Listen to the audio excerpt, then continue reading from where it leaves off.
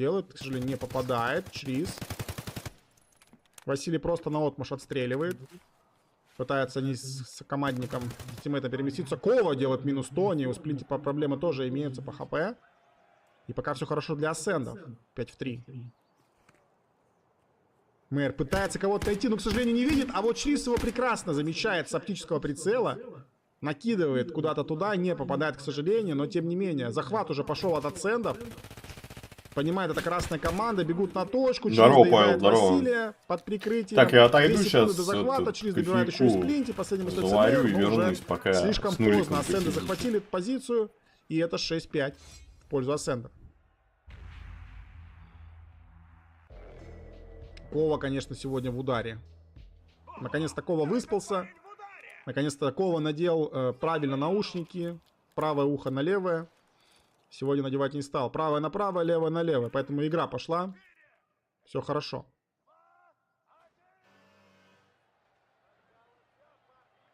Не вышла арена, это турик по Василий, ней. Она Василий, зарелизится, да, я думаю, после.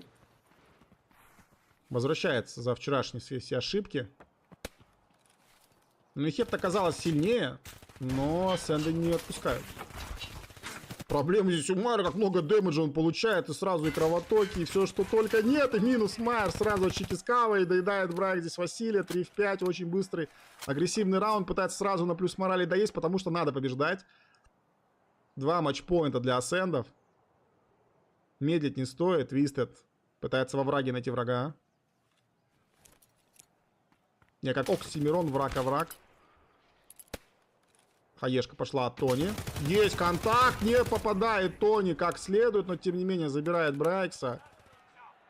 Терратек забирает Висада и 4 в 2 остаются. Тони каленый стреляет куда-то по деревяшке. Нет, есть Сплинти, прикрывает, должен своего, не попадает, не убивает он. Кова здесь на саппорте, и это победа для ассендов. Ого, ассенды проходят дальше. И получается, что Into the Breach вылетает с турнира. То есть, тем самым ассенды оставили себе право на продолжение игры. И они встретятся с этими же бойцами. С этой же пятеркой легендарной. С этой же Хептой, но уже в сетке Double Elimination в формате Best of 3. И если я все правильно подрасчитал, по личному счету команда Into the Breach занимает 5-е место, а не ассенды. Вот так ничего себе. Но мы обязательно посмотрим на итоговую турнирную таблицу, прав ли я. Но это было неожиданно, конечно, от ассендов. Это было что-то с чем-то. Но перед Double Elimination, перед новой сеткой у нас, конечно же, матч Virtus.pro против Gamer Legion. Последний матч раунд-робина, которая, в принципе, ничего не решает. Эта игра, просто мы поймем, кто будет на первом месте в турнирной табличке, да, а кто на втором. Ну, понятное дело, что мы будем, конечно же, болеть за Virtus.pro. Тем более, это будет сегодняшняя их первая игра. Разминочная, размемистная, так сказать. Поэтому будем посмотреть, как Virtus.pro сыграет с командой, которая держится на втором месте. Насколько сильны Virtus.a. Ну, или мы посмотрим, насколько слабы Gamer Legion.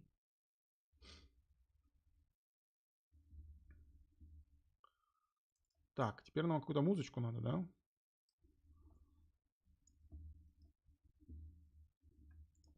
Нам какую-то бы музычку. Так, нам потому что звук поменяли, теперь музыку мы не слышим, да? Угу. Сейчас что-то придумаем.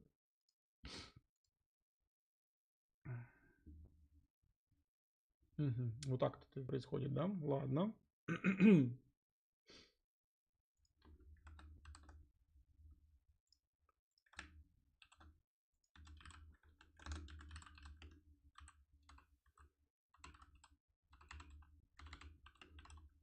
Ну, давайте что-нибудь такое.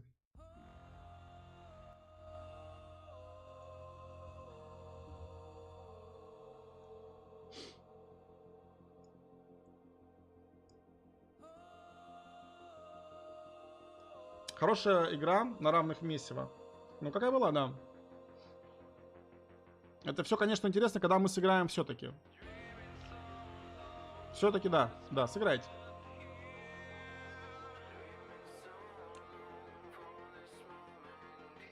Почему показывают все время вид от первого лица, у них не реализована свободная камера, чтобы сверху показывать, кто куда бежит? Нет, есть такое белуга. Есть возможность показывать и общую камеру, повторы, но просто, возможно, не успели. Не успевает просто обсервер это делать.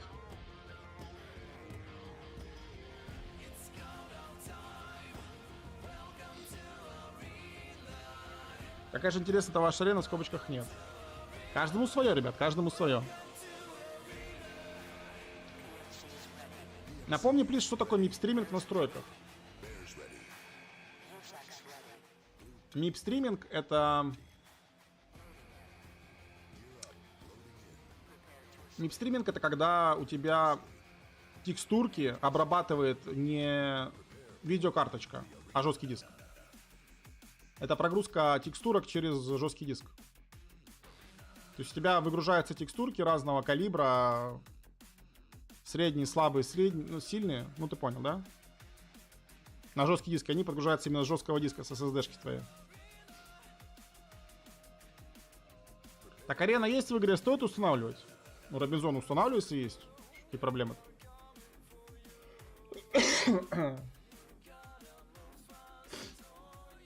Ребята, вы можете что угодно делать, как любые выводы по моей улыбке, ребят. Вы все равно никогда не попадаете, вы всегда ошибаетесь.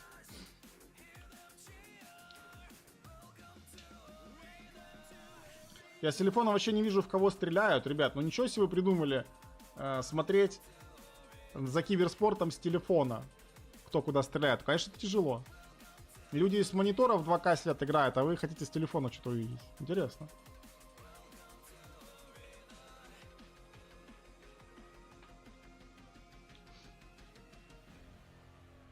Перезагрузка будет? Нет, там сразу будет загрузка. Никакой не предзагрузки. Да не будет такого большого ажиотажа, ребят, как вы думаете, Джаггер. Ну не будет там, как раньше в Таркове, там больше миллиона игроков одновременно. Конечно же, поменьше будет.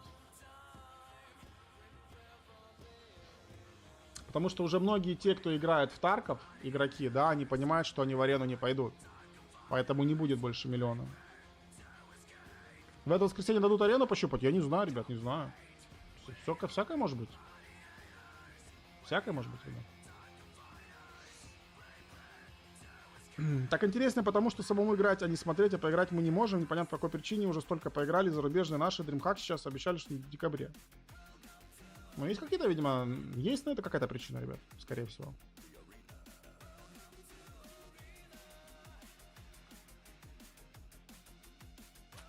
Ребят, давайте с вами будем откровенны. Вот если бы была возможность вам рассказать всю правду, рассказать все даты, все цифры, и никаких бы за это последствий не было, ну неужели мы бы вам не рассказали? Ну вот представьте, ну мы такие вот мрази, твари, да? Вот знаем все и вам ничего не говорим. Просто на приколе, да? Ну серьезно? Ну серьезно? Ну вы чё? Ребят, если бы было бы все просто прозаично, да давно бы все знали, потирали бы ручки, как вот это, знаете, как муха на окне, такая, ага, арену поиграем.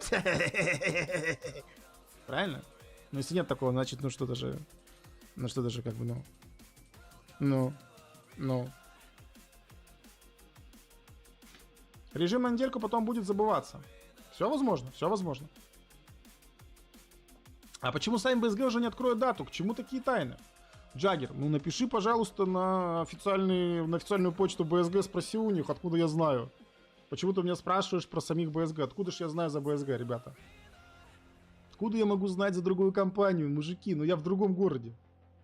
Сори за мат, но я в другом городе, ребят. Откуда я могу знать, что там у них? Вообще Никита уже прилетел так-то в Ганновер. Никита находится вот рядом, где-то ходит там. Чипсы ест. Понимаете? Подкаст будет перед вайпом? Не знаю. Анонса никакого не было. Может быть будет, может быть не будет. Тоже не знаю. Так в том-то прикол, что ты все знаешь как раз таки. Да ничего я не знаю. С чего вы взяли-то? Ну, что вы придумываете? Фигню какую-то. Ничего я не знаю, ребята. Я так же, как и вы. Вообще ничего не знаю. Саундтрек прикольный, согласимся. Согласимся.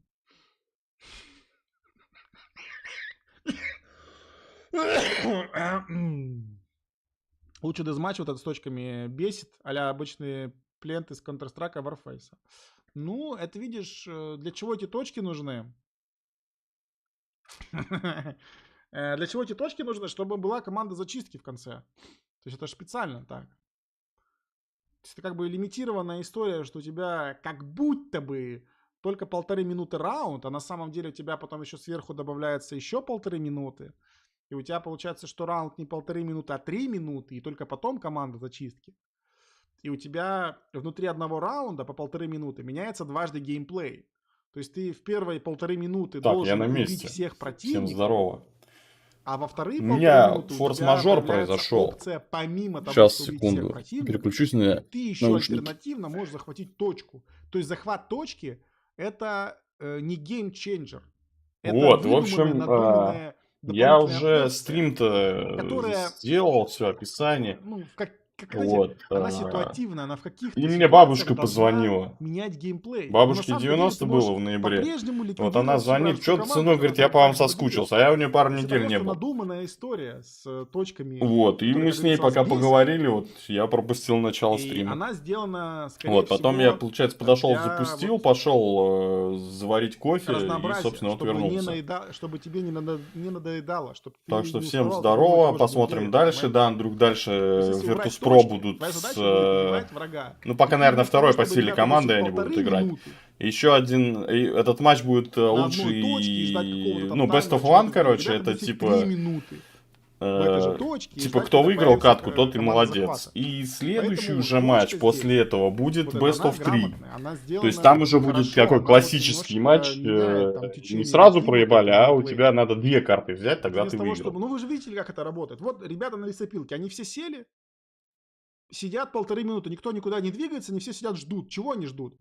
Они ждут появления точки. Для чего? Так, надо еще чатик Потому запустить. что есть вероятность, что какая-то вражеская команда находится ближе к этой точке, и они пойдут ее захватывать, другая команда тоже об этом начинает думать, и они потихонечку начинают стягиваться к этой точке, менять позиции, чтобы были какие-то прострелы, чтобы можно было хаешку докинуть, да, и уже игра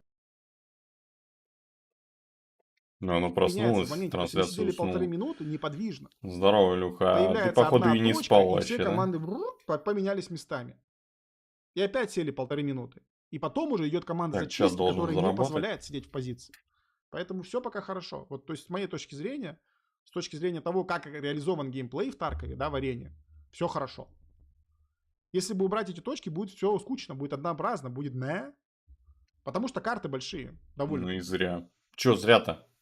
Когда 5 на 5 еще Ничего не нормально, но зря. когда ребята остаются 2 в 2, ну, эти карты больше вас-то для 2-2. Поэтому нужны такие точки. Это дополнительная мотивация, дополнительный вариант для победы. Кто в итоге выиграл-то? И вы можете Ascent или заметить, что не Hepton? так часто Я ребята пропустил все. выигрывают благодаря этому, что они занимают точки. То Зря есть не большинство-то спал. побед как раз-таки ликвидация соперника. Я-то спал, я Мы у уже тебя видели, что спрашиваю. Или ты говоришь, трижды что за зря весь ты не турнир спал? команда Типа, зачистки, она я так помогала подозреваю, одной что команде. ты на этот не придешь, да? Трижды уже команда На зачистки дедсайт, если делала мы свое вдруг дело. решим вечером собраться.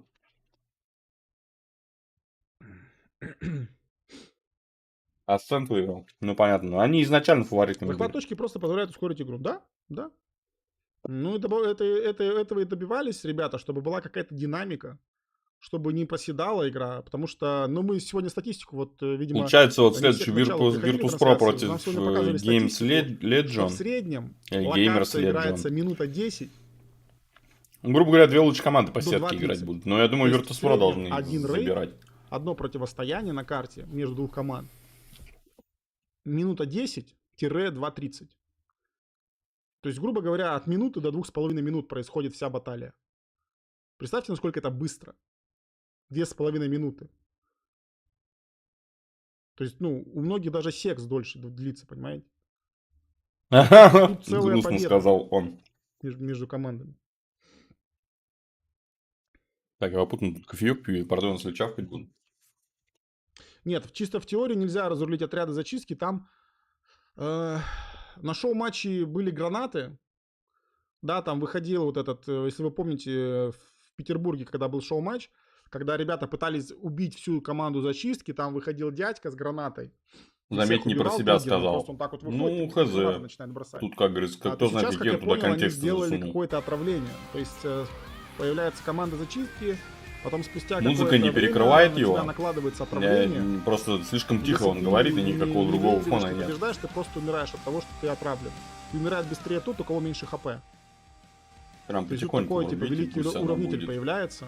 Какая-то опять новая фишка от разработчиков. Не знаю, на всех это локациях, только на этом турнире это работает, еще как-то.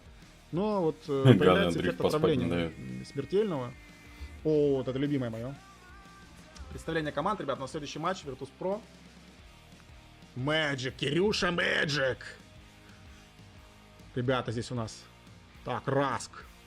Показал пальчиком. Витя Харт, ой-ой-ой. Глянь тут, блядь, нагонет. Рейзер у нас на тренере команды. Так, подзывает у нас Magic поближе, чтобы мы не такие пафосные типы, сука. Конечно же. Откровенно говоря, я его вообще не слушаю. Приветствие от Харда. Ну, он же что-то говорит. Ой-ой-ой-ой-ой-ой-ой-ой-ой. Расстроенный Хард, руки в брюки, играет он в карманный бильярд. Неприятно, конечно, неприятно. На минус морали, видимо, Хардик сегодня выходит. Ну, на минус морали. Ну, ждем. Играю в World of Tanks 10-го, ща я в Тундру играю все шутеры, у нас команда игра около нулевая, если будет voice чат, будет мама. Девка в пакете. Ну, voice чат точно Прикольно. есть. В нынешнем билде арены новая дача, которую на подкасте показывали, или старая нынешняя? Другая, Джунлок. И не та, и не та. Там третья отдача, которая еще ни там, ни там нет. Так, где у меня браузер?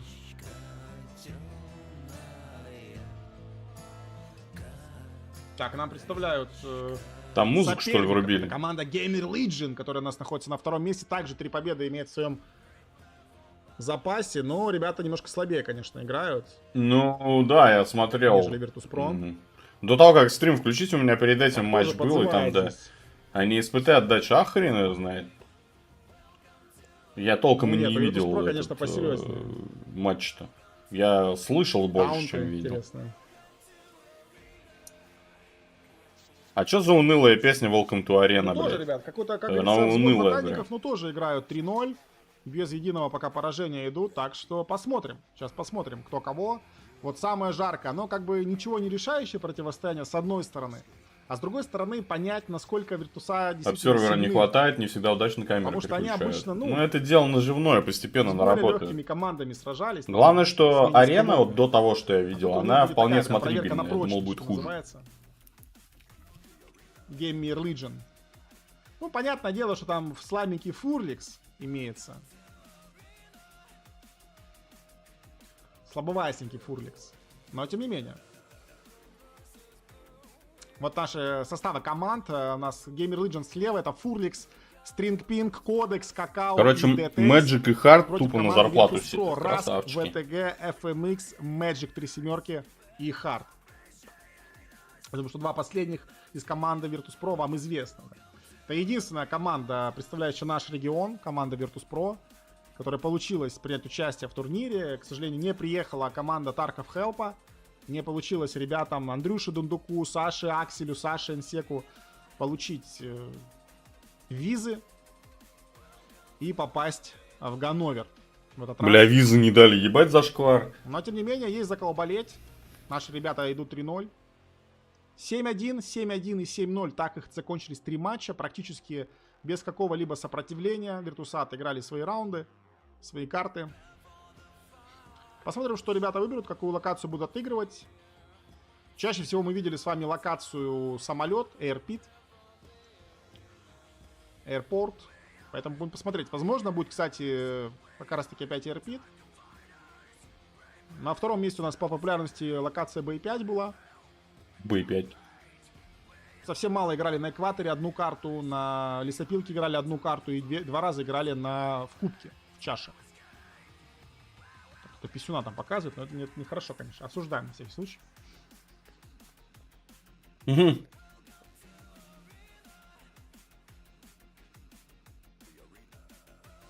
Чел влез в кадр, блядь, с своим Фурликс телефоном. слабенький, он вроде брал призовые каких-то турнирах по Таркову, просто тут он отыгрывает аутсайд.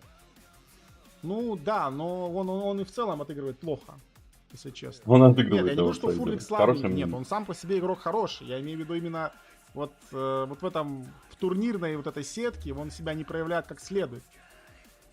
Потому что Фурликс, да, ну Фурликс это топ-5 по последнему турнирному ивенту. Ну, не турнирному, назовем его так, просто по ивенту от разработчиков, да, то есть он 5-м человеком занял стримерский, ну, в борьбе за стримерский предмет Фурликс был 5-й. Или 6-й, по-моему. То есть из 1500... Учитывая, как там некоторые, Фурликс бля, был очки 6-й. набирали, ни о чем В это целом не Фурликс говорит. неплох. Но вот не может себя никак он до конца Я не проявить, очень врубаюсь в пресеты оружия, я их вообще выигрывает, почти команда толком не побеждает. видел. Вот как выйдет арена, будем обсуждать пресеты, а Ну, пока... тоже был ПВЕ ивент. Ну, Они же их что? балансят, я думаю, до сих пор. И что? Нет, и что? И, скорее всего, будут Представь, что это пресеты тоже за ПВЕ. бабос, наверное. Только вместо ботов другие игроки. Что меняется?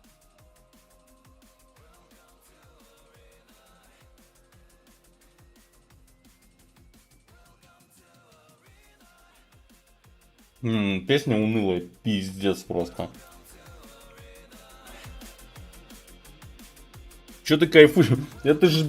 Вот песня прям говно, блядь. Вот и она даже неплохая, она прям хуёвая, блядь. Это как сделать, блядь, из нормальной игры дерьмовый, блядь, продакшн. Игроки непредсказуемые. Причем, что в оригинальном Не, Таркове отличная музыка, здесь, блядь, сделали Как раз какую-то таки, высерно. знаете, есть такая поверье, есть такая поговорка, может быть, пословица, не знаю, может быть, мудрость какая-то народная, что во многих там каких-то спортивных состязаниях профессионалов обыграть можно. Просто потому, что ты знаешь их тактику, ты можешь посмотреть их повторы, Ой, какая же это все что они хуйня. выработали какую-то стратегию за годы, находясь там, в своем Это спорте, работает, да. если И они предположить, могут что они выработали одну политически стратегию, и одни от и те одной же стратегии всегда шаблоны играют. Так для никто того, не чтобы играет. как-то Поэтому прочитать, изначально там, это прочитать, сразу хуевая вы поняли, позиция да? для Вот анализа. прям вот досконально изучить и что-то сделать. А когда Ты играешь можешь против предположить, новичков, или ты как они играешь могут людей, действовать. которые не сильно в теме, то они могут делать такие вещи непредсказуемые, которыми ты вообще, ну, представить не можешь. Настолько они, с одной стороны, ну, просто какие-то нелепые, какие-то просто бездарные действия, с другой стороны, они настолько вводят в шок, берут своей неожиданностью, что ты просто, ну, иногда бывает этому и проигрываешь. Ага, он Поэтому с не точки стоит зрения киберспортсмена, он недооценивать себя в темных лошадок. киберспортсмены Именно поэтому записал, темные короче, да? лошадки Ага. всегда Молодец. на таком уровне, знаете, ценятся необычно. Что это вообще за Потому что чувак? темная лошадка, ты никогда не Блять, а знаешь, как у чего от него него? ожидать. Ну, Ты не короче, знаешь, что вот этот там, БСГшный допустим, мы, подсос. знаем, что Кова может нафидить, Кова Просто может нужен там кто-то на русском своих языке, я его тиммейтов включил. настрелять, или там мы У знаем, что Дундука уныло, мне не там понравилось, какой-нибудь как тот они же вчера я там босс может зацепил взять чуть-чуть. М-ку Мне не на 100 понравилось. патронов и начать зажимать через какие-то там перила. Есть то еще чики-брики, короче, но что-то они можно оригинальную не картинку вот эту не ожидать. Что там, показывают. Никиту зовут или что, не понимаю? Да, Никита выходит, а мы без голоса, да? А мы без голоса. Опа, сюда футболку, кстати, переодел Никита. Ага, ага. А что это мы без голоса-то? Переодел, значит, футболочку. Здравствуйте, Никита Васильевич, здравствуйте. А где Battle Так, ага, мы... State? Уж что-нибудь поймем, что он там скажет. And I have a special thing for you. First of all, we have a trailer. This is a special one, arena related, of course. So go ahead. We will watch this trailer, and after that I will say something. Сначала смотрим трейлер, потом я что-нибудь скажу. Вот этого чувака ты знаешь, да? МП-9, Вазелин. Динамично, но это все еще Тарков. Ветераны Таркова будут чувствовать себя тут как дома. Уникальная смесь хардкора и приятной игры, типа... Не успеваю читать арены, does exactly was. Ну, короче, понятно. Техрадар все охуевают от качества арены.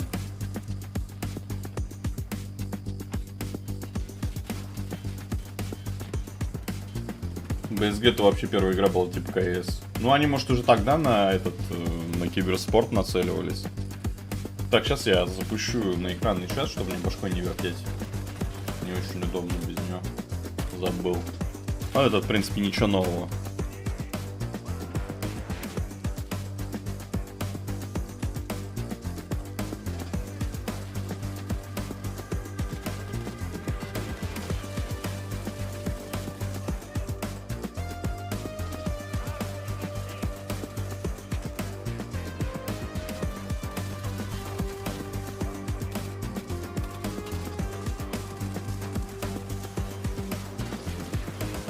Флаг Беларуси на телеке.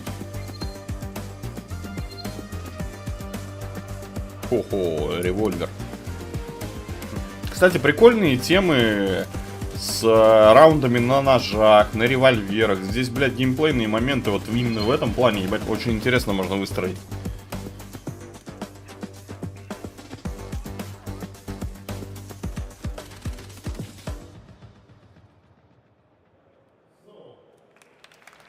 What's special about this trailer? It's called closed beta testing launch trailer. Файл, она закрылась. Right after the tournament will end, we will start the beta testing with the first waves. So tomorrow is the launch of the arena.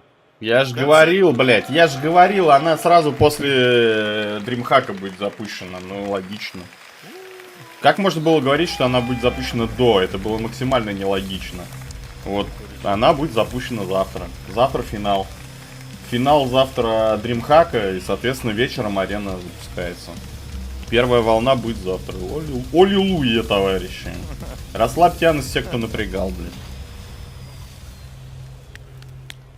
Настолку по Таркову. Надо подумать, кстати, а как... Надо ее интересно подать. Yes. Девка пиздец активная, она все время такая живая, прям такая живая. Она под чем-то явно.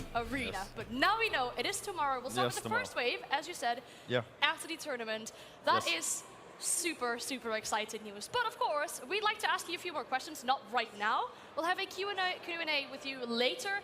After all the games today, we'll come back, we'll have you on stage, we'll ask you a few questions about Tarkov, about Arena, and some other subjects as well. And we'll do that later at the very end of the show. But we still have some games to go for, so we'll have a quick break, and we'll then be back with the Endless Desk.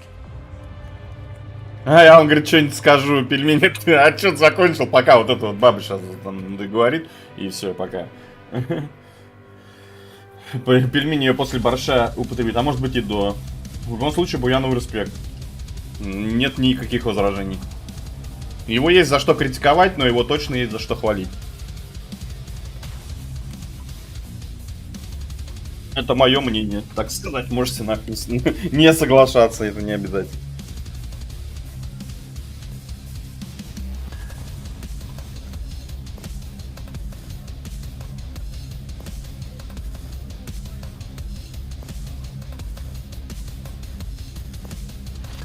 Так, я так понимаю, отсечка вон там 1,5 минуты, ждем. Че, будем возвращаться на русский язык или не надо?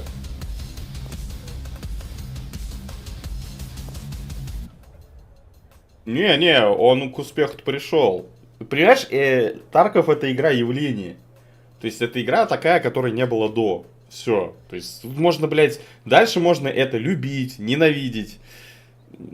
Но игра, как бы, она такая, какой еще не было. Собственно, она зародила так направление, скажем.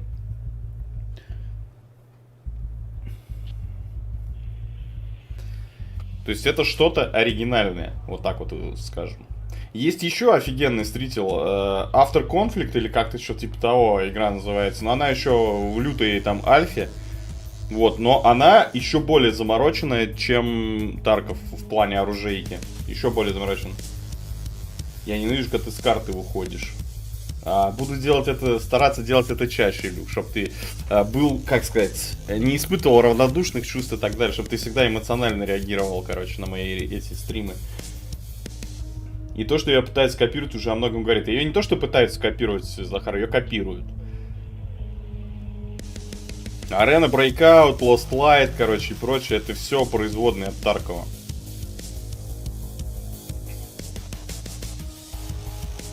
То есть базово это Тарков, а дальше уже там кто во что гораздо. Самое интересное, все ругают за читы Тарков, короче, но на том же Lost Light что читеров нет, до хера. Breakout Arena я вообще не представляю, но я думаю, что там тоже с этим проблемы. Вообще найдите мне игру, в которой проблемы решили. Не оправдываю, но, как говорится, Таркову неизбежное зло. Это деньги, а если там деньги, значит это будет.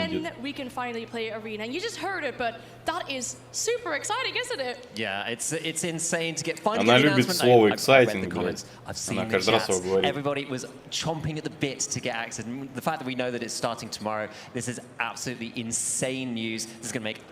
Можно как пацаны по сталкеру сделать, локаций много, вот что-то под... Ну, может быть, ну, Захар, над этим надо думать. Это должно быть геймплейно сбалансировано и интересно.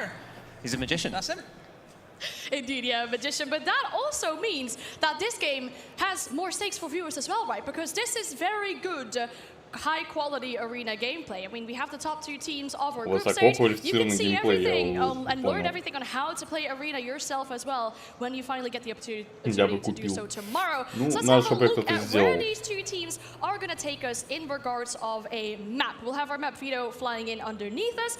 We're going to Equator. Is that a big surprise? Нахрена эти два пацана тут стоят, если она постоянно говорит? Particularly, I mean, it's no surprise that we don't see Sawmill here. These two teams want to play a more standard type of arena.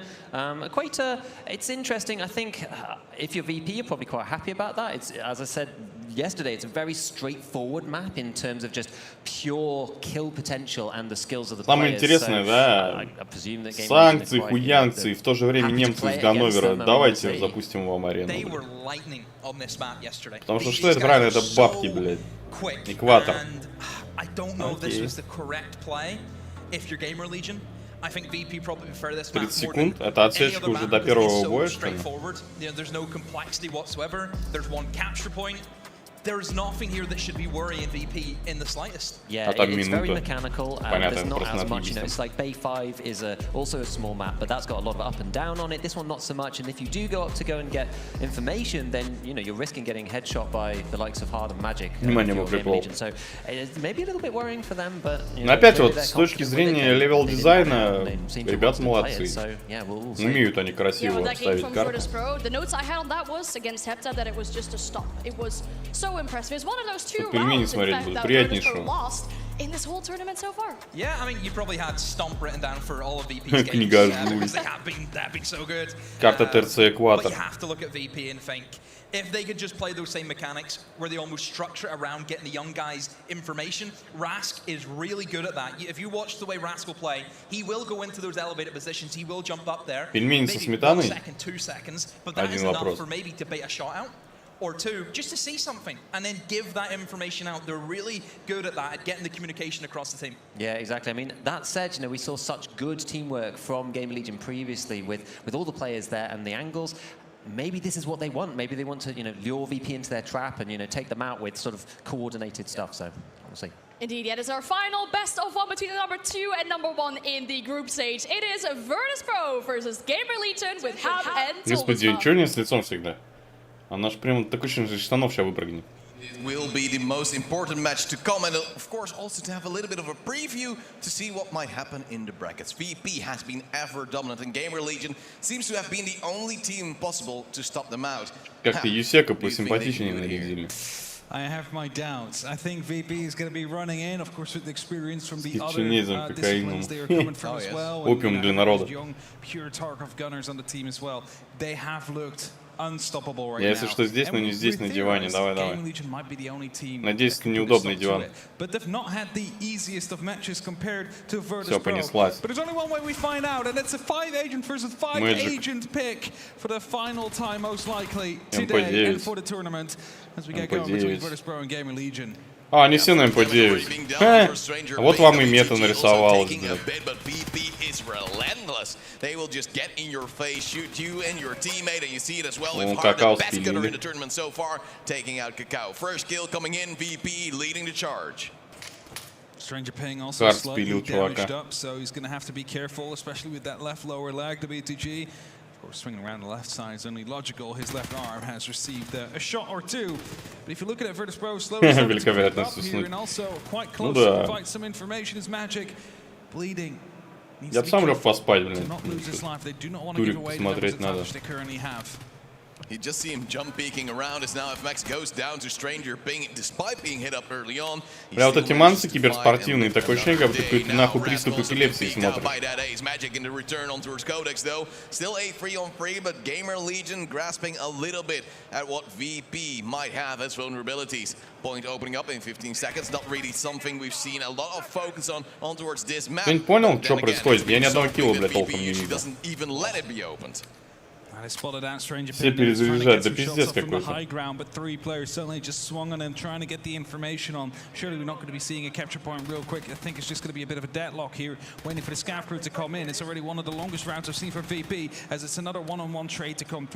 Бля, вот он между делом так игроков переключает, и даже не понимает, что они переключились, бля, толком.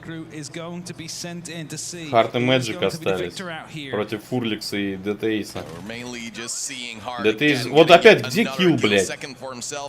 Мы ни одного килла толком не увидели, потому что, блядь, паранойя нахуй сидит на обсервере, блядь.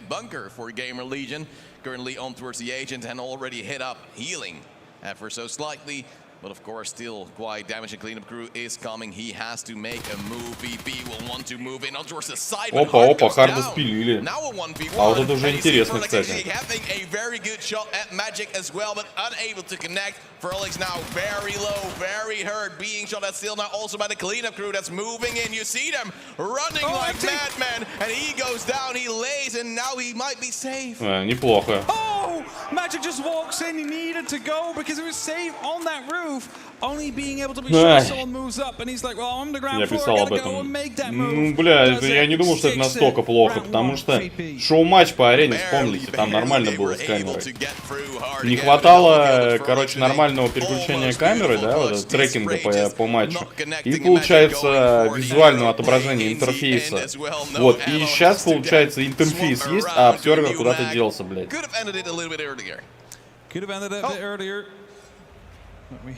есть это... Подожди, а уже 2-0? А мы одну игру пропустили, что ли? Что за хуйня? Как это вообще произошло?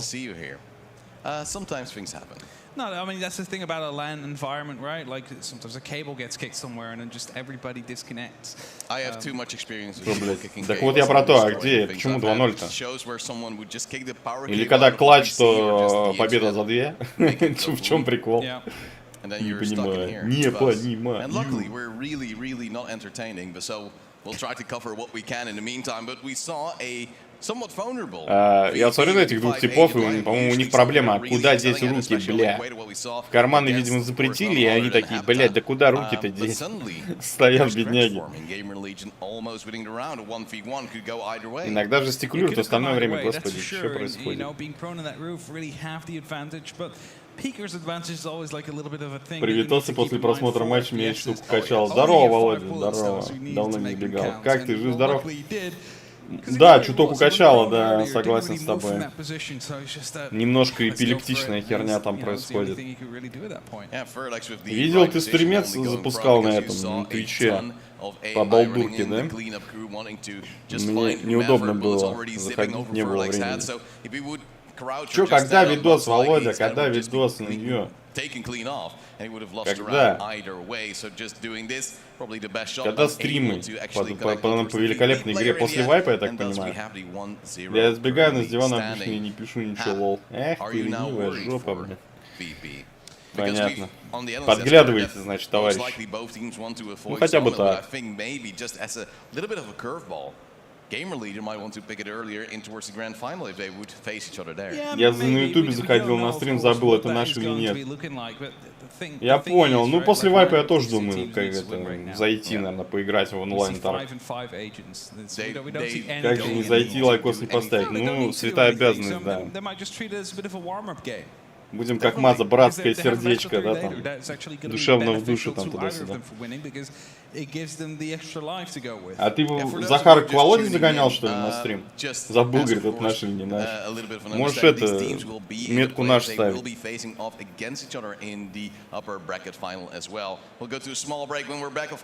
Я все жду разлеп от комохода на Мазу. Ага, ну, короче, запоминаю вот этого мужчину рыжего, блядь.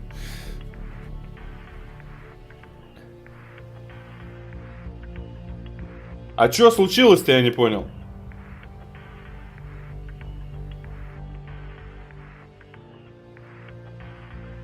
Вернемся через 5 минут. У них там что, у кого-то мышка сломалась или что? Бро, я, блядь, не слышал просто, что эти ребята говорили. Как они чисто как фон прошли. Поэтому я не шарю, короче, что происходит. Володя, если что, мы будем пробовать арену. Как откроется, можешь к нам вкатиться. Без проблем. Мы просто будем гирями на твоих ногах, короче, но это уж сам смотри. А почему не вкатило пацанам? В чем проблема? Мне арена нравится, лайтовый режим. Ну, как бы... Не, понятно, что жопа и тут сгореть. Может, у тебя там нагибаторы и густосерии какие-нибудь будут постоянно сливать. Ну, что ж поделать. Такая игра, блядь. Для сутулых и просутулых, блядь. Наконец-то эта музыка не Welcome to Arena, блядь. Это Джон Би Высер, блядь, унылый. Просто... Вот насколько у Буянова хороший вкус к музыке, и у него в основном Таркове отличная музыка, настолько дерьмово, блядь, сделали для арены. Ну как вы могли это дерьмо вообще принять? Такое ощущение, как будто вы не знали, что у вас выйдет арена, и вот эту музыку писали, ну там, за 2 дня, что ли, вы ее сочинили, блядь. Как это работает, ребята? Почему вы так наступили в жижу-то, блядь, с этим вопросом? Или вы думали, что имя Джон Би даже на говне там, типа, да, вывезет, типа, это же говно. Блять, ну Джон Би. Но говно. Но Джон Би. Ну ладно, если Джон Би, то да, оставляем. Кажется, душно и скучно как-то. Уж не знаю, как на деле будет. А насчет гирек я бы поспорил. Да не, хороший я вообще не ПВПшер. Сейчас захожу в Таркуш и только и делаю, что сосаю. А, ну ты в этом смысле. Да ты просто, знаешь, я вот тебе скажу, я 3 дня не поиграл, даже в СПТ заходишь, такое ощущение, как будто ты вообще, блядь, не играл. Руки, как будто у тебя, не знаю, там локти из плеч торчат, а не полноценные руки. Рен, знаю, почему проблема. В Дискорде мне напиши, я тебе отвечу. Ну или тут могу ответить, в принципе, если сам скачаешь, если ссылки тебе не надо кидать. Короче, тебе надо библиотеки C++ установить, DirectX установить и до кучи OpenAL установить. Вот это все установишь и все запустится. У тебя 3D библиотек не хватает. Ну, системных библиотек для запуска 3D приложений. Поэтому у тебя и крутится. У нас уже были такие случаи, поэтому вот эта херня помогает. Установка системных библиотек.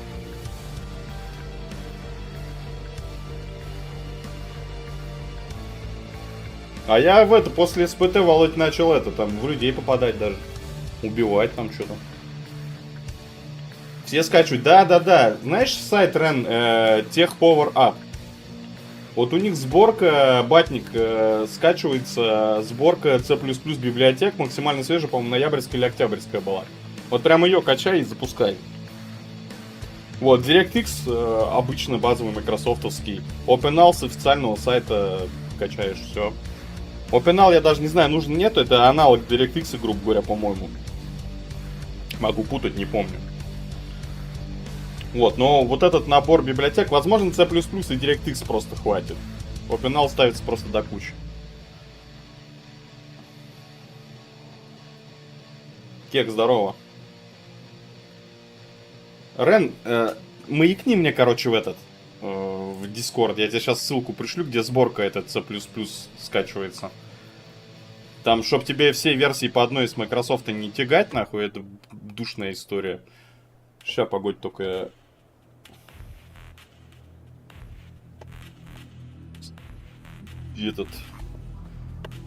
перенесу браузер на другую сторону.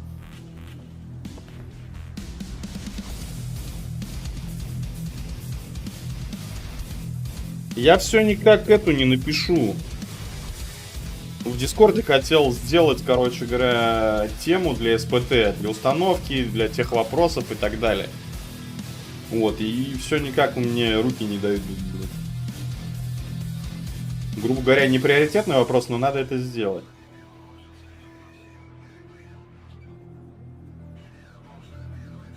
Может, DS в чат скинуть, я тебе просто заяву кину. Так, погоди, ты ты в Discord ко мне добавлялся, нет?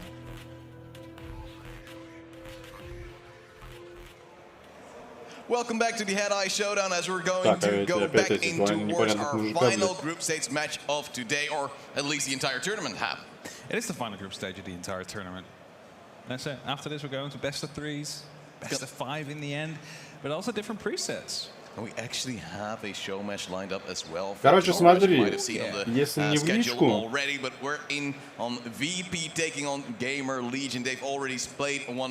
Скоро у тебя реклама будет, но я смотрю, на стримах народу все больше и больше. Володя, и мне приятно, радует. Ну, прыгни в Дискорд, короче, чтоб я видел, где ты кто-то. Если тебе не хочется там находиться, потом просто выйдешь. Я тебе сам в личку сейчас кину ссылку, и все, чтоб ты не искал.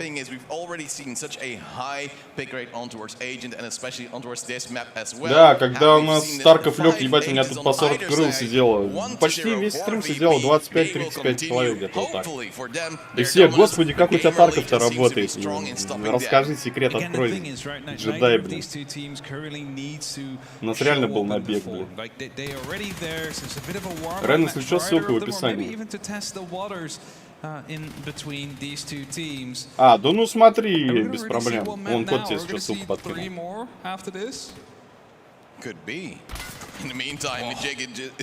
Просто у тех Power-Up это самый удобный сборник C++ в одном файле, грубо говоря. Здорово, кот. Ой.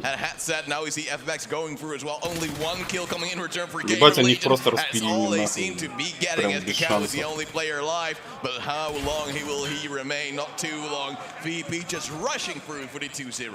Раз иди класс, короче, да? Nah. Это наша игра, мать твою. Самое приятное, Володь, знаешь, во всем этом набеге что люди-то остались. Вот в чем идея. А то обычно набег случается, на следующий стрим никого нет.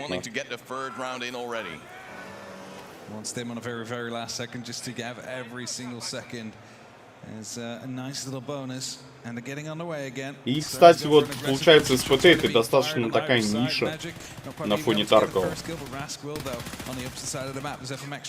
Единственное, что в онлайн все равно надо поигрывать. Знаешь, цепляешь эту штуку. Ну, может и так, не знаю. Не мне судить, так сказать. Ух, четко он его спилил.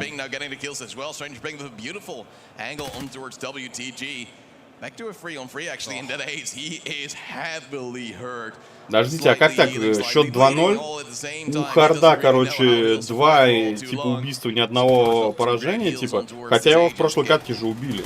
Как вы считаете? В чем прикол? Мало того, что 2-0, но еще и посчитано криво получается.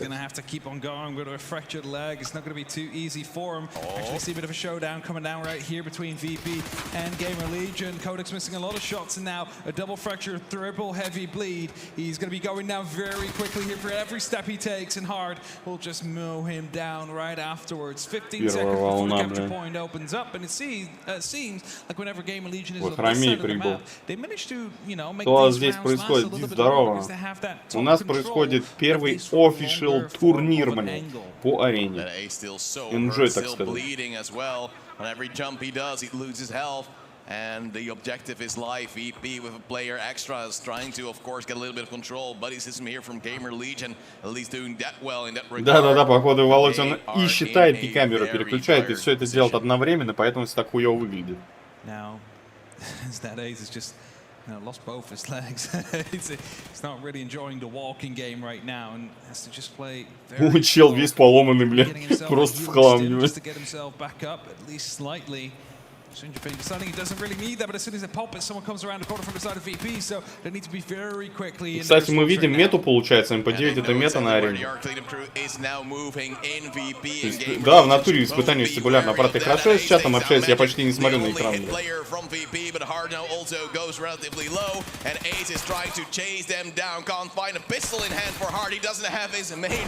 Они плохо, кстати. Они плохо. Чел отыграл, который весь поломанный. В натуре эйс. Хочется, чтобы он взял катку. А он взял. Я, бля, пропустил, пока разговаривал, он ее взял. Красава. Не, вот это реально сейчас было круто. Очень хорошо. Вот видите, смотрите. Когда получается клатч, режиссер трансляции не переключает ничего и ничего не портит, блядь. Он держит игрока в фокусе. И мы сразу получаем завершенную ситуацию, да, и это выглядит нормально. Вот. И это сразу интересно, и это смотрибельно. Вот. А когда, блядь, много игроков, он начинает клац, и такой, че, блядь, происходит? Я уже 20 пельменей в нос себе попал. Нормально. Главное, что в итоге попадал в рот пельменей. As we only go up to 7 and there's a best of 3 to play afterwards, they did just try and make the best out of this. Everybody in the agent kit though means you don't really have to worry about grenades up until the scares come around. Вот это прям в харе. Короче, чела сразу убрали, который затащил катку в прошлое. Brings it all the way back. Stranger just quickly looking towards one of his friends. Already heavy bleeding Cacao out there. Or taking small amounts of damage as well as he finds himself back behind for 47 seconds until the capture point opens up and Magic does go down. Я смотрю, капитан Раск в основном фидит, короче, пока на арене. But with a little bit of an adrenaline stick, I believe he's been able to heal himself back up as well.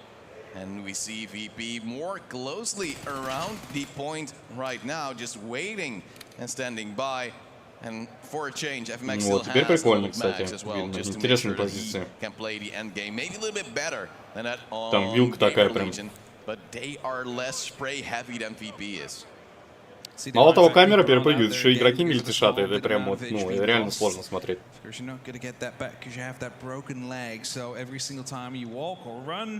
Going to be taking small amounts of damage there, and it's something to take into account as well. And if they do not have a splint, there's no way you're going to be fixing that one in time. If Max taking small amounts of shots, doesn't really mind too much though. He's definitely active. То есть, знаете, парадокс, да, движения на экране много, а по итогу движения мало. Вот так вот. Вот один не выдержал, слился. О, харда сняли. А вот теперь, кстати, шансы есть. И Какао и Фурликс. А, ну Фурликс уже отъехал, понятно. Опа. Давайте, вот это уже интересно. ВТГ не самый сильный игрок в Virtus.pro. Потому что я видел именно вот сегодня.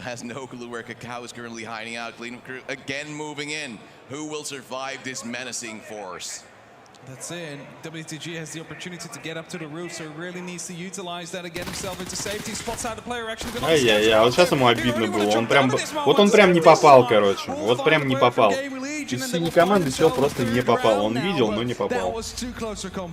А теперь объяснить по пресетам оружия. А что тебе по ним объяснить? Они просто разные. Сбалансированы на усмотрение разработчика. But now VP is still winning the 1v1, going for a 3-1 lead currently. Yeah, running across might not always be the best idea. Attempt from Gamer Legion to come back here. Не хватает это, как сказать, успокоительного, блядь, игрока и режиссер трансляции. Потому что это пиздец очень подвижная вся история. Если бы я кушал, я, наверное, уже все обратно вывалил бы. Пардон за эти, за подробности анатомические.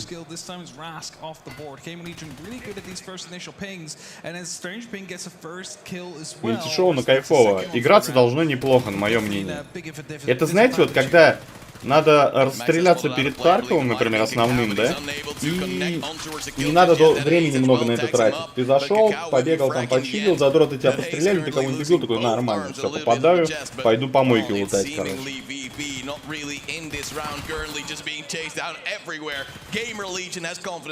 Возможно, код. Есть еще баг такой. О, вот это сейчас было пиздец как красиво. 5-0 нахуй в лед. Вот это пацаны сейчас дали. Прям душевно, кстати. В основном Таркове, короче, код. Есть такая фишка, что когда ты прыгаешь и стреляешь, то отдача, по-моему, не работает. Но она типа как лазерган летит. Так и будем бегать. Ну. Я про что и говорю. Зашел тебе, обоссали, плевали, расстреляли, нахуй, ты такой, блядь, все, я пошел на помойку. А потом пацаны будут сидеть и, блядь, натирать свой платиновый статус какой-нибудь на арене, там, вот эти вот подсосы там и прочее. Бля, а посмотрите, Геймер Легион-то расстрелялись, и они прям нормально так пизды-то выдают.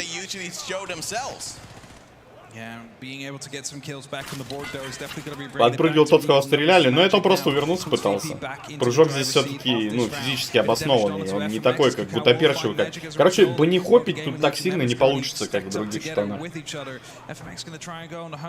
Пока мне в этом матче что нравится, есть борьба. Предыдущий я пропустил, там вроде тоже борьба была, но я его пропустил.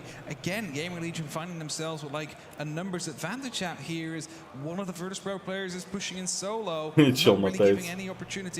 Ну, лежат, гляньте, пионеры, комсомольцы, блядь. И просто два трупа. А, в ВТГ опять один остался.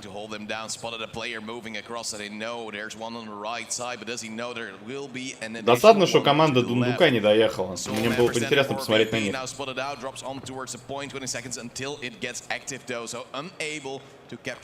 Там интересная бригада собиралась. Да, о, зачистка, 10 секунд. Бля, чел забайтился. Тут кто-то есть. Опа, ВТГ красава. Вот он сейчас отыграл просто как отец. А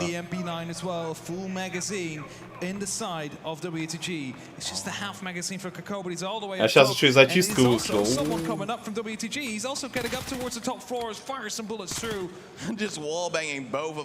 Not really sure where the enemy might be, and Kakao is trying to move across to the different side. Wanting to move up maybe in towards the bus, have a little bit of an angle. Ну и пропрыжка, видишь, код еще открытых этих мест. Там была борьба 7-5. Ну вот я помню, что там 4-3 что-то такое видел. Да, оператору в натуре бан. Я говорю, тут дит, видишь, накладывается. Игроки мельтешат постоянно. И оператор мельтешит. И ты такой, сейчас радуга потечет из меня. Ну, пару раз блевануть и быть привыканием. Ну, еще потом голова немножко поболит, и тогда уже точно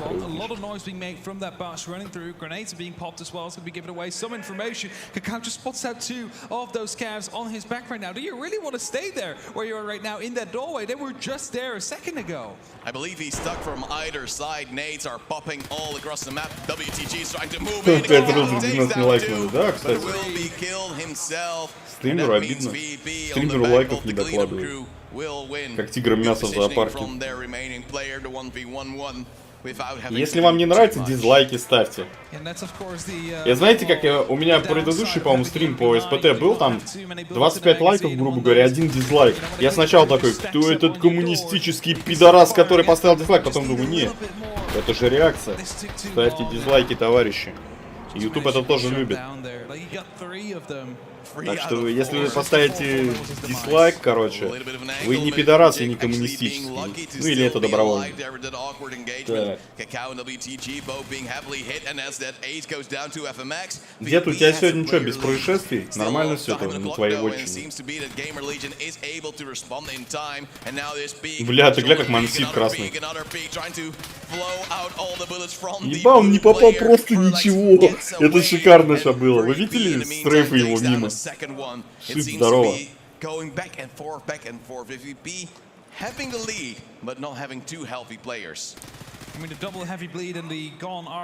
Ага, Илюха поставил дизлайк, походу, только что.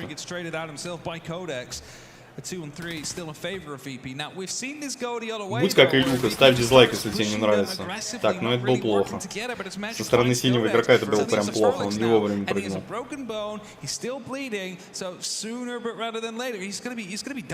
Этот стрим даже дизлайка не заслужил. Ну что вы начинаете булить-то меня вот? Скачал все библиотеки ПК, перезагрузил все ровно бесконечное главное меню. А ты DirectX поставил? C++ библиотеки, DirectX, OpenAI или OpenAI, я не помню, как там правильно. Но у нас пацан этим проблему решал однозначно. Поставил. Так. Скачай установщик. Бля, подожди, нет, без этого он у тебя должен запускаться, по идее.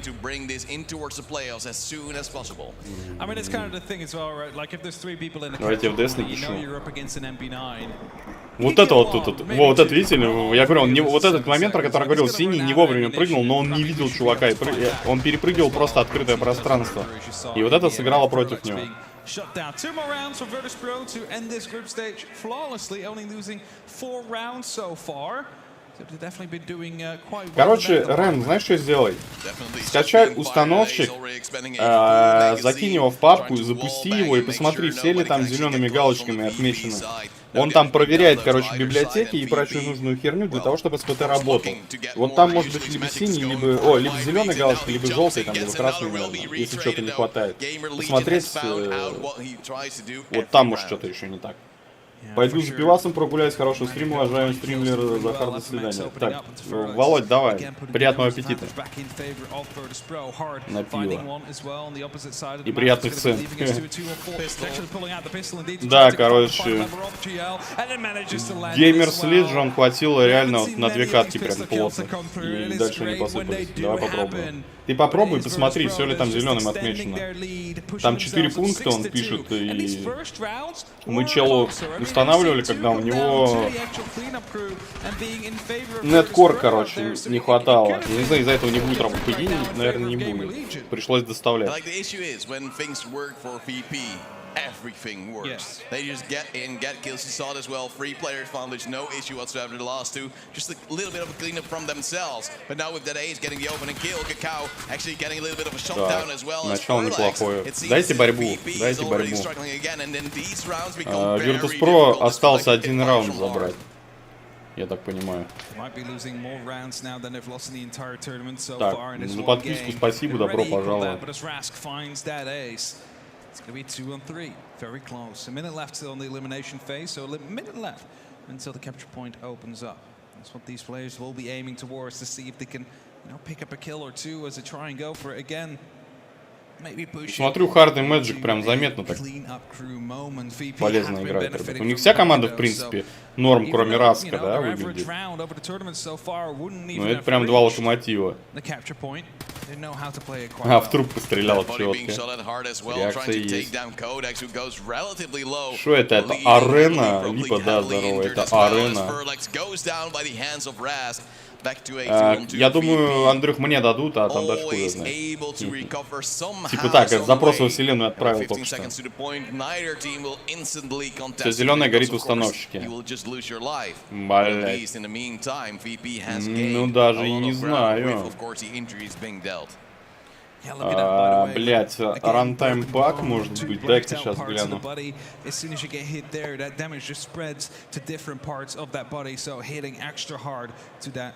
Да, еще один момент был, но это прям охуеть из какого мохнатого прошлого.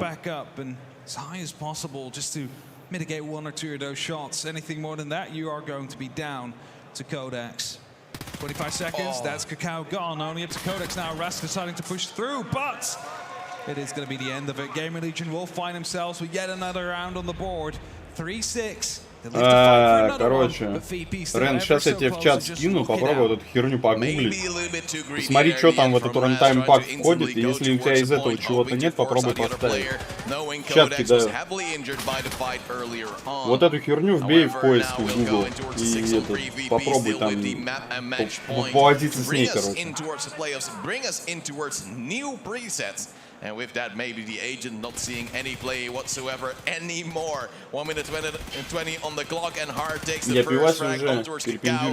They tries to fire back, but no real damage being dealt towards VP until Rust dies to Furlax. И лайк, вот сегодня тихо на комбинате, шаббат, все дела. Поздравляю. Когда тихо на комбинате, это прекрасно. Потокер опустился до обзоров. В каком смысле опустился до обзоров? Это не обзор, я смотрю тур. Либо стрима вообще не будет, либо мы вот его посмотрим.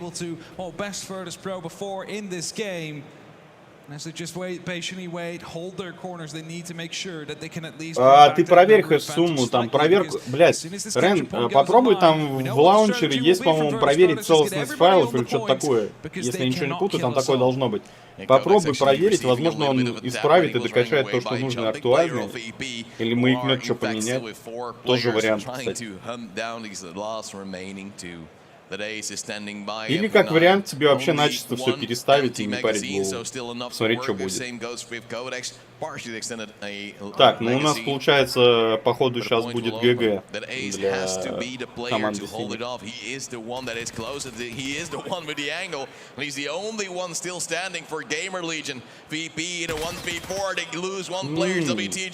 Опять до Тейс остался. А, ну его и разменяли что-то. Позицию он спалил.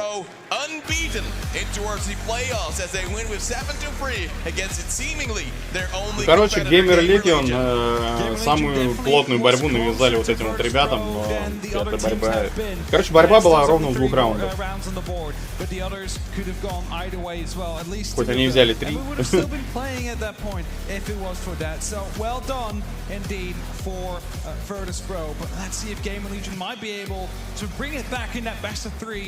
Рен, если тебе не влом, лучше переставь.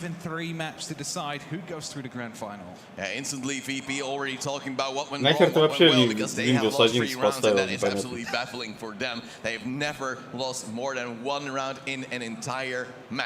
Maybe in the playoffs it will be a completely different story, but before we go to the playoffs, of course, and as an interview on towards the stage. See you after the break.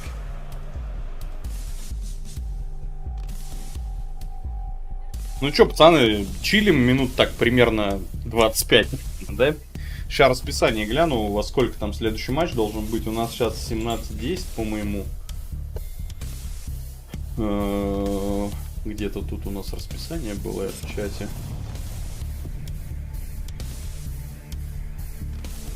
Ой, 18:00 аж стоит по моему времени. Подожди, это +1, накидываем 30. А, 17:00. По идее, полуфинал нижней сетки должен быть. Потом финал. Я вообще не знаю, как это работает. Ну, короче, инфоподдержка вот турниром мне вообще не понравилась. Russian Dictator нема у них. Не, есть каналы, которые по-русски там лялякают. Но сейчас просто каждый от себя будет говорить. И turn back in.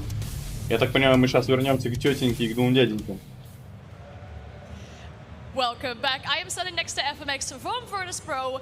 You guys have just won another game. Where is it going to Он на нее смотрит, господи, это женщина, блядь. Посмотрите на пацана.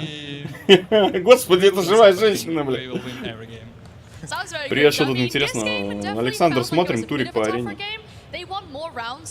У меня уже 19:10 начинайте. Это так не работает, дед. Смотри, первые 2. Неинтересно. Так, я скачал, давай. Перескакивай обратно.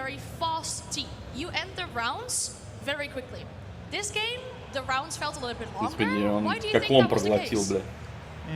I think when we are rushing, we are just so confident and we are hitting heads. Не спорить с подпитанным аргументом, кстати. Он, мне кажется, боится, что она ближе может подойти, поэтому он так вот напряжен. Just play arena, train, and come to next tournaments, qualify. We wait you to compete against. Okay, so you're basically asking for some opponents to play against, maybe? Ну, мне, блядь, когда я уже уйду отсюда? Пожалуйста, можно я уйду? Господи, бедный парень. Я понял тебя, понял, дед. Липа, максимально уебанский видос, который нормальные люди смотреть не могут, это наша тема. Мазу у меня нету, если ты мне в личку этот видос скинешь, то я буду прям лучи добра.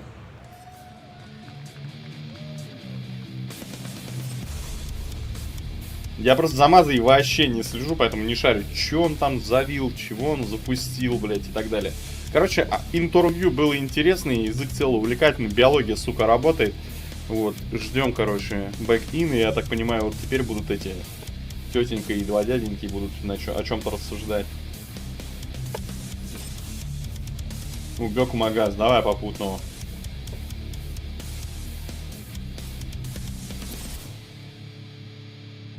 Бедный малой тетя застращал. Да он сам нахуй напугался его, она его вообще не стращала. Она просто очень активная, такая флюидная такая женщина, блядь. Вот, а он аж растерялся. Бедный малой. Так, маза жмых. Осталось понять, из какого растения он жмых. Арбузный жмых, наверное, нет? Или это слишком жестко? А сразу говорю, никакого, блядь, расового подтекста. Просто, блядь, шутка. А то там какой-нибудь... Про меня, понятно, видос не снимут, но мало ли. Лучше перебдеть.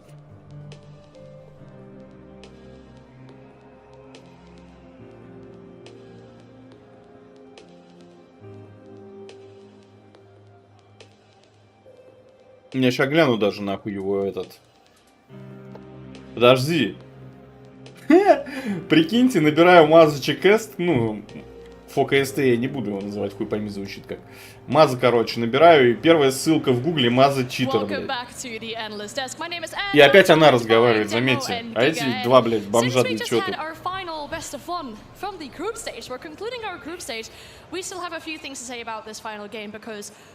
Без да, без негатива. Максимально без негатива. Братскому сердцу без негатива. Маза, да, Липа, давай, скидывай. Мы, может, сейчас и глянем. That's what it felt like. Sure, they maybe got them, you know, in the early rounds, but as soon as VP get that role and they get месяц прошел уже со всей этой движухи. The team just that rushing machine again. We have to keep coming back to it. They're so clean. Yeah, I mean, I think some of these situations in the 2v1s and some of the 3v2s is really where you see the power and the performance of VP. They're just so good at doing that and so good at controlling the point, and they don't rush either. They let their teams, like on the opposition teams, they let them make a mistake as well.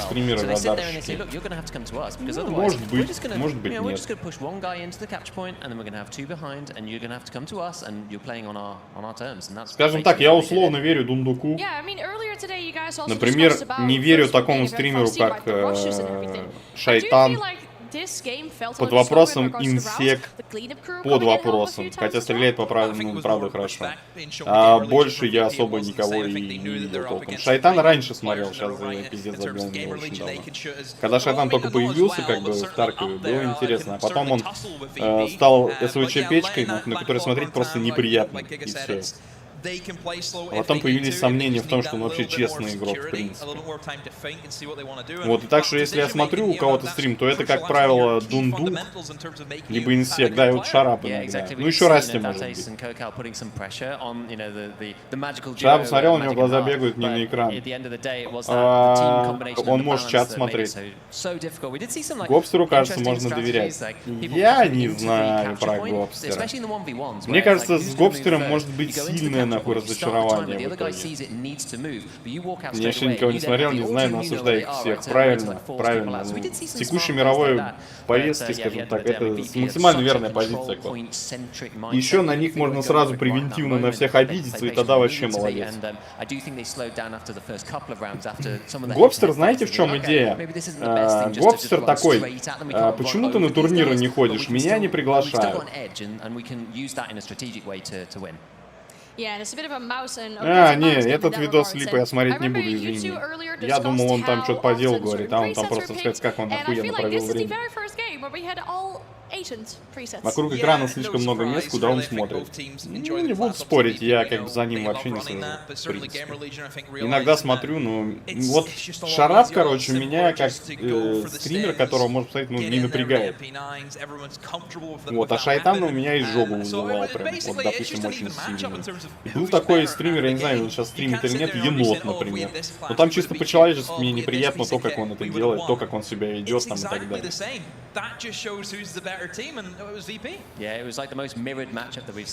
Гопстер нейтрал сится, чтобы воевать за Донецк не забрали. Да не заберут его, нахуй, там никому не нужен. Я помню, он единственный, что Гопстер, мне непонятно, я не слежу за ним тоже. Смотрите, он рассказывал, у меня там язва, мне там то нельзя, это нельзя, а сейчас рассуждает, там, вискаря ебашил на стриме, короче. пиво покупает, короче, там, пыры-пыры. Так у тебя язва или что? Или ты уже чудесным образом исцелился на донаты? Шарап шепотом напрягает, а так приятно. Ну, говорю, да, шарап, он такой как нейтральный. Там не цепляется. Человек по дефолту, дед по дефолту, другой, спокойно ходит и играет.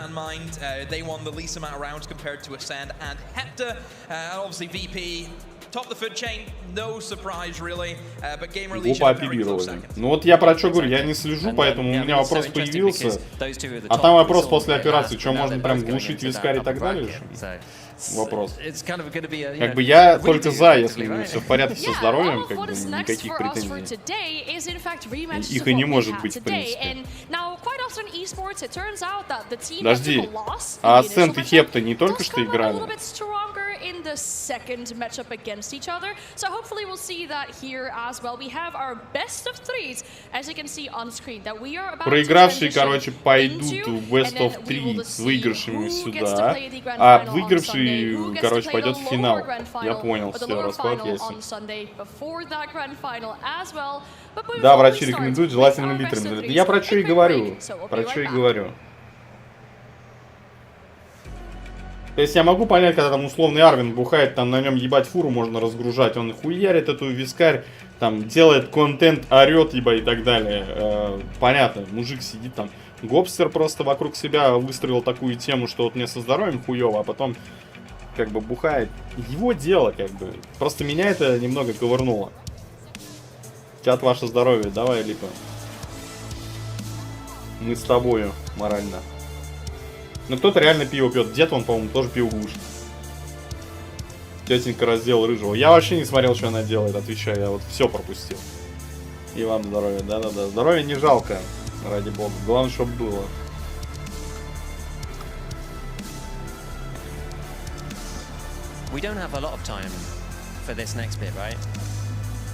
Микрофон выключи. Мы тебя слышим. Пойду пыхну, давай. Кстати, о здоровье, да, пойду пыхну.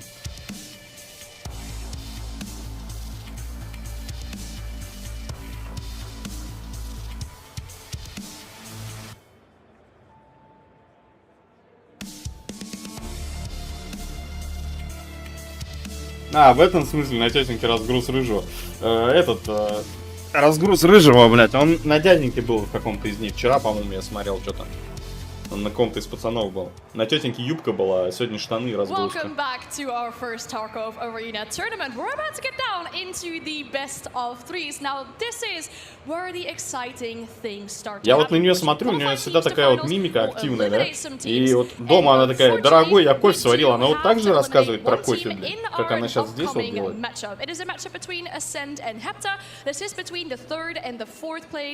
Заметьте, она ко всем телом поворачивается, то есть чисто прям вот открывает диалог такой, да? В то же время мальчики такие. Я прямо постою, можно? Не буду к ней разворачиваться, а то вдруг она что подумает. И посадит нахуй за харассмент, блин.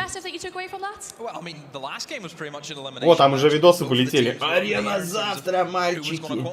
На ютубе уведомления пошли.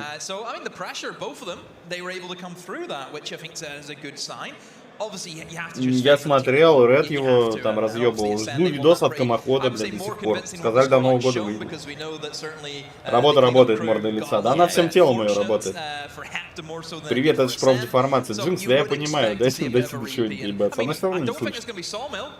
Здорово. Заметь, она вопрос вкинула, а чел с челом разговаривает. А она такая: ну да, я тут нахер пошла, как бы. Ебать, это сцена чисто. И камера ее отсекает, заметьте. Это какие-то знаменитые люди или что? Почему их одних показывают камера? Кто эти люди, блядь? Какие-то блогеры-миллионники или что?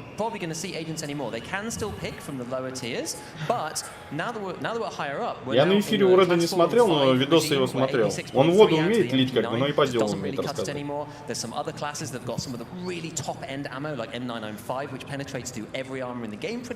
Справа гигабит в стриме. Я смотрю, рожа какая-то условно знакомая, но я точно не видел. Может, Germany from Video. Блин, хрен его знает. Oh, I can't wait to see what teams will be bringing out for that in our best of threes as well. So let's bring our teams to the stage so we can discuss about these two a little bit more. We're starting off with a team that was so close to elimination, but managed to win out that victory in their final matchup. That team По центру чел аж дергается нахуй. Господи, когда я уйду уже отсюда? Выпустите меня, пожалуйста. Так, ну вот это кринжовое представление, типа, сидят челы в этой...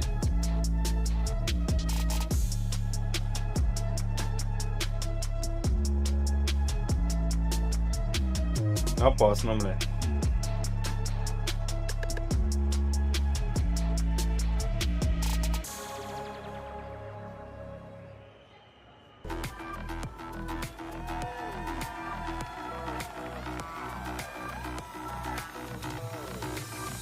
Нихуя у него туннели, блядь, в ушах.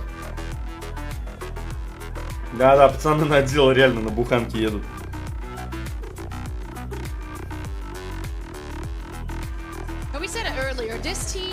Эти ребятки похожи на моих детей от первого брака. Чё, все?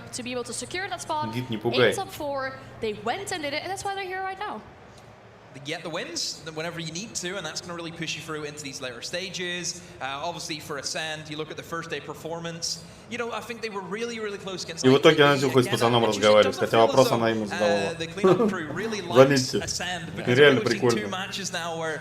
Такое, знаешь, поведение в загоне с павианами, блядь. In real life, блядь. Все, нифига себе. Даже этот жирный бородач с тоннелями. Ascend kind of need to ground themselves a little bit more and just focus on one game at a time. We'll talk about them a little bit later as well, but Hepta, they managed to secure enough rounds to get their spot in the top 4 as well. So let's welcome to the stage Team Hepta.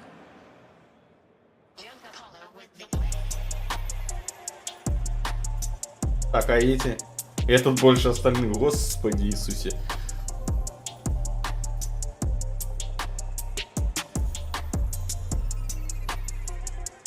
Ну, бля, пиздец. Выглядит это все прям так себе, короче. А вот этот вот, типа, сломал что-то, ты придешь ко мне, эти геймпад сломаю, сука, понял? Я типа суровый буду. Ну да, эти какие-то такие по зажатия. Serious с соседним джамшутом перепутал хаты. Опасно, либо опасно. Нельзя так путать хаты.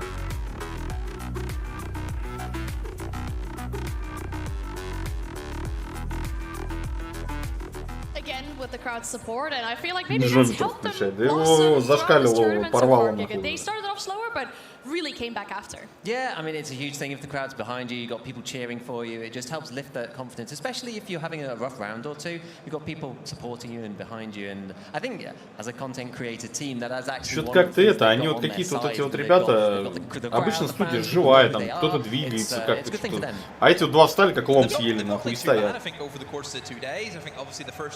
Against VP, against Gamer Legion, it's always going to be difficult. We said that every team who's kind of went up against those two have struggled. But whenever you kind of look at how they played against ITB, how they played even against Ascend, it's not been bad. It's been a lot better than what we've seen the first two games that they played. No, definitely not. Let's have a look at these two lineups for the two teams as well. And as you mentioned, Kika, Team Hepta is a bit of a content creator team. There's players on the side that love to play Tarkov, have multiple thousands of hours in Tarkov, but they might not have the same experience in competing. Василия видел, Твиста видел, so it's going to be really interesting to see with this new set of presets that they're allowed to choose from, because I think the first stage was a lot more obvious in some ways, whereas the second stage, I think players who've been maining Tarkov for a long time, it's a bit more nuanced and a bit trickier to actually pick what's going to be good. So there may well be a resulting meta, but I think Tarkov players as mains probably have more of an advantage in this one than we did in the previous one. Yeah, and I think because whenever everybody was kind of practicing, да, тощий вообще пиздец. Этот хотя бы пытается там тело поворачивать немного там. Ну такой типа. Видно, что он не только стримит, но еще и из дома иногда выходит. А этот, походу, вообще уже в стул превратился, нахуй. Сел, встал, все. Больше ничего не умеет. Горничная приходит, доставку пожрать привозит, как бы все. Зачем из дома выходить? So that might change as well in regards with that tier 5 and 6. А девка вообще, походу, не стримерша, а ведущая какая-нибудь профессиональная. That's what we've learned from Chris is if it's not Sawmill, it's just he's gonna struggle, you know? Yeah, I mean, Я после пятки говорю, ребят, внятно именно. Но он так не умеет делать. The only one that had a really good optic that actually had anything decent about it was the Sentry class before, but now there's a little bit more choice, and I think that might end up working out because once you've got guns that have got more mods on them, they've lower recoil, you can actually get away with like 1 to 4 or 1 to 6 scope, and then actually full auto people with that at sort of medium distances. So it's going to depend on the map. Obviously, Bay 5 and Equator, that's probably going to be out, but on the other ones, you know, Air Pit, for example, that's a perfect map to be full autoing somebody with a a scope. If you mentioned those 2 maps being out, that means we're going to play the other 3 because we are playing more maps now as well with this being a best of 3. So let's find out what those maps are after a break.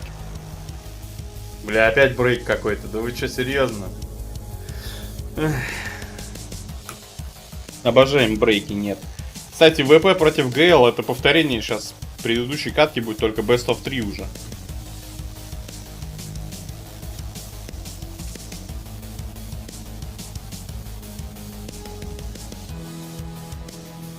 Я не в огорчении, а еще туповат рассказываю, кто меня наебал. Ты чё моими тейками разговариваешь? Обычно я себя тупым называю. Сплагиатели только что стримеры, блин. Не спросивши причем.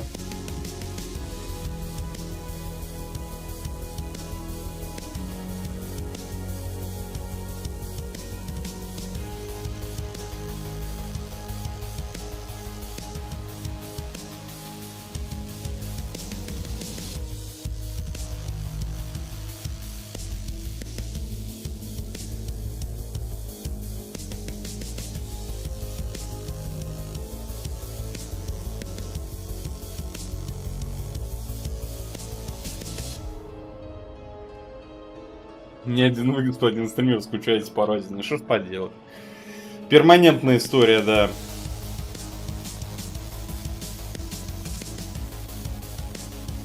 О, немножко поговорили уже, из 2 минут 30 секунд осталось.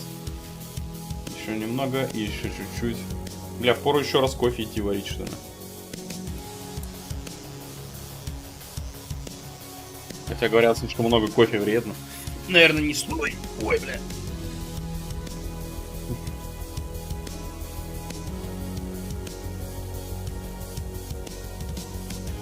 Дримхак Ганновер.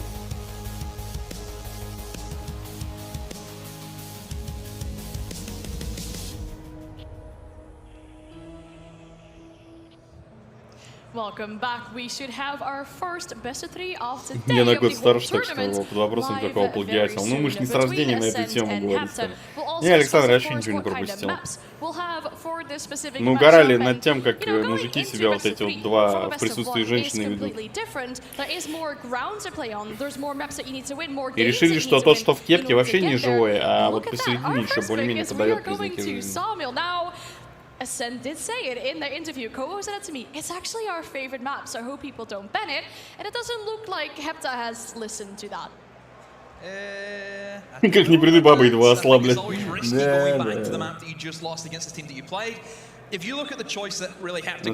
Да, эти долбоебы сейчас вот опять будут что-то говорить. О, у нее ручка там в разгрузке. Не просто так ведь. Такое ощущение, как будто она вот реально одна профи там, да, остальные типа по объявлению набрали, блядь. Справа точно не живой. Да. Он там на всю голову стример, Саня, он там все уже, блядь. Атрофировался как человек, уже превратился в стримера, блядь. They'll just send someone to go get him. Yeah, exactly. I think that because Equator is so just straightforward in that sense. Хоть что-то там выдает эмоцию какую-то. Picking the shotguns and something a little bit out of the ordinary. Maybe they don't want to be playing that. Он только игривый мэш. Just going for headshots kind of thing. They want to catch people as they're moving from terrain. A map like Bowl kind of works better for that. So maybe that's why they just wanted to get rid of it and say, fine, we will just play Sawmill against them, and we think we can take them. let's get some more footage of this map on screen as well, because we've only seen this map once so far in the entire tournament. It is a bit more of an open map, and we discussed Ascend, you know, they have this experience competing in other esports, and maybe in esports that fits this kind of terrain a little bit better as well. Он еще что-то из себя выделил. Магию. Вот мы банда хейтеров, короче. A lot of hills, ditches you can hide behind. Obviously, still like the natural, you know, cabin we've got as well. Наш стрим прочитал. In there before, but there's a lot of windows and stuff you can get shot from, so it's not the greatest of positions. Дед Мороз молодец, бодряком, а Снегурка в кепке вообще ни о чем. Причем, заметь, он и как Снегурка говно, блять, как ведущий не очень. А Дед Мороза вполне можно ему кафтан красный дать и бороду приделать.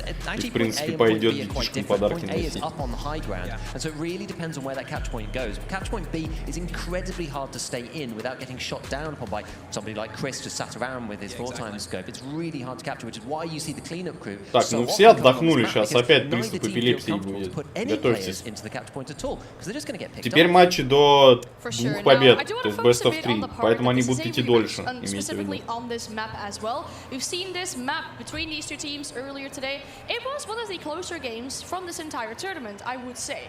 So, with Ascend bringing out the victory there, their first victory, what do you think Hepta need to change or need to improve on to make sure that this time around they can, in fact, beat it? Just adapt to the strong things that Ascend were doing. Девка видно, что привыкла ртом работать, ну, без негатива. Она складно так говорит, прям вообще не напрягается. Тазы на старт к сблеву готов. Я не пойму, а как на арену заходить будут, только группой своей или рандом? Я думаю, и так, и эдак можно будет. На потоке мы увидим от тебя новогодние поздравления, возможно. Так, чтобы со Снегуркой 18+, это только за деньги. И то не факт. Так ее и добавили, чтобы их хоть как-то разговорить. Без нее они вдвоем будут... Да, Джинкс, я про что говорю, то что я говорю, она единственная похожа на профессионала здесь. То есть, а эти ребята, они как бы, ну просто знаменитые в рамках Таркова, возможно, на Западе. Now, the rounds on this map specifically felt really long. Now that we will have this in a rematch, do you feel like the rounds might be shorter because there's more confidence with teams or more knowledge? Or do you feel like the cleanup crew might come in and help a few more times? I think cleanup's going to come in. Just in case anyone doesn't know, in terms of Sawmill... То есть она как бы задает лейтмотив весь разговор, тематику поднимает, а они рассуждают просто.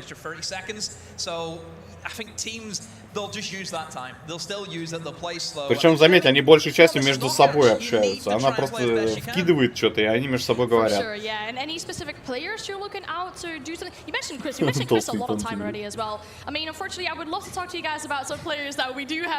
Песня была такая: 2 Кирилл Кириллыча, 2 Дебил Дебилыча, блядь. Пардон, без негатива. Thank you very much, and it's time to get in towards these playoffs. It's time to get in towards the first match. It's going to be none other than Ascend taking on Hepta. Ну вот и паре видно, что Бир это альфа, а второй так, чисто сбоку стоит. Да, она, говорю, она полностью рулит диалогом, как бы, она вкидывает тематику, а ребята просто рассуждают на эту тему. Есть в моей дома влог, я взял дело в руку. Опасно, бля. Вот прикинь, это такая тетенька вся живая, такая подвижная, а в кровати, блядь, не живая и неподвижная. Вот была бы обида, блядь. Досада, как сказать. Разочарование его. Oh, definitely. Of course, we had a very agent-biased meta just before, but on towards Sawmill, the map we saw on the first match of the day. С ней такой план не прокатит. Там, походу, все подвижно. Luckily for them, getting the win, getting the place in towards the playoffs. Hepta as well. Порвал мечту деда. Не, я... Ну, хотя да, блядь. Меня, знаешь, это... Я на выборах работал в 2016 году. Меня в штабе, знаешь, как называли? Вечный чем-то недовольный парень, короче. Это вот про меня. Я вечно все. Они вот план какой-то. Короче, дэмэдж-контроль любого плана. Не дэмэдж-контроль, а типа, что может пойти не так. Вот я сажусь на штабе, начинаю. Вот это говно, вот это не так работает. Там еще что-то накину. Короче, то есть разъеб идей это ко мне. Почему это не будет работать, короче, почему это плохо, вот я всегда расскажу. То есть я в любой ситуации давно найду. Я не знаю, уж талант это или проклятие, короче, но по факту. Ладно, смотрим игру. Вот, зачем он сейчас переключал игроков? Бежали, не бежали, нахуй ты дергаешь картинку.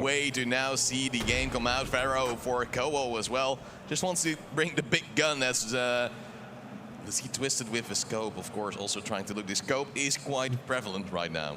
Yeah, everybody's going to be able to watch a little bit further.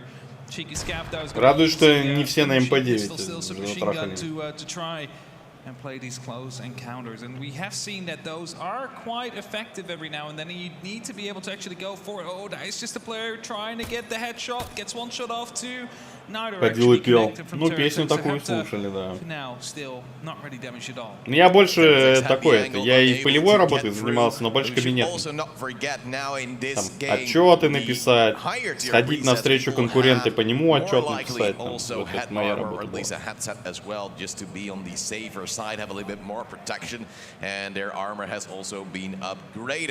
Then you need to really think about what kind of weapon you do. We saw a little bit of shoulder piece coming through, a little bit of a bolt action tap as well there, but still no damage being dealt. And now the objective, it is open. Yeah, it's going to be opened up. 1:20 for them to try and go for the capture. No one really close though to instantly try and go and profit off the back of it. Actually, just saw a player move by, trying to head towards the capture point. Brex is of course playing close with the SMG, trying to make whatever happen. Vasily though is one to keep an eye out of. Look at that gun he's carrying, like the 50-round magazines, but also the face shield right in front of him. So it's going to be a bit harder to actually kill him as soon as simple as a single shot in the face. Yeah, the Scar was already opted by Giga. It's one of the guns we might be seeing in towards this phase of the match. Chris again just going for his beloved spot, but you should be able to know that just looking at the VOD before where he would be playing every time this A point would be active, so it would be a place to chase. Now shots being fired as well. Meyer not really sure where they come from, but Splinty in the meantime has taken down Brax, had that with the opening kill. Still playing together here, just trying to send some blind shots over and make sure that the people on the other side are going to keep themselves pinned down. 18 seconds before the cleanup crew is starting to roll through, and that is when Hepta has to make a choice. Are we going for the capture point together, or are we going to try and see if we can wait out Ascend just a little bit longer as Cheeky Scat again with the kill, but this time onto Vasily using that SMG, quite a lot of magazines, good ammo in there as well with the BT, so should be able to get quite some good shots off on the armor. Который там управляющий, типа, там кричит про всякую хуйню. По сути, сейчас что на карте происходит? Позиции заняли, играют от позиции, сидят. Минимум мувмента, блядь, происходит. Все, пока вот так. Да, я понял, распорядители арены. Ну, такой видеотрансляции у нас нет. Прикольно, вы видели? Он начал стрелять в кого-то, и он сразу комментатор оператор переключил картинку на...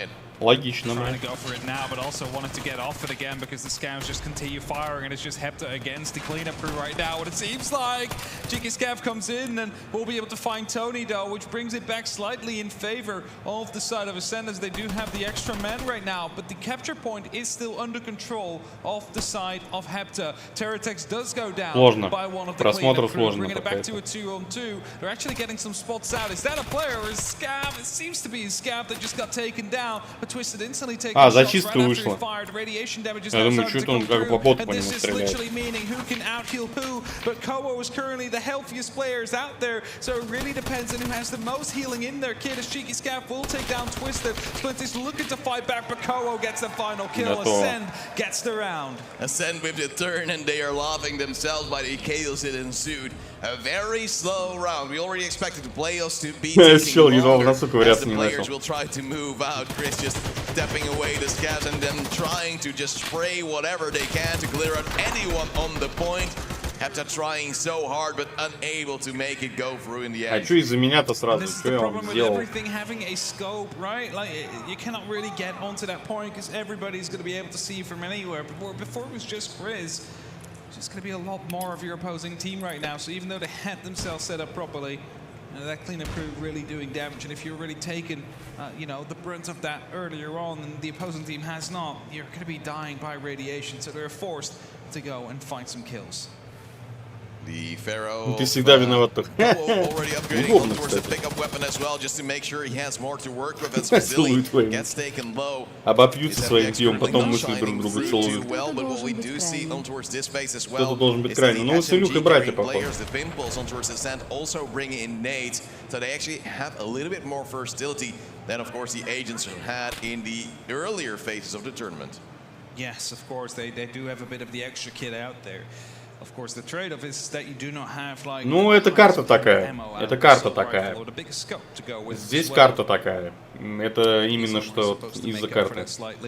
Я думаю, что на других картах более живая движуха. А, вспомнил, давай. Что там? 10 seconds before the capture point opens up, and that's again when we're going to be seeing what these players starting to move towards it. But you know, you never really know if an actual capture is going to be coming through in the end. And one thing that you should know is usually whereabouts Chris would be playing on towards which spawn side. So I would expect Hampton to finally make a move on towards that later on, as the objective is currently open. Ну да, про карту мне купон писал. And that, I believe, favors Ascent's current position as well, as Go is trying to Ой, как плохой стрейф, пиздец, очень плохой стрейф был. Я не знаю, убил он или нет, но стрейф визуально был дерьмовый. Обкольцы своим экраном, потом орут на телевизор. Yeah, it was definitely Don't fuck me, don't fuck me. Ай, им новичок. Выпей, пожалуй, 30 грамм 40 градусов за ваше здоровье, давай. Твое тоже. Мне купон писал, что в Дедсайде город большой типа добавили. Подробности я не смотрел, но он говорил, что да, увеличили. Ой,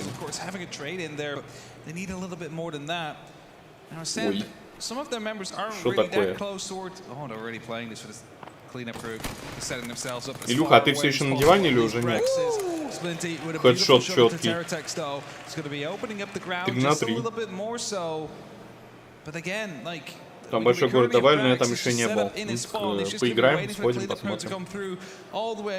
Там народу теперь, блядь, много должно быть, наверное. And Fury being in the spawn usually is one of the safest positions as well, as Vasily's trying to move around the B side as well, trying to clear as many angles as possible. They want to maybe go for the capture. They know that Ascent will be holding passively. Splinty takes down another as Chris takes down Vasily. It's back to a 2-on-1 as Chris takes down 2 Twisted as well. It's only Splinty alive against Brax and Chris, and he just doesn't know how to move from here. And I'm pretty sure Brax is still in.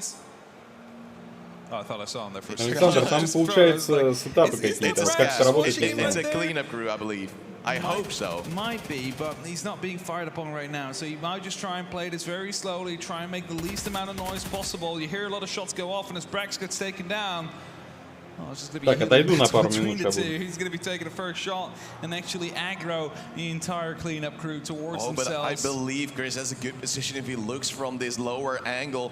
Past the house, he might be able to spot out Splinty, but he makes a lot of noise, and Splinty knows. Splinty has hurt Chris, so he's looking for him to get up now, spots him out, didn't shoot at him just yet, waiting for the cleanup crew to do the work, and he's in the house, might go towards the window. From that point onward, Splinty will have the chance to end this round in favor of Hapta, and that will be just now. I think Splinty is trying to stay close. He knows he's inside that house, and soon we're going to be headed towards the healing phase. Radiation is on. Yeah, the radiation is already on. You see some shots being fired by the cleanup crew as well. Splinty's going to be fully aware of the fact that he's inside that house, and he's just, you know, trying to continue healing on. And Chris right now feels a little bit more healthy. Oh no! Cleanup crew comes in. It stays down Splinty, and Ascend will be able to win the round because of it. Incredible stuff here from Ascent, just surviving long enough. The wall bangs unable to hit towards Chris. And Kolo struggling with this initial fight, having support from Brax, and that eventually being taken down as well. The snipers now doing the work for either party and had to try so hard, but now are 0-2 behind. And the cleanup crew again having to bring the action. And again, we've seen the radiation. This tunnel wasn't a deciding factor, of course. You know, it definitely put people to heal and to just stay put, but I'm not seeing any round wins really by, oh, just almost getting some shots off there onto the side of Ascend early on. the cleanup crew is really making sure that, you know, they are taking these rounds into their own advantage. Yeah, Twisted has been hit up slightly. Will go for the heal. Brags now with a terrible timing on towards the nade. Tony takes him down, and that brings it in towards an advantage for Hepta as Kowo gets Splinty, or at least Splinty gets him with the sniper. It will be on towards a 5-on-3, 2-0 for Ascend. Not too long, it would seem, as Vasily takes out Terrortex. Suddenly the Germans become alive, and they are looking for more and more fights in their favor. And they're going to get a bit more aggressive, and it seems to be working out for them. Chris, of course, playing on that range, using that big scope to try and get some taps out on heads as soon as they walk by. And Cheeky, of course, using, you know, that SMG up in close range, hopefully for him. Players are walking by, just sending out some rounds. Twisted takes down Chris, meaning it's only up to Cheeky now. It gets taken down as well. Clean round from Hepta as they find their first in this map. Yeah, flawless to go, and that's finally something going in the right direction for the Hepta side. But then again, let's not forget how the previous match on towards this map went for either party. Their Ascent seemed to be the way stronger party, and thus we were confused as to why Hepta would let it go through again and again. Luckily, they're able to get something in return. They still need to be able to get a little bit of an early advantage earlier on, rather than Ascend usually just sniping them off. That's the thing, right? Like Ascend has been using the cleanup crew really to their advantage, and have been able to win a couple of rounds on the back of that. So Hepta basically needs to make sure that that doesn't happen. Get yourself in that advantageous position. His nades are being tossed out on either side, just making sure that, you know, the most common spots are being cleared and allow your teammates to move up, not having to worry about that small area of the map. Yeah, Tony tries to play on the edge of the map, usually just to be outside of the normal pathing, something we didn't see too much on towards the previous playthrough. And this way he's able to maybe conceal a little bit with the grass, something you've already highlighted that Sawmill really has as a benefit for the players. If you are laying still, it's going to be very hard to spot you out. Luckily, some of these players now have helmets that stand out a little bit more on towards the Federo, but still it's going to be a very tough battle to spot out those players until they move. Tony, slightly tagged up, loses a leg.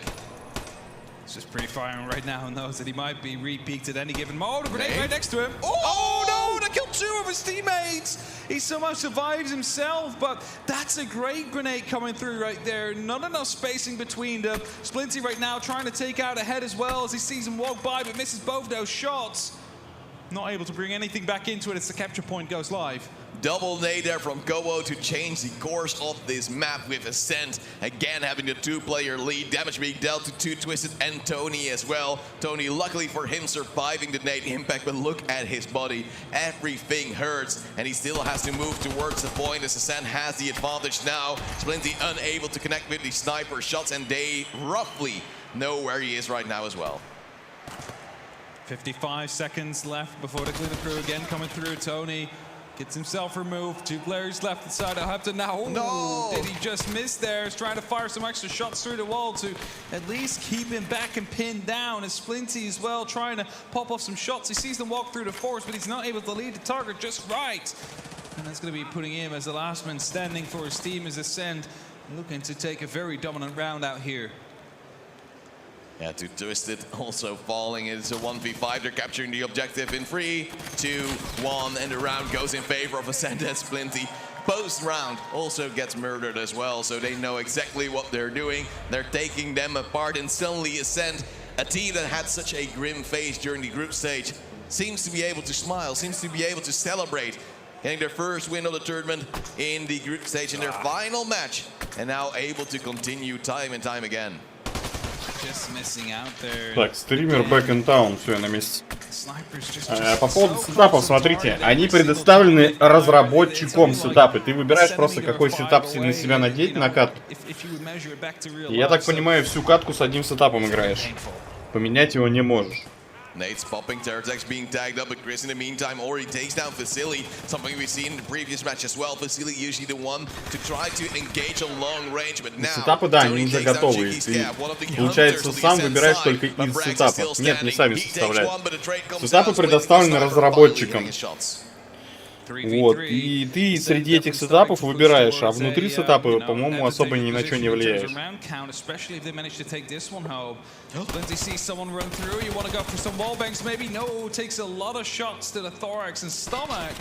Doesn't want to go for a repeat as Tony does take down Brex. So Hepta trying to fight themselves back into this round.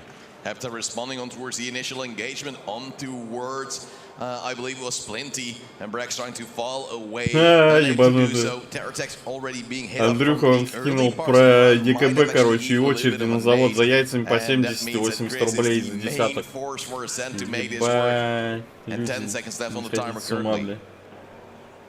It's a completely different game when we see these presets to be used compared to what we see on earlier. Что было, арена уже вышла, завтра выйдет. Но, наверное, не для всех. Да, скорее всего, Джинкс так и будет. Своих тоже, пока не знаю. Но мне кажется, свои сетапы вряд ли разрешат. Скорее всего, будешь готовыми пользоваться. Или открывать какие-то наборы за время проведенное, там, полученные достижения и так далее. Так, а кто у нас ведет? Асцент ведет у Хепты, понятно. Но Асцент, по-моему, в прошлый раз и выиграли, нет?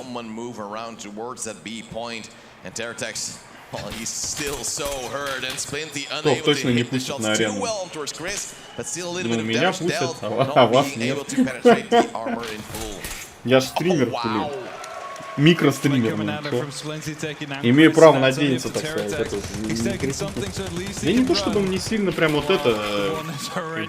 Мне все равно, что пустят, поиграем, не пустят, подождем. Мне не горит. Я про тебя. Ну ладно. Я помню, что я тебе не нравлюсь, как бы, если что. Поэтому я твои слова всерьез воспринимать не буду. Вот на микроарену тебя и пустят. Начинается, блядь. Давайте примем закон, по которому запретим булить стримера.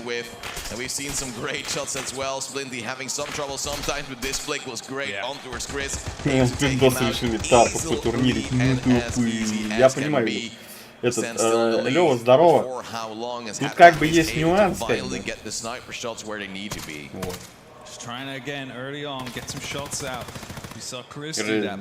Дримхак, короче, это немцы.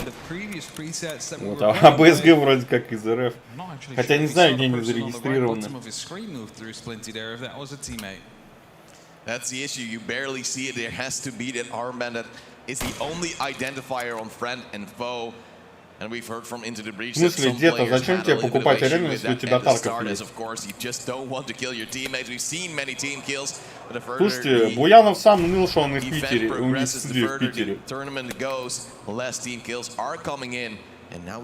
Я про UK как бы слышал, но они вроде и про Питер что-то там заикались. А, дед, ты ж потерял этот. Бля, тебя увидел, сейчас начал разговаривать. Дискорд установить, что забыл посмотреть. Again, a good start to the round here for Hepta, but they need to make sure that they can actually continue that as they want to equalize the score. It's Chris to take down Twisted, so counter-sniped to some extent. Capture point active in 3 seconds, though, as Kowo will find Mayor as well. So send the managed to turn it around. Я сейчас такой момент скажу. С такой трансляцией, короче, вот я в паб вообще не играю, но паб мне смотреть было интересно трансляцию, ну типа чисто киберспорт. Также с дотой. А здесь пока вот я вроде бы в Тарков играю, понимаю, что такое арена, но, блядь, ну смотреть пока это не очень интересно. То ли трансляцию плохо показывают, то ли ее лучше показать не очень возможно, непонятно. Пойдет на СПТ арену. Да не будет СПТ арены, я не думаю. Хотя, может, и будет. Точно так же Буянов со СПТ арены будет себе наработки дергать.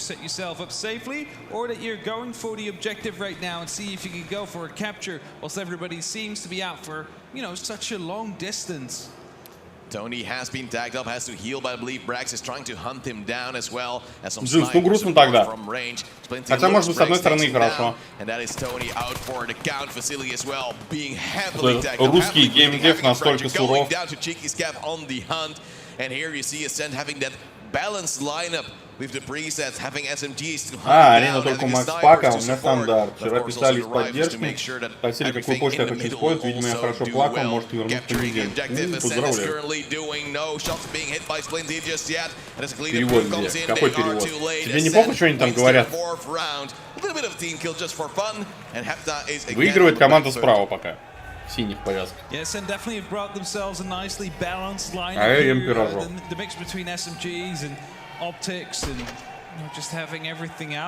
Джинкс, ну это тоже верно. Так что тут у нас? Андрюх, очереди за яйцами нет. В остальном, ну, стреляют, бегают.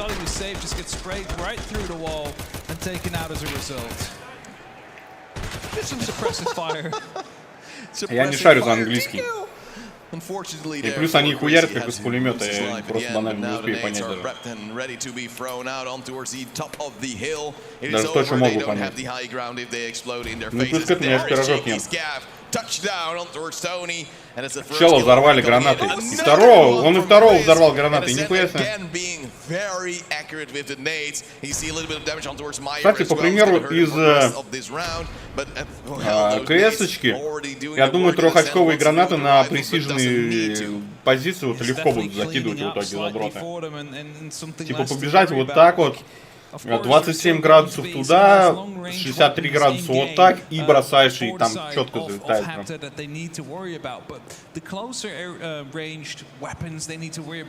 Андрюха, поменяй яйца на гречку, соль, блядь, и это не первый раз же уже. Люди всегда сходят с ума, это норма.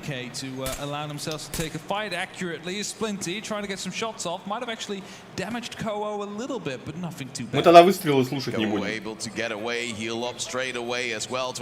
Хотелось бы это, все-таки немножко хотя бы импакта получать от картинки. Это где-то музон послушать, конечно, приятненькая история, но я без базара. Luckily for them, and shots now being fired all across, no damage being dealt. Meyer, the player to be close on the side of Haptat towards A, having to make something work. And to twist it would be benefiting ну это тебе сейчас from похуй. Chris's angle that Вообще мне как бы, конечно, поприятнее было бы, если бы они по 75-80 были. И как бы все равно таких резких скачков, Андрюха, не должно быть, это ненормально. Это ненормально.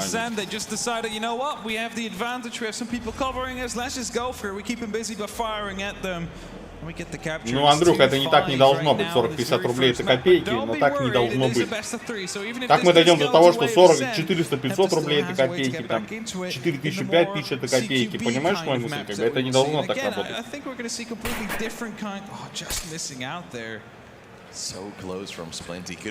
Я чисто об этом.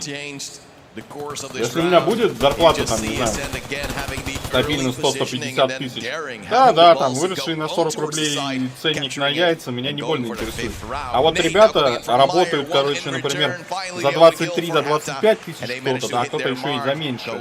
Для них это 40-50 рублей за яйца, это уже деньги. А у нас не все даже за полтос работают по сравнению.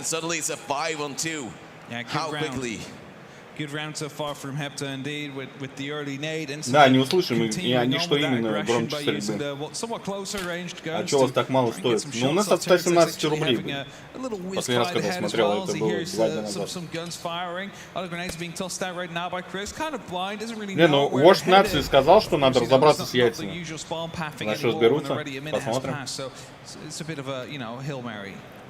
Definitely, Chris is hoping to be able to hit some clean headshots, but he knows it with 20 seconds left. That will hopefully, for themselves, get on towards the point and try to capture the same way that Zet has done before. Но у нас вот были 117, надо глянуть. У нас, короче, 117 были в магазине, 80 у знакомых, для своих, 90 для всех остальных у знакомых. То есть, грубо говоря, если вот захочется закупить что-нибудь дешевле 80, я не куплю. Но если за 80 вот сейчас буду брать, то это будут, ну, домашние. Домой поеду, посмотрю, сколько у нас стоит. Давай. When Hapta wins, they win cleanly, but they really need to get those opening kills. Now they swap the side again, so you know they're gonna be careful of those early grenades. They Бля, что они все что-то жуют? Это допинг, энергетики или что? Only one when Hepto was going for it, so be careful to not be falling prone and be victim to that again, just so you keep yourself in a fighting chance. Kovo just being too cautious on that one and just being fragged out by the player he's trying to chase. Zet now losing around 5-3, still in their favor. And as we said before, the nades will be flying. And Meyer is happy to throw his out because he just got the opening kill in the previous round. У нас свои курочки. Ну, у меня тоже батя держит. Курочек. Вот, но это не прям много. И что прям хватает, то приходится покупать. Как не очень равномерно. Приятного желания, спасибо. Я уже доживал, в принципе, компотиком по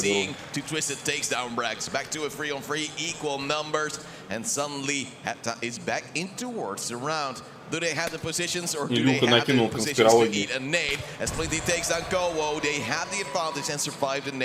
У нас получается Асцент ввел, а Хепта камбэчит 2 подряд катки. Понял. Ладно, смотрим игру, давайте немножко больше внимания игре.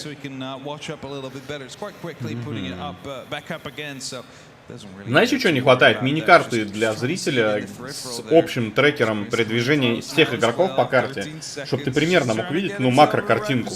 Вот это был бы вообще идеал.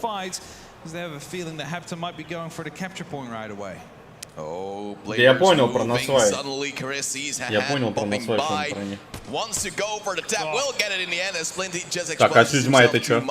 The objective is now open again as it will be, I believe, the B point, but Chris is standing towards A. Так, Мейер отъехал против Тератекса и Айтиза. Так, у нас, получается, Мейер отъехал. Размен. У нас клатч. Клатч, получается, Твистед против Истиза, но у нас Твистед поломан. А он убил его? А как? Он же не простреливал его, он выше же стрелял. Что? Каша из карты, понял все. Что мапу? Мапа это, знаешь, как это... Как сказать? Мне кажется, не завезу. Там Захар, походу, по поводу яиц фейспалим в Дискорд залез. But unlucky for him, the transfer just wasn't there. Hepta was able to collapse on towards the side, get a refrag, and the capture with 7 seconds to spare.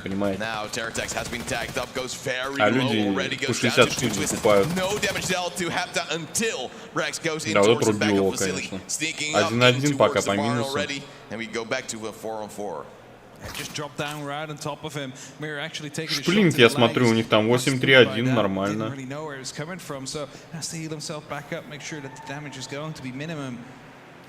У них вот Мейер фидит, получается, и Василий что-то не очень. У соперника Кова ровно, ну, условно, там, Брайкс ровно, Тератекс фидит. Ну, как-то вот у синих как-то все ровненько более-менее играют, кроме Тератекса. А у красненьких двое, короче, не очень играют. Но при этом Сплинтер, например, лучшую статистику выдает по всем командам вообще. Sand has the player advantage again, looking for that match point, looking for the objective to be open. Так, у нас скоро зачистка выйдет, походу. Он точку захватил, все, я так и подумал, говорю, он же вроде не попадал. 4-5 ажиотажненько, да-да-да-да.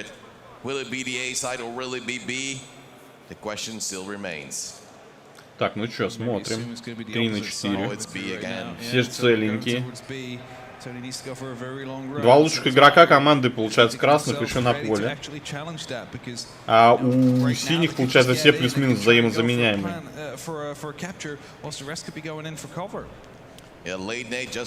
Карта такая вот, она реально про седунов. Так, уже двое забрали, чуваки. И Чиз, получается, завалил чувачка.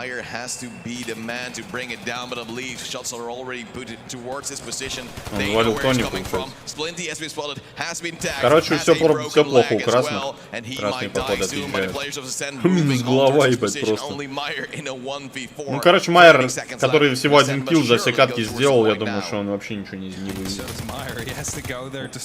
До 7 побед, по-моему. Александр, вопрос только нужен... Ой-ой-ой. Вопрос, нужен ли разрыв в 2 и больше очков, чтобы забрать раунд или нет.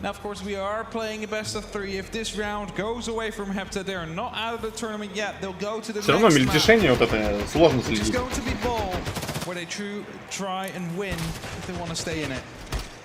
Yeah, chaotic round as well. Meyer just being completely spooked, and another player just coming around the corner the moment he moves around, just jumping over his head, and nothing to be done at that moment in time. 6-4. Ascend have the match point. They have a chance to bring this towards ball straight away. Все не простят арене, если каменного геймплея не завезут. Может быть, кстати. Ну не, каменный геймплей все равно вряд ли возможен тут, потому что раунд 1,5 минуты, где ты, блядь, там сидеть будешь, я не знаю. Let's at least bring this map over as well, see how it eventually plays. A cheeky scav will take down Twisted, not the best start for Hepta in this map. It's also Meyer, you know, just quickly checking through the house. He's exposing himself right through the window. I believe he saw someone move up on the left. I'm not sure if that's a friendly. No, it's not. Finds the kill. Счет вон там, это, идите нахуй, вылез в окно сказать, я его тут же убили. Missed that one just slightly earlier. Meyer with a major kill to bring it back as Tony's just trying to put some pot shots down. Brax relatively close to where he's shooting, and Meyer now это, наверное, возможно, только не знаю, она two nades flying out, no kills coming in just yet, and none will follow from those nades. Не, ну точку, где? Точку можно и выкурить активным геймплеем, так что тут как бы... Думаю, еще и газаны будут успевать лутать по помойкам новым. Ну, может быть. Не, ну посмотрим. Предсказать сложно. Но вот этот режим, конкретно вот этот режим арены, он к сидению не сильно располагает. В силу того, что времени мало. С другой стороны, если будет, допустим, бонус за вынос там погони и так далее, то седуны будут просто ждать, пока погони выйдет и будут лутать ее. Я думаю, должна быть... Ну, да, смысл в этом есть. Смысл в этом есть. А арена в СПТ вполне возможна. Я уже думал, чуть раньше говорил на эту тему, что вполне возможно, она точно таким же полигоном будет, как СПТ для Таркова. То есть новые режимы опробовать, какие-то новые механики, сетапы комбинированные и прочее. Я думаю, что легко. А может даже и карта. Ну хотя это сложнее. То есть арена в рамках СПТ, она уместна, как бы. Представить ее там можно.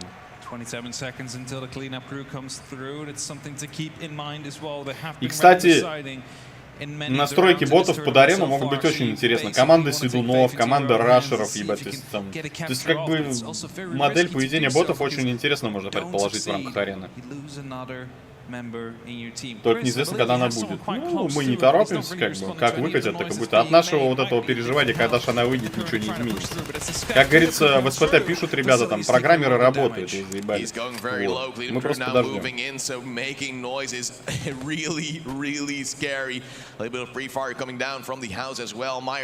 Так, что у нас? Ну, красненькие пока живут. Ну, такое.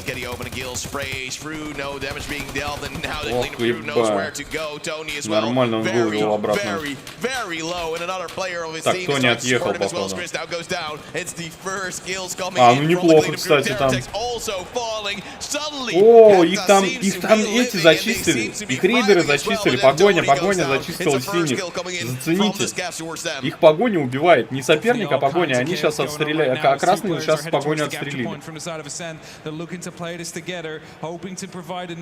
Бля, они захватывают базу опять. The cover is there. They actually managed to win it, ascend, take map one.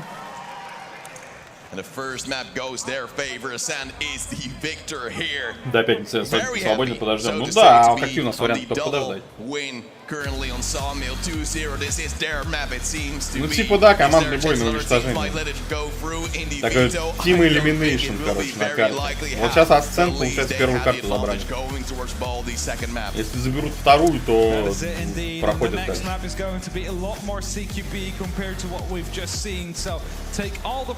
Получается, Дисик, там получается раунд 1,5 минуты. Потом выходит зачистка, потом походу боссы или кто там выходит. Короче, тебе не дадут спокойно сидеть. Oh, definitely. They had a lot of scopes on towards this map, and we think we'll see a lot more on towards the Wimple, maybe, with, of course, the SMGs. Maybe that will be the reason that the meta change will come through on towards this phase of the match. Let's go to a break, and then we'll be back with the second map. Говорится, немножко, и мы вернемся на вторую карту. 3 минуты ждем. Прикольно, но в оригинальном Таркове я точно покупать не буду. Почему? Вполне возможно, арену, кстати, сделают тоже платной. Ну, типа, как в СПТ по принципу. У тебя нет Тарков арены купленной, мы тебя в нее не пустим. А пиратить я принципиально бы не стал. Ну, тут у каждого свои заморочки.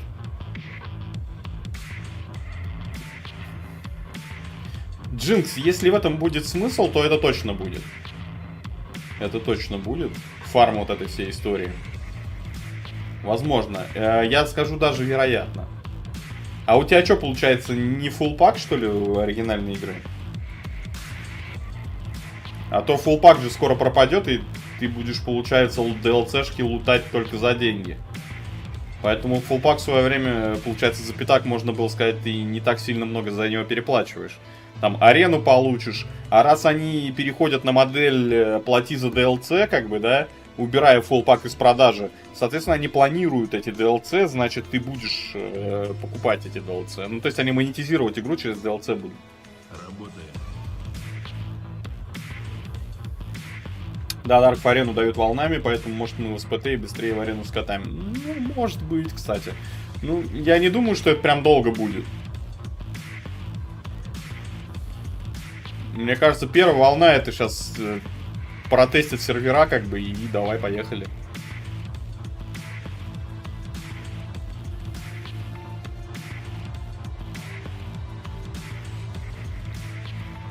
Как фулл-пак пропадет? А ты зайди на страницу с покупкой. Он не через месяц примерно, по-моему, пропадет совсем из продажи. Если звезды сойдутся, мы будем косплеить сомалийских пиратов в деда. Может такое быть, да. Да там быстро, 10 лет бетки арены, окей. Да не, я к тому, что всех, у кого есть фулл-пак, я думаю, достаточно быстро получат доступ. Не думаю, что это прям какое-то растянутое такое по времени событие будет. Ясен пень, условно там, да, ребята из верхнего интернета там в рамках Таркова получат ее, возможно, быстрее, эту арену, но как бы и остальным, я думаю, что не сильно долго ждать. Не, у меня фулл-пак, я так спрашиваю. Да, он пропадет. Там счетчик, я не помню, какое-то время назад я смотрел, там 45 дней он в продаже еще был. А потом, типа, он из продажи пропадет. К чьей пенсии, Илюха, осталось выяснить? То есть, как говорится, пенсия это одна, а вот смотреть на того, у кого она будет, то это большая разница. Кому-то до пенсии чуть-чуть, а кому-то еще ого-го, блядь. Welcome back. We do have one team on match point to send them into the lower finals. That team is Ascend because they have won the very Где ты, Ван? Я сегодня удалил реализм в СПТ, хороший мод, но мой English very bad, понравилось поведение ботов, отключил медицину. Положение рун сломало мне возможность целиться в оптику. Твоей. Да, долго. В моей, возможно, вообще не будет. У меня со стажем не очень. Так. Дед, если хочешь, я тебе скринов наделаю, как у меня там галочки стоят в реализме. И ты вот будешь играть вот как у меня в игре. У меня положение только пистолета изменено, и все, больше ничего. Если есть желание такое, бля, ну тебе дискорд надо, я тебе там накидал.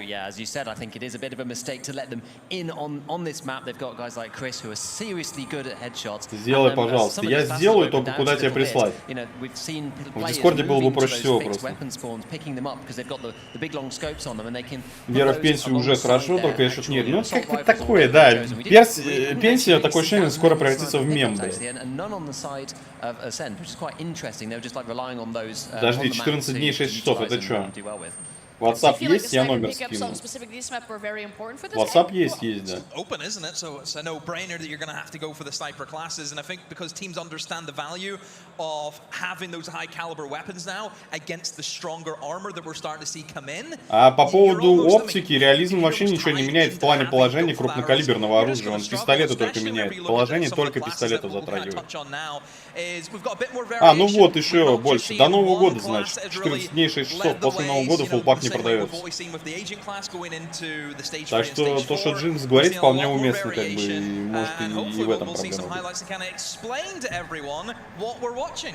Yeah, exactly. I mean, now that you're seeing the О, они еще и хайлайтов понаделали, вот молодцы.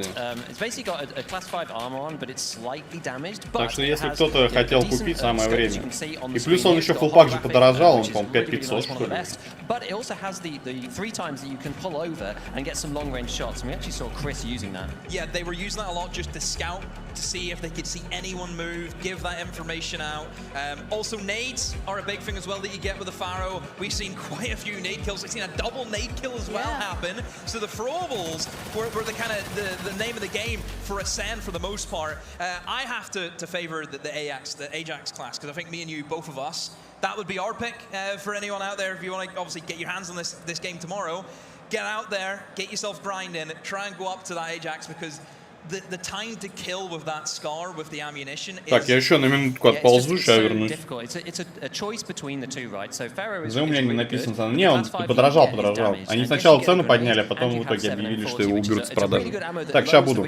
Пока развлекайтесь с этими живчиками. Exactly, whereas on Ajax you get a full class 5 armor. It's actually quite hard for Pharaoh to get through that with its ammo. But you get M995, which is one of the best 5.56 rounds in the entire game. You go straight through the Pharaoh players and you kill them in 3 shots. It makes it quite easy for you. And the disadvantage probably for Ajax is the recoil is a little bit more out of control compared to what you get with the Pharaoh. We've seen a few times with some of the Ajax players. They have to almost tap fire sometimes, especially in a big open map. That's where they're going to struggle. I'm looking forward to seeing whenever we get into the more smaller maps. Will Ajax be a dominating class? Because we expect it to be so, just because the time to kill is insane. I think especially with these bigger maps, right, and how open some is, we discussed, point contention is difficult, trying to secure is difficult because it's so open. There will be snipers aiming at you, but I assume you feel like with these tier 5 and tier 6 presets, that point contention should be more doable. Yeah, I think it's a bit easier now, simply because you don't feel scared to just be in the center. You can contest the point, and the fights are happening kind of around A and B points as they get released. And so you're not just having to just like bull rush in there with the agent class with the MP9. Now players are feeling more comfortable to take fights at range because they've got these better holographics. They've actually got zooms of various kinds, and that allows those fights to happen around the point to be contested. And we did see it go down to clean up crew a couple of times, but even still, you have these fights now rather than people just sort of sitting still and saying, well, it's just not worth me moving. Now you can take those fights around the point, and so it's a little bit more active in that sort of period of the game, which is better, I think. For sure, and we have a best of 3 obviously, so it's not all lost yet for Hepta here. We will be moving into their own map pick shortly. We'll do so after a break, of course. But what do you feel on this map specifically? And it might really change going into another map, but what do you want to see from Hepta, or what did Hepta do wrong? I mean, you just need to have that mental drive to get back in. You're still not out yet. There's still potentially 2 more maps to play. It's not over yet for Hepta, so you hope that they can recharge, come back here, and hopefully take us to map 3. Yeah, we've seen them have a slower start to the tournament, so if they can do that same kind of acceleration that they did throughout the tournament now, in this time span of this best of 3, then we should hopefully have a 3-mapper ready for you. We'll have a quick break, though, as we will be back with our second map after the break.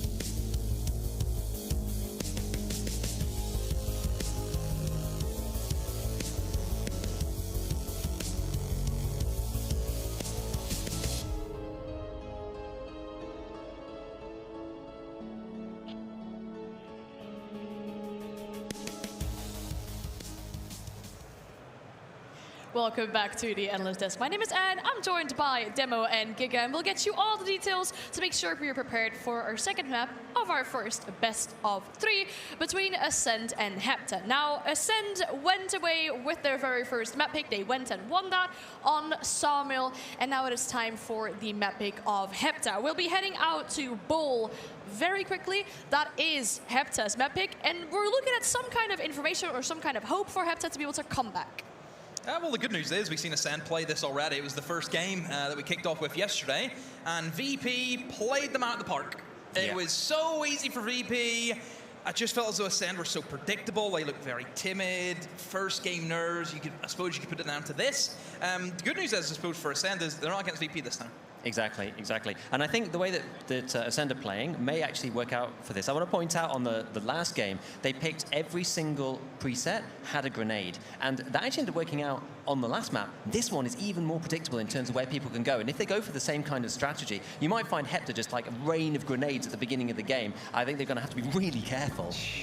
If I look at Hepta's results so far in this tournament, I'm not surprised they picked this map. I mean, that was the map that started their kind of like win streak, or their win, at least in the group stage. They beat ITB 7-2 on this map, and they had the crowd buff. They felt very confident in that game. Now, what I want to focus on, for this one specifically, right? We know the tier 5 and tier 6 presets are open. We've seen a few different ones, of course, on Sawmill, but this map is probably going to play a little bit different.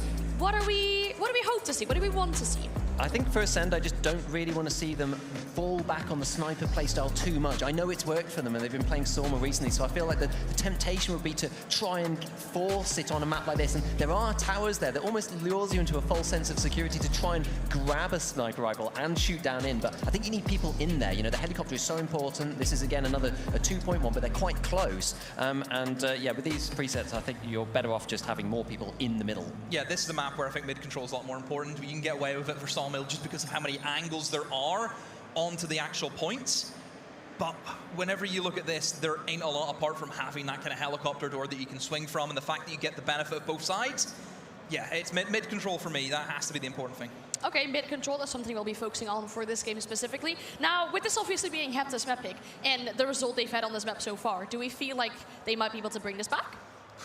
I just hope they don't play predictable and, you know, kind of set up in the towers where sure may look like a good idea in theory, but по поводу биндов, дед, в самом моде только изменено только положение пистолетов.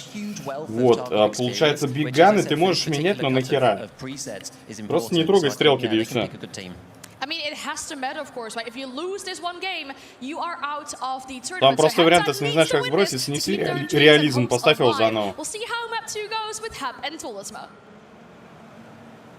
Yeah, we were suddenly already there. Yeah, it's like a mystery. We're always there when you don't want me, don't need me, but we're always there when you actually really, really need us. We're going to go into Bowl straight after this, and we're going to see на стульчиках, смотрю, там не так много народу сидит.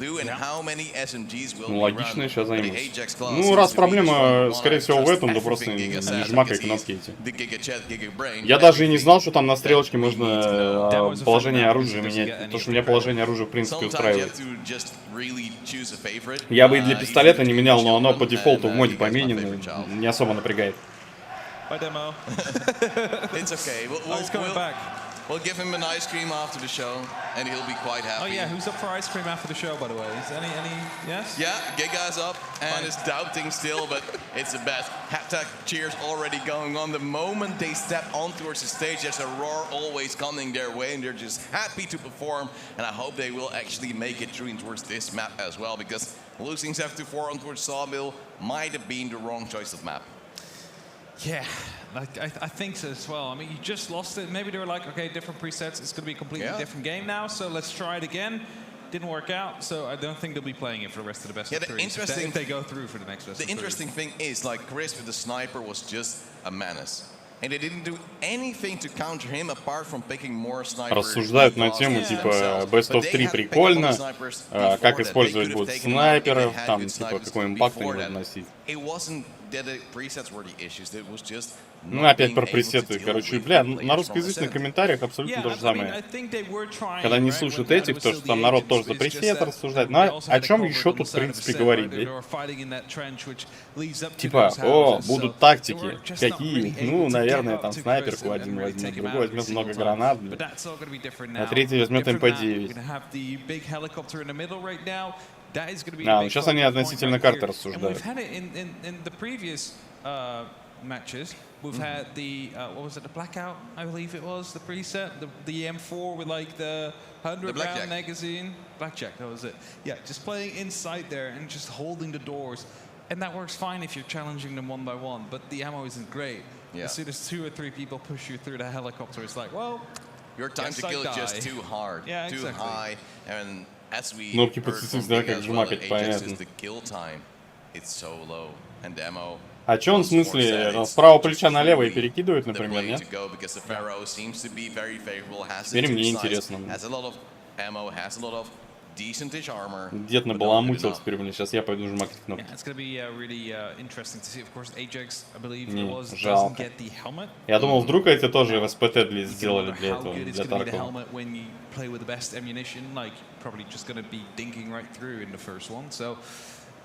It's kind of the evaluation these teams need to make. Just kill. Yeah, well, that's it. If you kill your opponent before they kill you, you win. Unless they capture. That's the big question. But do you think we'll still see a sniper from a set? Because Chris truly loves to play the long end. He truly loves to get in towards the tower, have the overwatch position. But he might be very vulnerable there. We had the AK with the, you know, the flipping. Андрюха запостил новости. Еще полчаса и думается, давай. Читаем, короче. Мощнейший скандал в США. Сенат стал съемочной площадкой для, гей-порно. В сети текла видеозапись любительского порно, на которой сотрудник Конгресса занимается анальным сексом с неизвестным мужчиной в зале заседаний Сената, именно там, где принимают главные решения в жизни страны. Материал был опубликован в частной группе для геев, участвующих в политической жизни США. Блять, у них даже такое есть. Уже установлено, что это помощник сенатора-демократа Бена Кардина, активно участвующий в предвыборной кампании Байдена. Почему я, блядь, не удивлен? Почему я не удивлен? Да, ничего необычного. Вот я про что говорю, я не удивлен. Я не удивлен.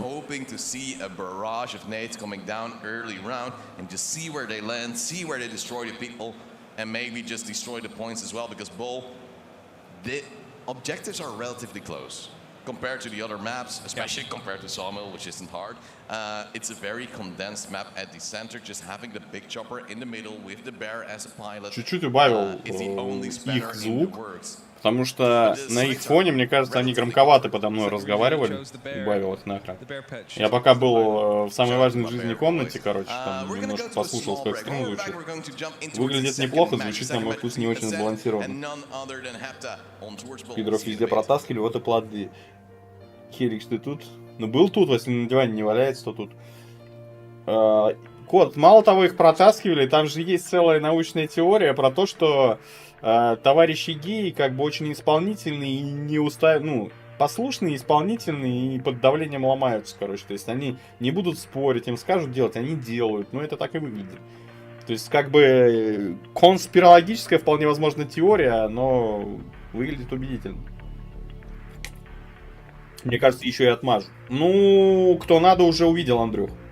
И кто надо, уже не проголосует. Консервативные штаты, например, уже не проголосуют за Байдена. Кто надо, уже слил, короче. Вот. И кто надо, уже посмотрел. В чем прикол? Им я бы даже дотягивался до своего, все равно не стал бы клониться. Не знаю, в чем прикол.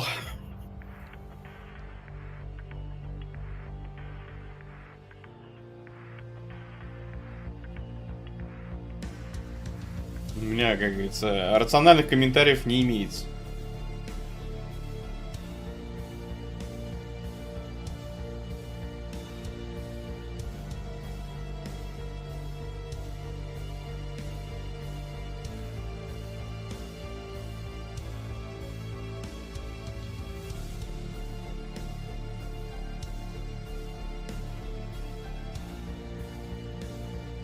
Приятного, Илюх.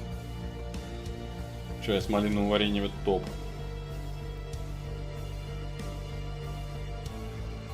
Как вампиры говорят, один жалит другого и понеслась. Блин, в этом что-то есть. То есть можно их упырями называть, что ли, получается, так? Нет?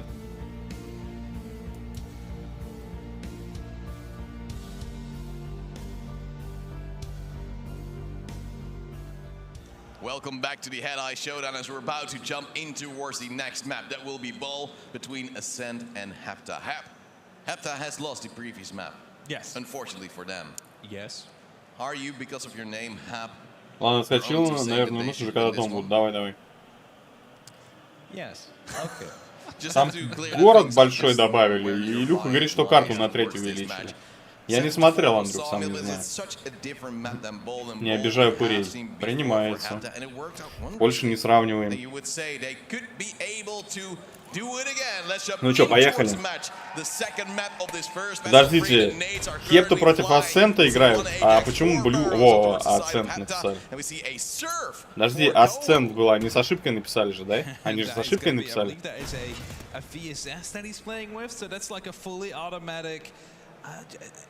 Well, sniper rifle to some extent, but you can also use it as a bit of an SMG. It has quite good pen, so I'm really interested to see how that one will work. Кстати, комбинированный калаш фараона взяли 3 человека. 4 фараона на комбинированном прицеле.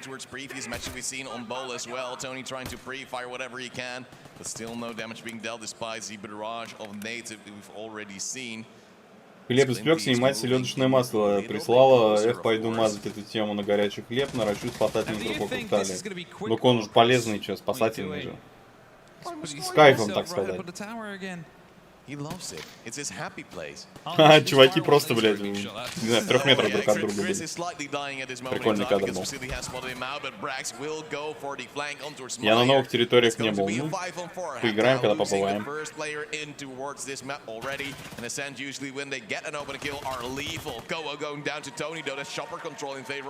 Ну, он уже слился отсюда, нормально, быстро перетянулся. Кстати, вот в плане чего хороша арена, это когда ты тупишь на мувменте в перестрелках, на арене можно отрабатывать, как менять позицию, там, отходить из-под огня и так далее. Вполне рабочая тема должна быть.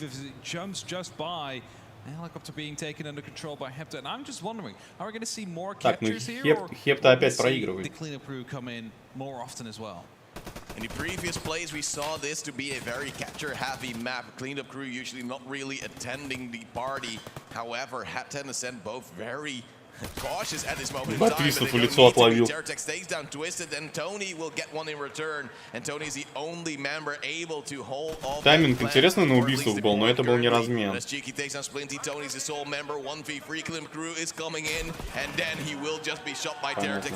Не, ну это прям легко было для Синих.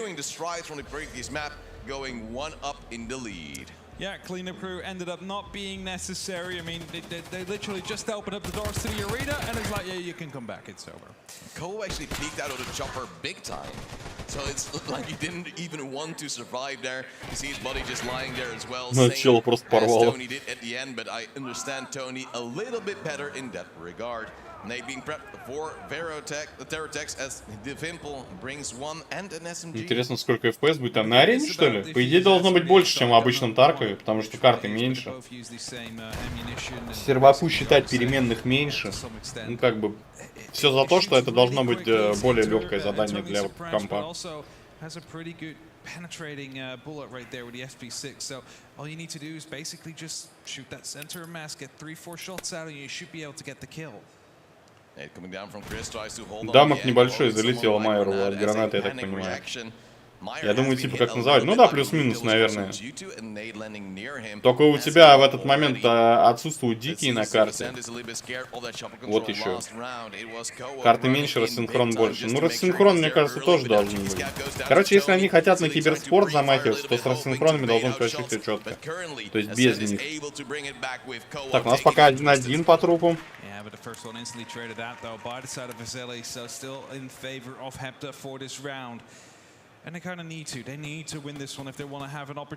По факту и тут стояло вот такое приличное.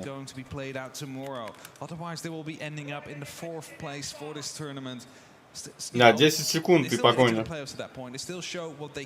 Очень интересно. Кстати, в Лас-Вегасе почти не доходил до погони. 2 на 1.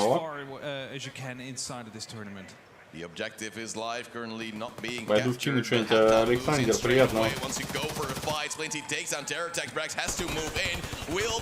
Господи, вот это тайминг. Да, Зет, я про что и говорю, то что играбельно должно быть.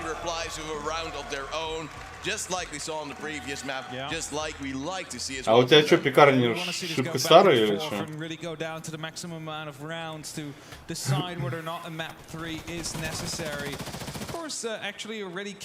Вот тут вот прям вообще жестко было.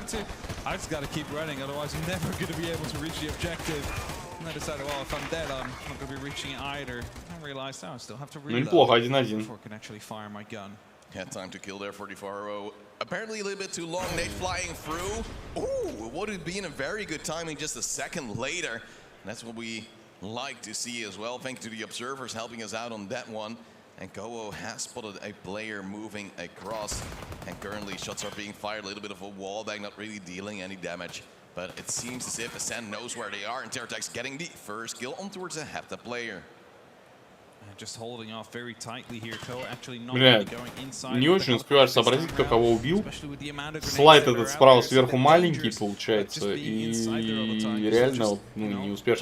Лучше, если бы он был справа, например, над колонкой синей команды, вот сразу. И ты видишь, что килл произошел, видите, вверху. Я вот, например, смотря когда на карту целиком, я этой верхнюю всплывающую херню вообще не обращаю внимания, я ее не вижу. На нее надо прям отвлекаться. Это такая неудобно. Опять 6-го поколения, 16 звука, DR5, 1060. Он стар как и я. Подожди, а до DR5 я и 5-й, как это ужалось? 6-го поколения. Не понимаю. 1060. Ну 1060 хорошая видеокарта все-таки. Старая, конечно, уже, да. Ну по идее тебе 3050 выкрутить прям и нормально будет. Процессор посвежее можно будет, конечно, да. Какой-нибудь 12400F процессор воткнуть. И нормас. Не, от мамы зависит, но на i5 и 6-го поколения разве были материнки с DDR5? Что-то меня смущает маленько. Или мы говорим про какой i5 и 6-го поколения? i5 6400 был, по-моему, у них и 6600, что ли, я не путаю. Или ты имеешь в виду там какой-нибудь 10600K? То есть вот в этом контексте какой.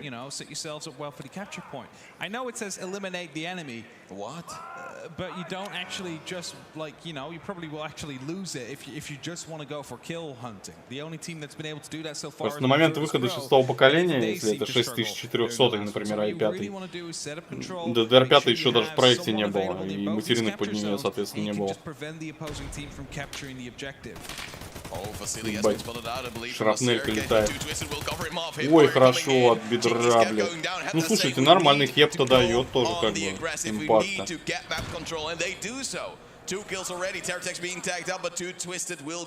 И просто ЗУ упиралась в Кракове, вот я не шарю, как сборщик сказал, так я сказал. Ну, блядь, если у тебя стоит, например, i5 6400 там какой-нибудь, и он говорит, что у тебя там DDR5, то он, скорее всего, пиздобол, либо я что-то не знаю. Get a bit of extra range going on. Won't find anything though, and Hepta, of course, as they do have the advantage in numbers, they, you know, soon will have the opportunity to go for the capture point. I don't think Ascend is going to try and go for it because it's just going to be too risky right now. Everybody will just be. Либо там какой-то китайский новодел, блядь, под DDR5 уже напаяли, я хуй знаю. Getting themselves ready, it's going to be up to Ascend to stop them. Terratex just standing by, hoping that a player might make a move, make a mistake. But a point is opening within 10 seconds, and Hepta with the player advantage they have will most likely just go for it. Ну, с улицами Таркова вот со стримом мне и 32 гигабайт не всегда хватает, чтобы нормально играть. Comparatively to, of course, the previous map Sawmill, that when you want to go for it, when you can capture it, it's going to be no issue. It will be the 8 point, however, that's not really favoring Hepta currently, and they will have to reposition and get a little bit of cover going. В идеале, конечно, какую-нибудь Аиду запустить и скинуть скрин мне, например, посмотреть, что там у тебя в реале за железки стоят. Там будет написано и про материнку твою, и про процессор, и про оперативную память. Давай, блин, опять вот тебя в Дискорде нет, после стрима бы, блядь, написал бы, мы с тобой разобрались.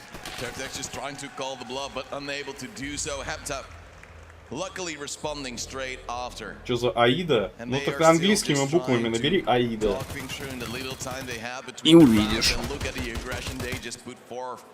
They moved through where they were stuck in the previous round, and Brax had a beautiful headshot. Oh, we were already thinking like, what was that shot coming through? У меня бывшая была Аида, нет, не она.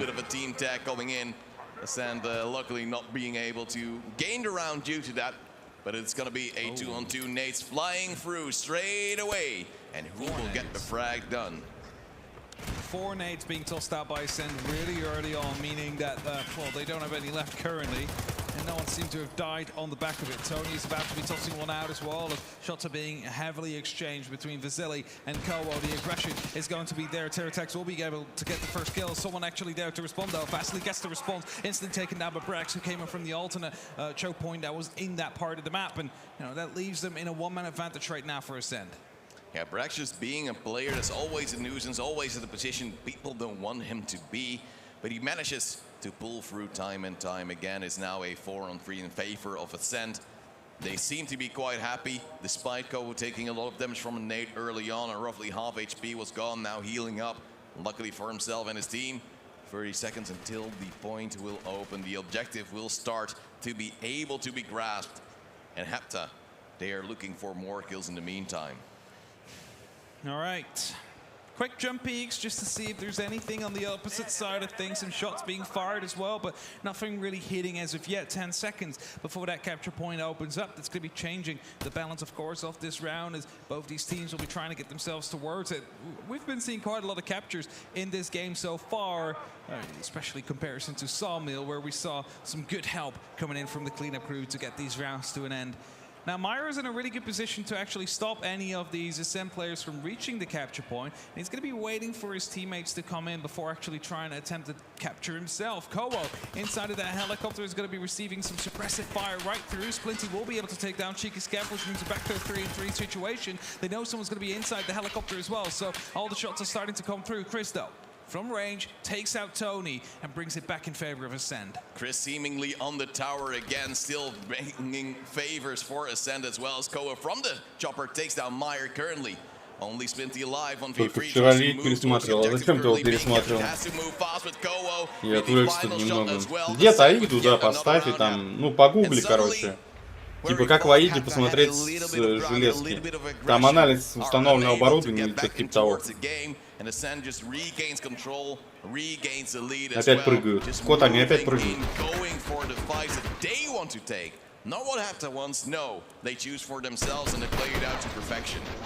Допрыгался,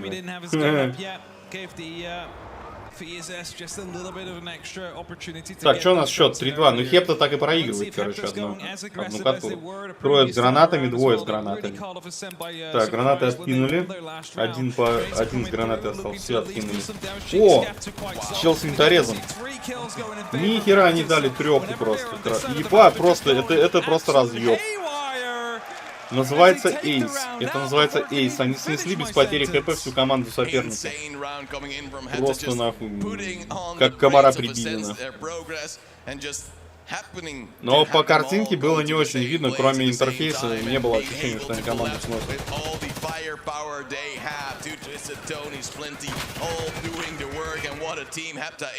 Spraying them down and bringing the score even back to 3-on-3. Ascend, of course, trying to throw in those nades. На второй карте Хепта прям упирается. На первой Асценте, Асцент, это Эйсент, я не знаю, как назвать, пересидели.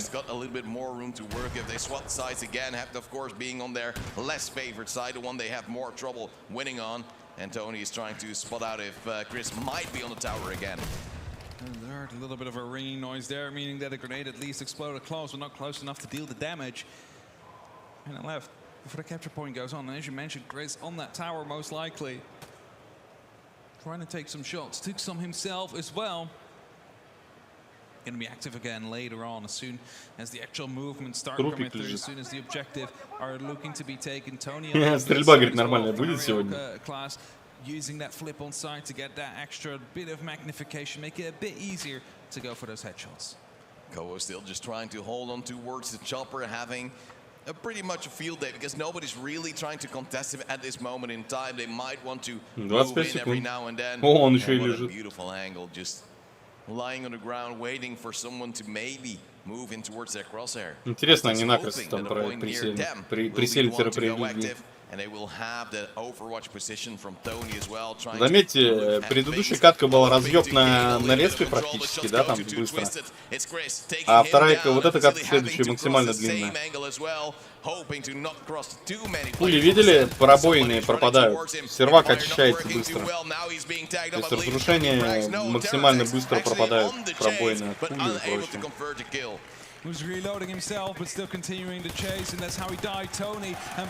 Так, ну, Хепта, короче, камбэчит.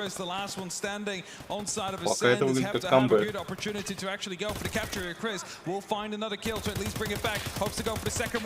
Хотя не, вон кислородом уже перекрыли. Да, перекрыли кислород.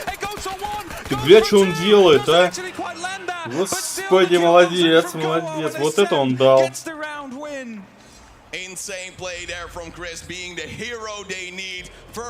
Алло, Ryzen 5 2600 это такой дед, что можно охуеть. DDR4 у тебя там будет. Скорее всего DDR4. По-моему, DDR3 на Ryzen уже не ставил. Сейчас погодь, я гляну. Ну, просто очень старый. Просто очень старый. Очень оперативки, он очень капризный. А тот сборщик, который тебе собирал, а он, ну, точно тебе друг? Или это просто какой-то ноунейм был?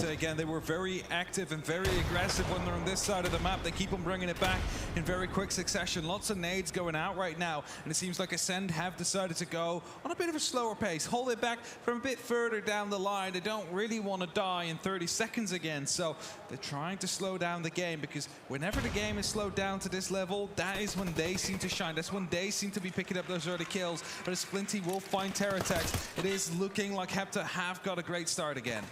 Hepta is doing the work they need to do as well. As now Kovo also goes low, taking a few pot shots in the meantime, and his health is. Короче, год релиза проца 18-й.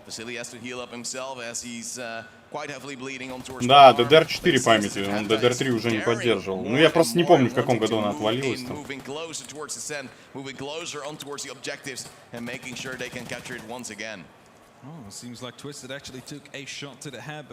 Не, это парническое заявление, порву без слез.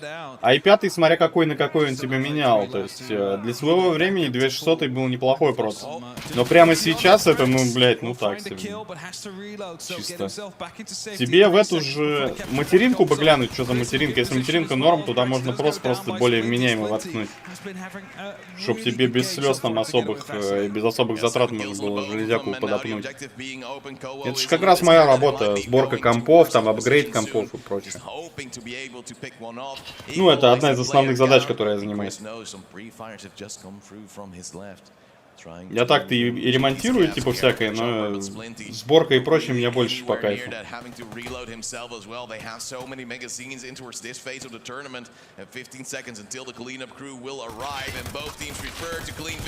Ебать, перестрелка на 3 метров. Хорошо, хоть один из них попал, блядь. А то это выглядело как слишком длинная перестрелка. Так, отвлеклись, короче. Хепта опять продолжает камбэчить. Прикольно, молодцы, молодцы. But still, no clear victor on towards bowl. No, but also the thing we need to mention here, Toldersma, is that it's first of 7, and if it's 6-6, it is still first of 7. Я понял, опять 6-го поколения. Ну давай сравним условно, сейчас я тесты гляну. 6400 против 2600. 2600 получше должен быть, но там, по-моему, не космическая разница. Сейчас я гляну, скажу тебе. Я уже просто давно ни с тем, ни с другим камнем не встречался. Они уже не сказать, что сильно актуальны.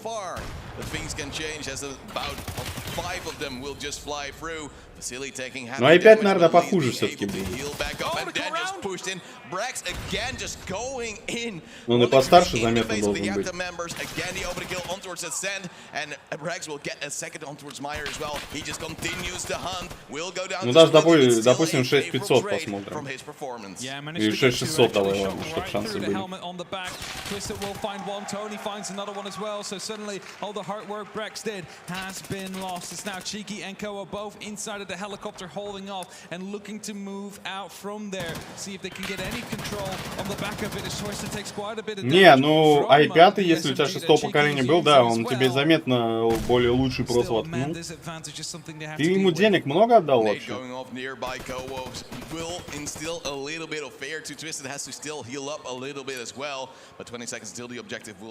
Ну да, это по железу разница, это прям нормально в пользу того, что он тебе поставил.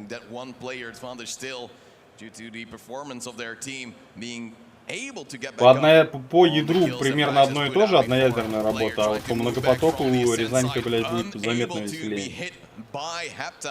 And I believe they're on the good side for the point as well. No, Kowo actually moving in on towards B straight away. Wants to go for the capture. 7, 5, 4, 3, 2, 1. Peek from Tony saves the life of Hepta currently. Cheeky's Cap wants to go on as well. And he's out of the zone. Hepta gets the lead for the first time in this map. Гепта перевернулся. У него все так молодцы. Так, сейчас я вернусь.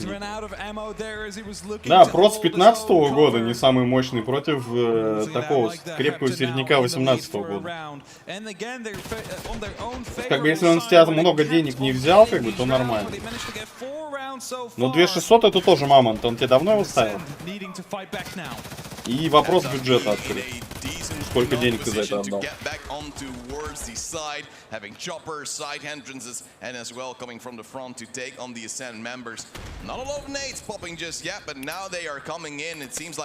Не, получше. За это не переживай. Да, 110к тенге на рубли не знаю, дели на 5 примерно, я брал сборку, а старый Мой ПК. А чё в сборку входило? Проц, материнка, все, то есть, если... Давай 110к тенге сейчас в рубли переведем, чтобы сумму понимать. И когда ты его брал? Давно брал? 110 тысяч тенге. 21 в рублях. 21 500 рублей. Да ну, зависит от того, что он тебе продал.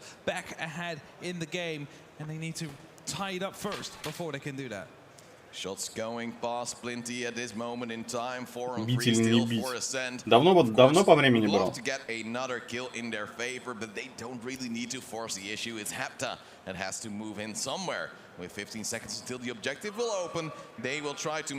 По идее, он тебе должен был продать проц, материнку, оперативку, если он твой полностью к матери ехал. Корпус, блокплейн, ну, блядь, так-то недорого. Недорого.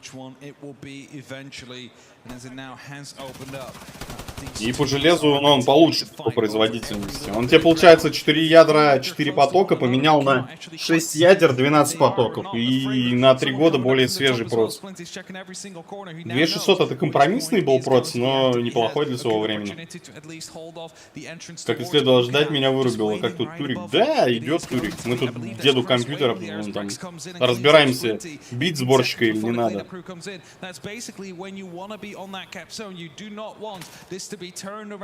Так, ну так как мы болеем за слабых, Хепта проигрывала все время, мы, короче, за нее.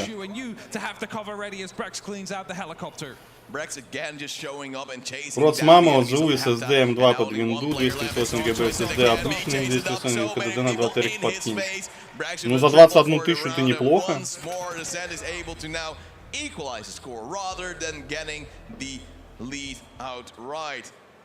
Код, в смысле вряд ли 5-й, Макс 4, ты про что? Тут еще бы узнать, какая там мама. Ну, за 20 тысяч, в принципе, неплохая сборка. Да, разобрались. Это не 5-я, там чисто физически невозможно. Ее на тот момент вообще не было. Там DDR4. DDR4 там. Просто когда мне дед писать начал i5 6-го поколения DDR5, ну это, блин, вообще никак не увязывается. Да, мамки ёбнешься стоит. У меня, получается, я материнку брал. У меня материнка последняя стоит, как у тебя почти вся вот эта сборка, блядь. Я не то чтобы выебываюсь, но и то она под DDR4. Она хорошая, но она под DDR4, а под DDR5 еще надо было накинуть. Shoots down Vasily, open kill for Ascent, hoping to get back on towards the lead, get back on towards the map point, and they know надо всяко, ну ты свои черты знаешь, поэтому охлаждайся сам, ё-моё. Не, в целом за 21 тысячу там условно он тебе собрал. Бля, как он его не увидел-то, чел с вереском, я не понял. Как он его не увидел-то, блин. Чел с вереском очень долго реагировал. Кися, здорово. В рамках цены, как бы, ну, такая, не сильно. Если ободрали, то не сильно. Надо еще знать реалии вашего рынка там, в Казахстане. В каком-то смысле у вас даже рынок, наверное, полегче должен быть, чем у нас. Вы-то не под санкциями. Вам параллельную не надо таскать. It's going to be probably Ascend that's on the offensive right here, trying to clear out some of these positions and head towards A. Кровушкой полили точку А. Бля, ну Хепта давай тащи. Мы теперь за тебя. Мы короче, за Хепту. Я не знаю, как вы, а я за них. Ну, это неплохо было. Бля, вот сейчас... Ай-яй-яй. Рожок высадил практически мимо. В итоге мало того отстрелялся, патрон слил. И себя раскрыл, и в чела не попал, блядь. Вот красавчики, во красавчики, а. Не, ну Гепта молодцы, они, короче, соперник тильтанул, походу. Не сильно, но заметно, потому что они сразу, как только Хепта вышла вперед, они отыграли один раунд, по-моему, да? А, не, погоди. Так, да, они отыграли один раунд, сравняли, и сейчас они обратно отъехали. Нахуй. Вот такие, слушайте, катки интереснее смотреть, чем когда Virtus.pro выходит и закатывает, блядь, в бетон, нахуй, соперника. Такое веселее смотрится, это конкурентная движуха.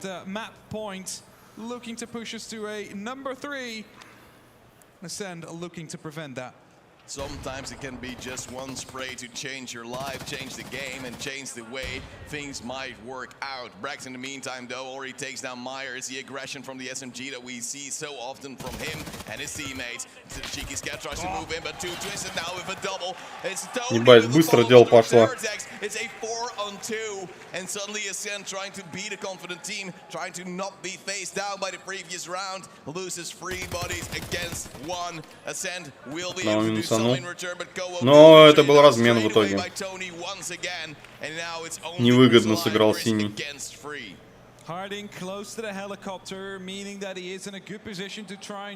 Это Крис, я так понимаю.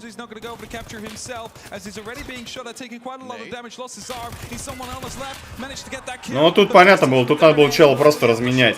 И они это сделали. Они вычислили его позицию и сходились уже более плотно к нему. Ну, Хепта, кстати, нормально разыграла. Последний раунд вообще как шахматы. Молодцы, молодцы. Че, смотрим третью карту, значит.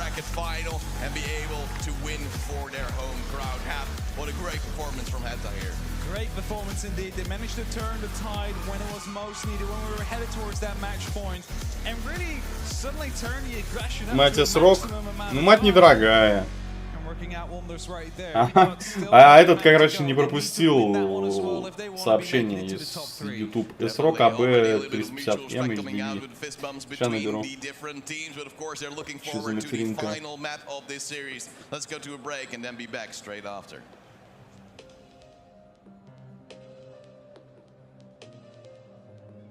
АБ 350М HDV. Я просто с этими еще, с AMD не очень дело иметь привык. Как-то больше все на Intel собирал. Так, версия у тебя ревизия 3.0. Вот, ревизия 3.0. Сюда. Официальный сайт, сейчас глянем.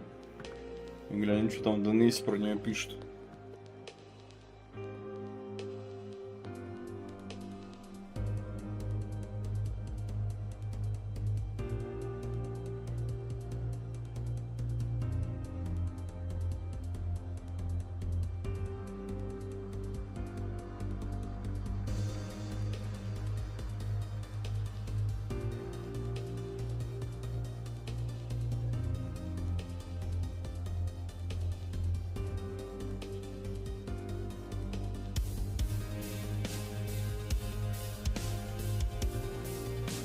Система питания 6, получается, всего 6 фаз у нее, что ли?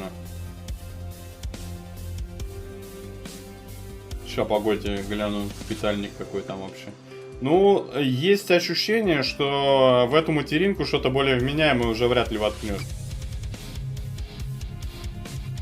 Абзац загрузил стримера, работая. Ку-ку. Ку-ку. Ку-ку, мой мальчик. Так.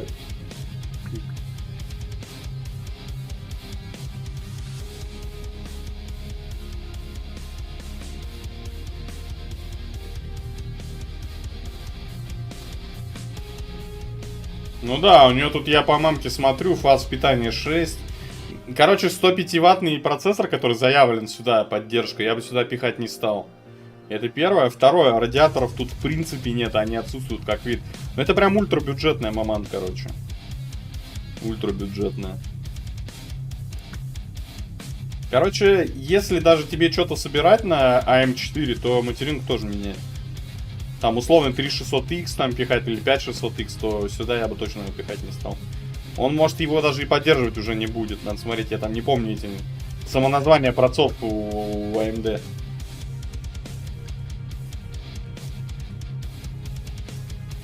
Короче, дед, если вдруг надумаешь что-то делать, лучше напиши заранее.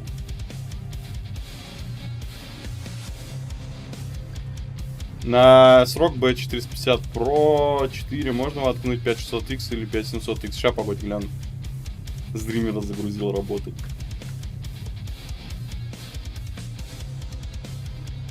А срок мне вообще материнки не очень нравится. Я, если беру материнки, то, как правило, MSI, потому что они очень редко экономят на питальнике. У меня 3600 стоит. А срок B450 Pro 4, B450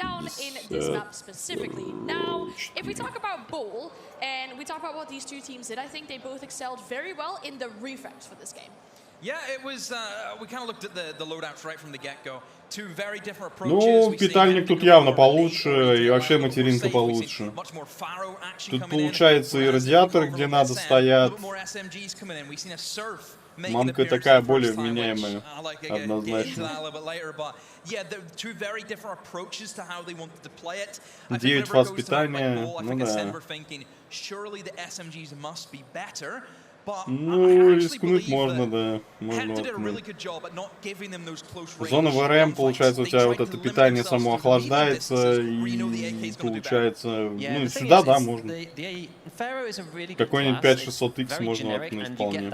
Class 5 armor, as I said last time, it's a little bit damaged, so you are slightly vulnerable. But against something like the Vimple that was chosen as one of the presets, that's got the SR2M, which is a submachine gun. It's a little bit similar to the MP9 that we had before, except the ammo in this is higher rated. It's a bit better. Мамка тоже не прям топовая, короче, но вполне. It's a little bit touch and go, so you really have to make sure that if you're using that SMG, that you are hitting those headshots, and if you're not, you're actually probably just going to lose to the other guy, which is a little bit unfortunate. And it puts you, it makes it tricky situation if you in just those full body shot on body shot fights, which you see a bit more on this map because of the way the cover is. There's lots of cover that's kind of like up to here, and it's like big boxes. You're not so much sort of leaning around like full containers. It's a little bit different.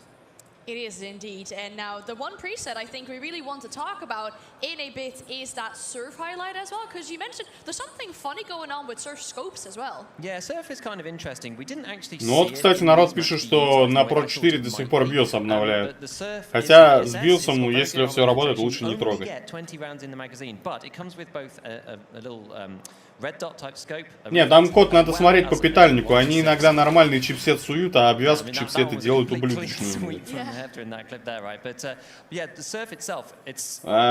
Дед, нет, не сильно толканулся. Единственное, что у тебя там прям вот, ну, прям по минималке все идет. То есть, если просто, ну, пытаться типа из этого компа выжить чуть-чуть побольше, то надо его переалпачивать в принципе почти весь. Ну, связку проц плюс материнку ты меняешь, допустим, а там корпус, SSD-шники, диски, это все, оперативку можно и оставить. Еще вопрос, какая оперативка стоит тоже. Ну да, Кот, я говорю, они очень иногда экономят прям на обвязке. То есть ты смотришь, там обвязано хуй пойми как. Или, например, материнка реально потянет нормальный 65-ваттник какой-нибудь, да? Ты ставишь туда горячий 105-ваттник, который она на бумаге поддерживает, а на деле зона ВРМ без охлаждения, прот сгреется, блядь, зона ВРМ греется. И сколько это все проживет, хуй его знает, короче. Я вот думаю, видюху или просто ставить новый. А у тебя видюха какая, Александр? В Таркове прот сложнее. Если видюха вменяемая, то можно железки поменять. Ну, другие. Если видюха компромиссная, то лучше видюху поменять, потому что 3600, ну, в принципе, такой нормальный камень.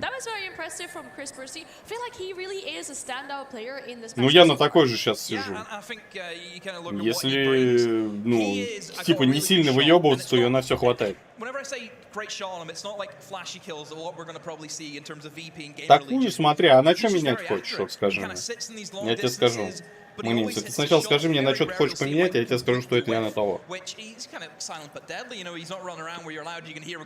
Хотя, в принципе, даже тянуть не буду. Смотри, вот если менять 2070 Super на условную там 3070 Ti, я бы не стал. 3070 Ti, ну, даст прирост, как бы, она вот 4060, ну, 4060 или 4060 Ti для тебя имеет смысл. Смотри, 3060 и 2070 Super это практически знак равно. Смысла вообще нет. 4060 от 3060 не ушла практически никуда. Поэтому для тебя 4060 Ti это тот минимум, который имеет смысл, чтобы вот просто деньги не перекладывать. Меня что бесит как обывателя, он весь светится и спереду, и сзаду, а я просил не светлячка. Убрал за стол, пусть там светится. Ну, видюшка DDR5 это понятно. 12 гигов. Знает, я бы на 3060 2070 Super не менял, если это только не лютая халява будет. То есть прям практически за даром можно поменять. Более свежая серия, там туда-сюда, более новая видюха, возможно. Если ты будешь просто вот хочу новую и так далее, 3060 вот прям вот она будет прям вот либо ноздря в ноздрю, либо чуть-чуть 2070 Super проигрывать по FPS. 4060 на мой вкус вообще неудачная видеокарта. На мамке обычно... Она либо на мамке, либо вообще кнопка на корпусе может отключаться, подсветка. Вот. 4060 тоже, я бы не сказал, на мой вкус не очень удачная видеокарта. 4060 Ti за хорошие деньги, если, ну, за вменяемый ценник, вполне можно поставить. Она будет холодная, она будет производительная, DLSS последний, короче, ну, такое. Ну, если с нуля сборка, то хорошая сборка. А вот тебе менять 2070 Super на 3060, как бы, пусть даже 12 гиговый, большой, как бы, разницы в производительности вот вообще нет. И смысла особого нет. Ну, с нуля нормально.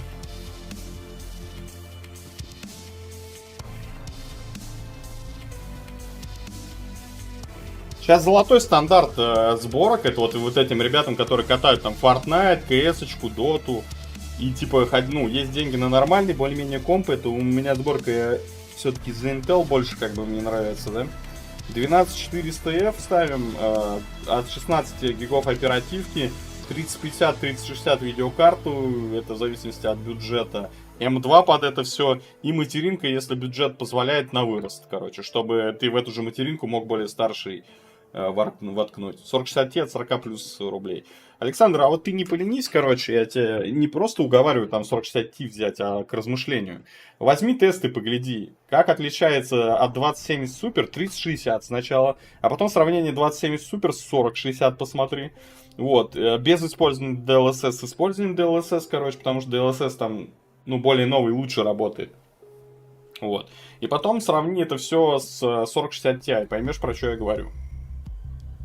Чисто я тебе через призму производительности говорю. А ценник, да, ну ценник такой.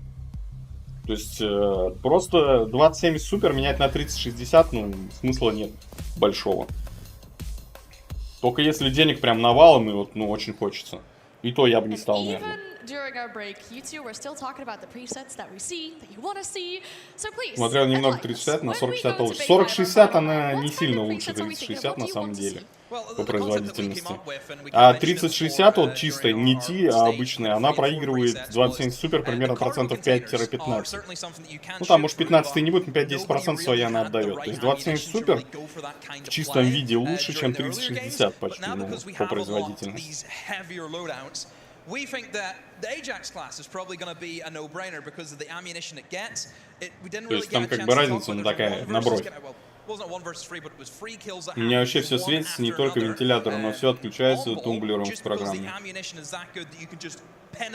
Доработал напильником, да, теперь оно отключается. Где ЛСС я приду года через 2, до того все посчитано. Ну, кажется, дорогу осилит идущий. У меня тоже там, если бы нюансов одних не было, я бы и комп себе не обновил в этом году.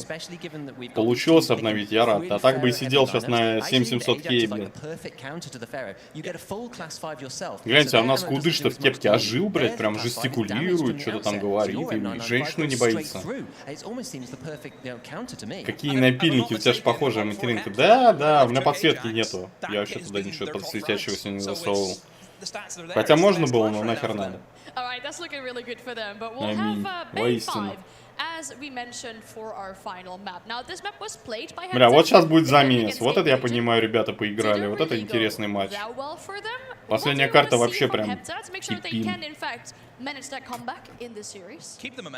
Я не засовывал, оно там было.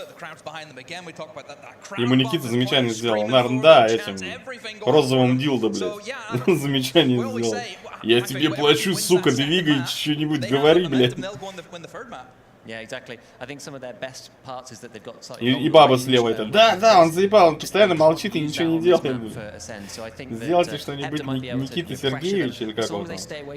Ну, Никита Сергеевич достал этот волчий успокоитель розового цвета, блин.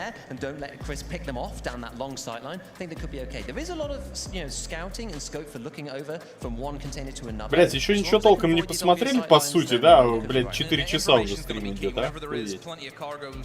That you can hide in. All you need to know is just okay where he might be, and just start spraying through. You might get lucky. You don't know. Exactly.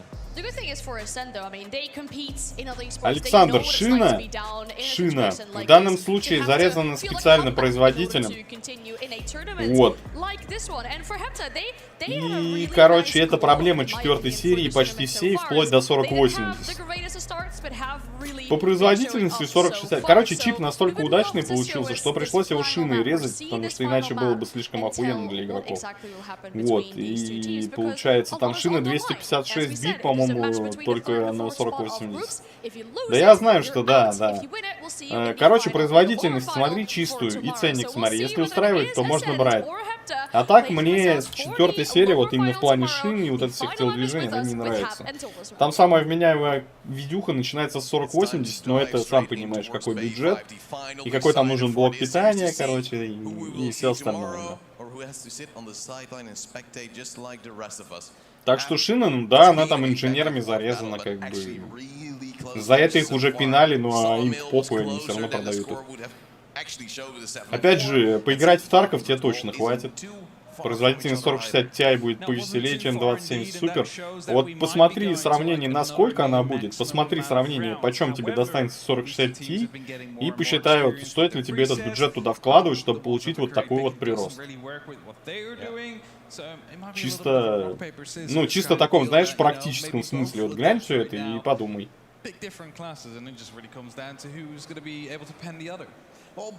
Слот подножный. Станислав Шишкин, блин, да. Вставь, Неслав. А бировцам слот под нож добавить швабру и бутылку. Да, из-под шампанского, блин. У меня MSI, MPG, B550, гейминг, карбон, Wi-Fi, карбон, блин. И в этом MSI-центр есть настройки отключения всей подсветки, но на кулерах, что на самой мамке, что на мониторе. Ну она, да, там она синхронизируется же со всей этой херней. У них, я не помню, как аура называется, или аура это у вас Или у них мистик, по-моему. Я уже просто запутался. А так вот, смотрите, у меня комп вообще без подсветки, у меня ни одного, блядь, светящегося элемента там нет, кроме диода, по-моему, на материнке и надписи на видеокарте. Мистик Лайт, о, я помню, что это такое. БП 650 Вт для 4060 Ti. Ну, нормально, да. Но опять же, не любые 650 Вт. Какой-нибудь Exigate, нахуй, не смотри даже. Я себе последний раз поставил Super Flower, китайцы, ебать охуенные блоки питания, просто четкие. У них там и супер коннектор прикольно сделан, универсальные шнурки, и вообще в целом блок питания, блять, убить можно на. Тяжеленный.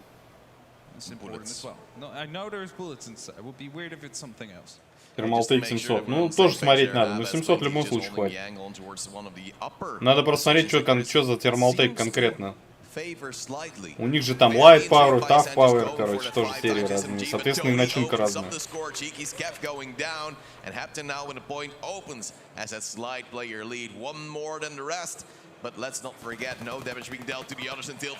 Просто я лазил, знаешь, в разные компы, короче, залазишь, там, блядь, все более-менее, а блок питания на сдачу. И ты такой, да, сборщик был, молодец, блядь. Кошмар. Не, ну экран у монитора-то в любом случае светится, дед, ты чё? Ну или может код на Новый год там, не знаю, диодную ленту прикрутил, может он об этом.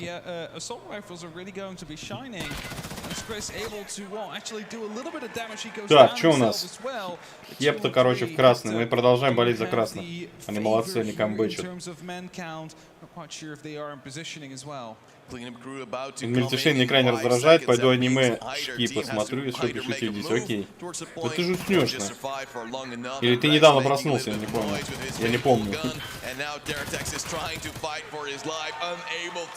Бля, нормальный хепта дала, короче. Бля, ну 2 огрызка против целого чувака.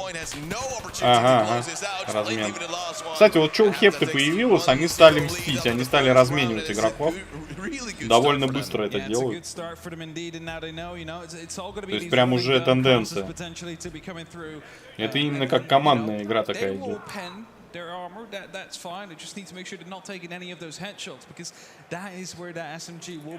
Александр, да забей ты на всю эту шелуху. Ты прямую производительность сравни, все. Больше тебе ничего не интересно. Как они этого добились? Тебе нужен практический выхлоп для себя, как для конечного пользователя. То есть, если оно перекрывает 2070 супер по производительности на такое-то количество процентов, короче, ну, в среднем, ты переплачиваешь за вот эту карточку вот такую вот сумму, ты складываешь эти два показателя, ты говоришь, блядь, да, вот за такие показатели я готов эту сумму переплатить. Если эти показатели прироста тебя не устраивают, ты такой, бля, нет, это слишком дорого для такой вот разницы. И все. MSI Optics. Ну, Mag это хороший монитор должен быть. Это у них серия. МПГ, МАГ там были, по-моему, серии. Или только Mag у них серия была, я уже могу путать. Half HP already. Yeah, definitely the classes in the Pharaoh to have quite a low amount of recoil, but as Chris is able to find a kill as well, being tagged up and taken down right. Просто, Александр, не забивай башку этими процессорами, прочими. Тебе выхлоп важен, как игроку. Вот на него и смотри, в общем.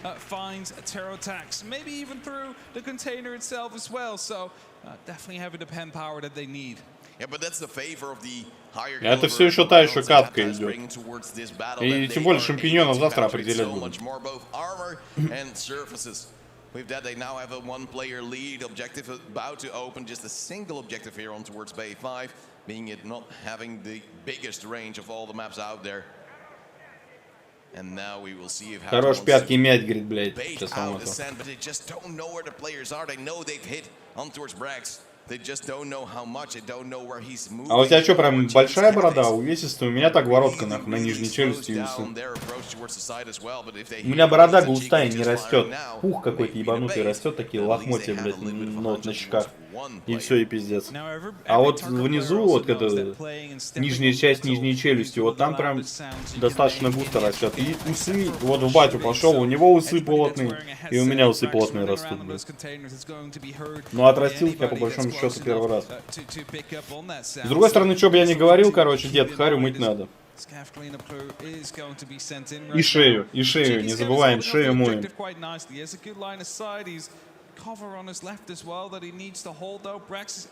Козья бородка. Не, она пошире, чем козья. Но что-то похоже. Я мало того, сейчас подожду, она еще вниз отрастет, и она в косичку заплету, блядь.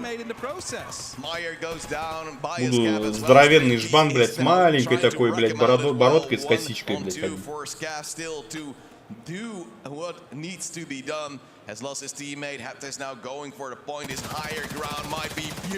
Бля, как он ушел, он ничего не попал в него, приколите, он целый спрей дал, и ничего не попал вообще в него.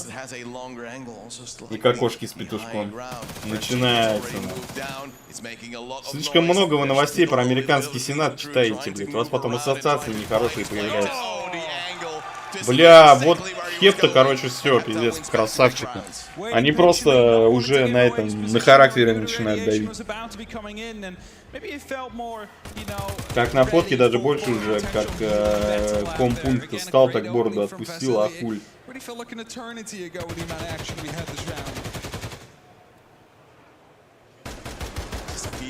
А сезон-то как расшифровывается? Я, конечно, предполагаю примерно.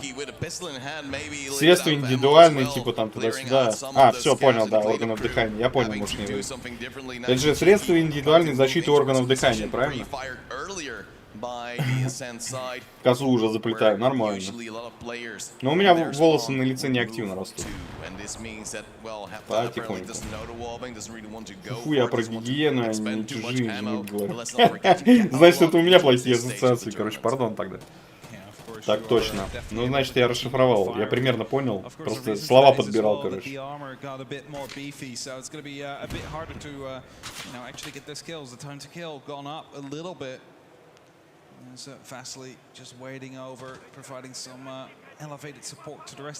Ну, честно, говорит, помирать не хотите или вам помочь? А, они еще никого не убили, у них уже, блядь, минута прошла, они еще никого не убили даже. Помойте меня, Харри. Не, нахуй, давай сам. И шею не забываем, шею тоже моем. А вы, Антон, шалунишка. Да, блядь, с вами по-другому не получится, вы же меня постоянно тыркаете. Новостей накидают в упорты, а я шалунишка потом. И вы меня испортили, намекаю, конечно. Well, Hepta's way completely this game. What an amazing turn there for Twisted to be able to at least get the first kill and get out alive. Теперь только по праздникам. Не, ну в принципе. Мой же технически, хули тебе еще, как говорится, надо.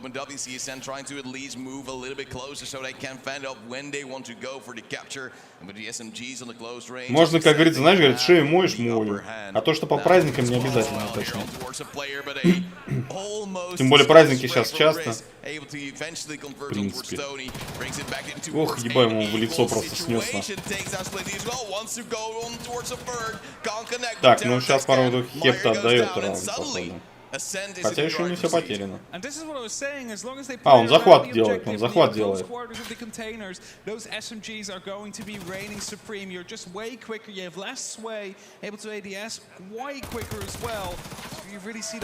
Так. Бля, но он, кстати, отстреливался как лев, ну. Тот, который в кругу стоял.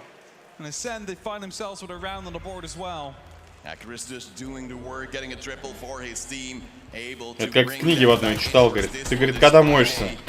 Ну, когда жил в замке, мылся, говорит, в озере у замка. А зимой как? А сколько ее той зимы? Вот и тут такой. Не, фраг шикарный мне. Если мы про одно и то же.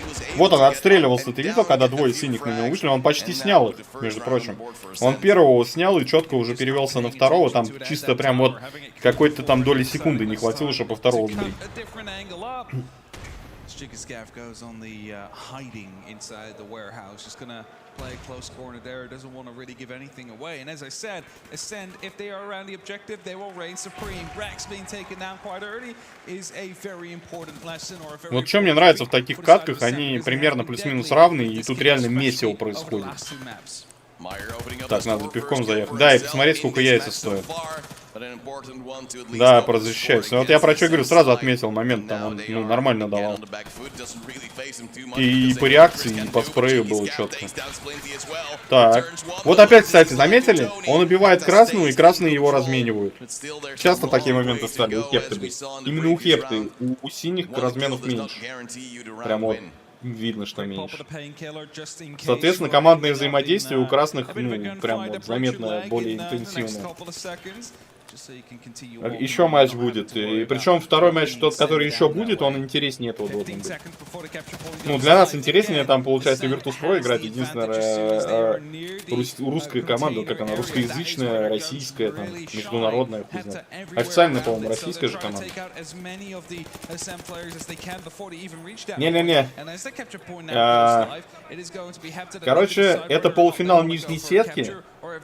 Потом финал верхней сетки будет.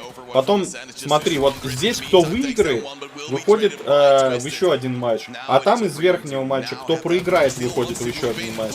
А тот, кто выиграет следующий матч, идет сразу в финал. И будет ждать еще одного соперника. И завтра, получается, мы смотрим чистый полуфинал, шоу-матч и финал.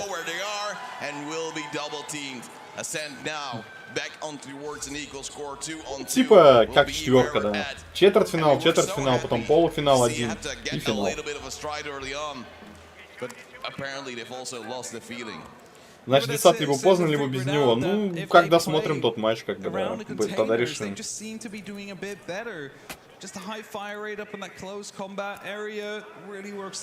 Тут как бы, если больших перерывов не было между матчами, то было бы интереснее. Тут еще много глядеть, пойду посуну. Но сегодня еще один матч будет только, а остальное все завтра.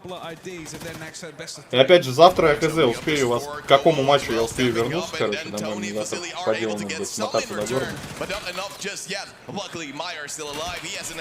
Блядь, гляньте, они их просто унижают уже. Вот это сейчас просто распил лица был. Нахуй. Это просто сейчас разъеб был, нахуй. Красные просто вайп какой-то словили и просто, нахуй, двумя ногами на харе прыгают этим ребятам. И причем, если учесть, что первую карту они проиграли, они забрали вторую, если они сейчас заберут третью, то это камбэк. Причем максимально четкий.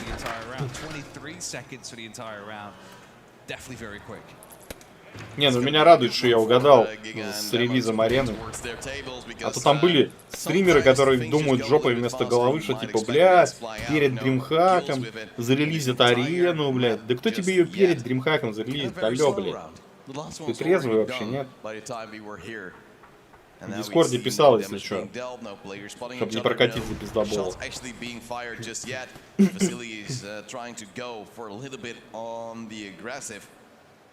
But currently it's Ascend also just trying to hold off, having the long range, and you see multiple people just trying to shoot from range, dealing a ton of damage onto our Splinty. Nate flying as well towards his position. He will survive though, and that means that Jigascav will have to throw another one. О, как я гранаты кидает. Молодец. Right inside, yeah, I was going to say, that bounce back, that might actually blow him up if he's not careful enough. Meyer, though, will find a kill onto terror attacks. It's going to be pretty banged up together with Splinty, of course, so they need to be careful as soon as those SMGs start coming through. Кстати, вот так посмотреть, команды ровненько играют. У синих только перекос между Чики и Исчизом. Один тянет чуть больше, другой чуть меньше, остальные плюс-минус ровные идут.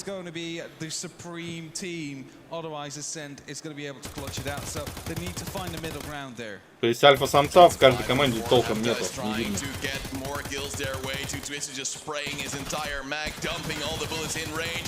Ой-ой, лицо от 3. Ну 3 на 3 давай. Losing the player lead, but the objective is now currently live. It is dangerous. It is able to be captured. Так, красный минус. Размен. Я про что говорил? Красные разменивают стабильно. О, синего подкушали. Заметьте, синего подкушали, размена нет. То есть красные, получается, стабильно играют двойками, тройками. Поэтому размены быстро происходят. А синие играют, походу, от позиции. Так, а вот сейчас размена не будет. Потому что позиция статичная была у второго, да. Но он позицию врага знал и отыграл от своей. Красава. Не, Хепта молодцы, кстати. Прям видно, как они, скажем так, адаптируются, да, на ходу. Вот это прям заметно.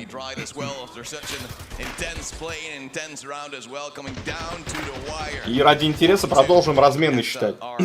Именно такие вот. Не в куче на кучу, а когда размен идет в какой-то статичной позиции. 40-60 тиш, 50 стоит. Секундомерчик. А ты в каком магазе затариваешься? И вообще территориально где находишься? Россия или Казахстан? Я уже просто не помню, кто где говорил. Помню, что отец и дед с Казахстана. Про тебя не помню.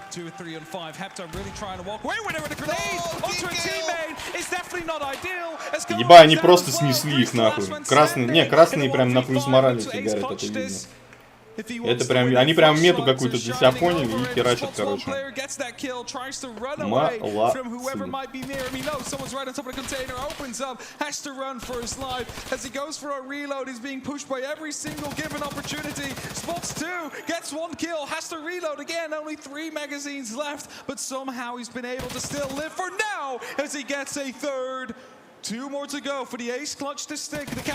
Ну слушай, у тебя хороший ценник, если 50 плюс прям с небольшим, то это хороший ценник. Это хороший ценник. Потому что я вижу.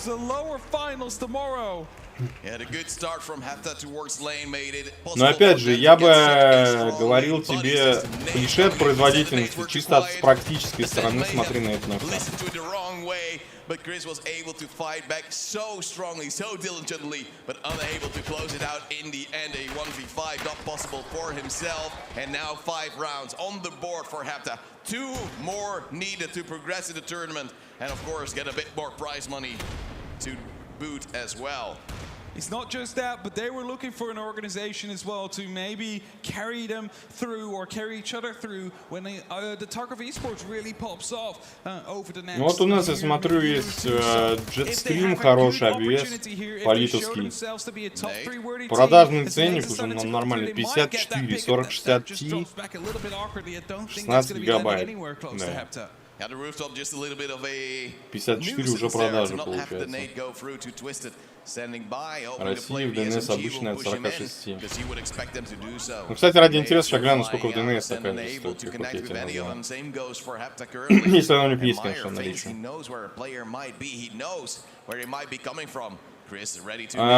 Короче, смотри, вот я тебе назвал, мы 54 отдаем, в ДНС такая же 61. 61. Один в один, полит джетстрим. Порт номер могу кинуть. И у них доставка только 19 декабря так привезут. 3 вентиля. Нормально. 3 года гарантии. Ну, короче, пятнаха, разница с ДНСом, блядь. Нихуя себе. Что-то прям много.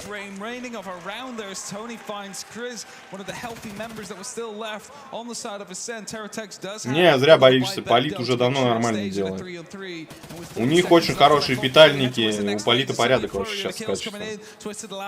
И чтоб ты понимал, у тебя по Политу намного проще сейчас будет с гарантией, чем с условным МСА и так далее. Не, Александр, вот я как, скажем так, торговец в каком-то смысле, да, пусть опосредованно техникой, я могу тебе сказать так, у ДНС бывают очень хорошие цены, бывают, но их надо именно видеть и знать, короче, что это хорошая цена. Вот. Но и пороть чепуху с ценой тоже умеет. Как и любая сеть с дифференцированной наценкой.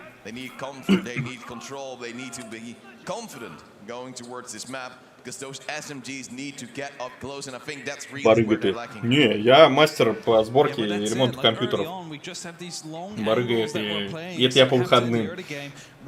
Не, ну согласись, купить видюху за 54, блядь, или за 61, есть разница? 17, сколько, 7к, блядь, просто рублей.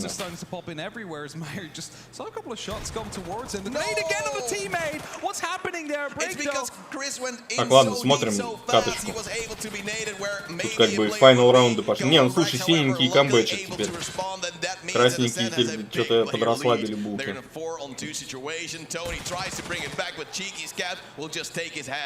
Все, красненькому ГГ нахуй. Разменяться уже не получится. But he's so outnumbered, he's so outmatched, he's so outpositioned as well. He can do nothing against the point being captured when it becomes active. Well, that's the thing, right? Like, it's still 30 seconds before the capture point becomes active, so he's hoping. Мне вот что у киберов нравится, как они между шагом, бегом и на зоне очень аккуратно магазин надо выбирать. А то получится. Короче, нюансы с онлайн-магазинами всегда возможны, я тебе так скажу. При том, что Озон достаточно качественный магазин. Бля, нормально отыграл, кстати. Бля, вот сейчас пиздец его, вот сейчас его доработают. Должны добирать его. Да, его там уже и сверху гонят, короче. Все, там уже, ну там уже позиция его была понятная, они уже как кабанчика загоняли. Так что на Озоне смотри, во-первых, когда привезут, во-вторых, кто магазин, в-третьих, что этот магазин продает и есть ли там отзывы. Ну, короче, там надо определенную социологическую работу провести, короче, чтобы выяснить, насколько вменяемо то место, в котором ты конкретно на Озоне покупаешь. Не, я не говорю, что Озон это скам. Я говорю, что там бывают нехорошие магазины и нехорошие лоты в этих магазинах. Вот только в этом контексте. Если ты магазин посмотрел, проверил, что он реально торгует. У меня под боком в Самаре сейчас открылся магазин. Я вот стиралку ремонтировал себе. У меня устройство блокировки люка сдохло, короче. Вот, я, получается, устройство блокировки люка заказал себе за 390 рублей. Мне чел местный наш ремонтяж нахуй предложил за 800. Я за полцены купил, 2 дня доставки, блядь. Как говорится, ну сэй.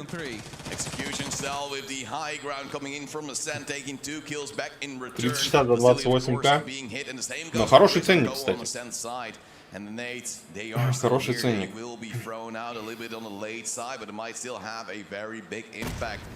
Ну вот именно так и надо покупать на Озоне. Нужно внимательно смотреть, у кого и что ты покупаешь. Я тебе на Озоне могу сказать, есть хороший казахстанский магазин, который в Россию присылает. У них и склады, по-моему, в России уже есть. ОМК называется, английскими буквами, по-моему, ОМК. Или русскими, хрен знает. Но ОМК Казахстан, короче. У них, во-первых, и цены. Это, я так понял, параллелька на РФ рассчитана. И вот они, короче, там вкусняк прям довольно часто продают. Чел бинтовался, у него башка была отстрелена, только что показали.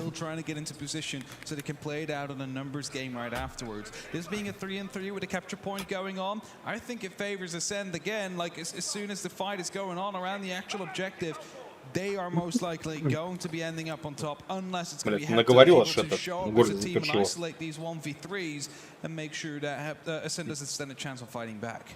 No, definitely still even numbers and нервы пошли, решающие раунды, решающие карты. Сейчас самый сок пойдет. Тильты, нервы, промахи странные. Холоднокровные, блядь, клатчи. Посмотрим, у кого яйца толще. Идеальная пара. Примерно равные команды, короче, которые сейчас будут решать. So, you know, if you need to black out any part of the body, I think the head is the best to actually get at that point. Команда зачистки идет. На нахуй. Неожиданно, кстати, было сейчас. А, чел, который убил красного, отлетел от кобры, нахуй. Красиво, красиво. У нас, получается, один из топовых стрелков, короче, своей команды был в прошлом раунде, в этом сейчас фиди. О, они в итоге 1 на 1 остались. Его команда зачистки синеньким, блядь, все кишки вытащила. Тут полит за 37 даже есть. 4060 Ti. И охлад мне скажи какой, что конкретно за полит. У полита есть охлад Storm X, его брать ни в коем случае нельзя. Дуал — это вопрос, а дальше уже пошли нормальные. Гейминг Overclock, Jetstream, бля, красиво, вот это было красиво. Но сейчас вот Хепте помогли команду зачистки, а не синих нахуй шинковали. Двух шинканули синих команды зачистки. Это ты смотришь ОМК, что ли? Или просто на озоне?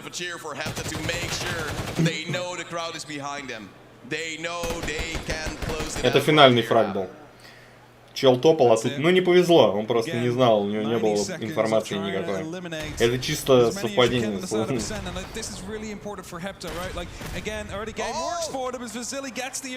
О, нормально. Еба, вот это сейчас дизмораль у чуваков, их тупо взорвали нахуй. Не, Storm X не надо. Это одновентиль, он просто сдохнет нахуй. Во-первых, жужжать будет как скотина, скорее всего. Во-вторых, охлаждение такое себе. У них нормально это Jetstream, потом, блять, как же у них еще топовый охлад, Game Rock и Gaming Overclock. Это то, что у них, ну, гейминг просто, полит гейминг. Не обязательно Overclock, это у меня просто было, запомнил. Это вот три варианта охлада, которые у них, в принципе, вменяемы. Ой, как хорошо сбрил он его. И заметьте, он его сбрил, и следом практически произошел размен. Разменяли, таки добили. Хепта опять это на кадыком надавило прям. Все, последний чувак остался, и Хепта забирает карту.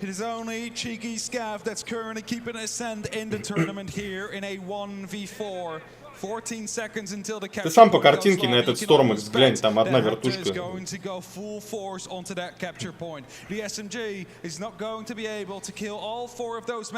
40-е эти серии, они, конечно, холодные, но одновентильнее, пожалуй, нет. Это как у Гигабайта есть Windstorm охлаждение. Оно в принципе неплохое, но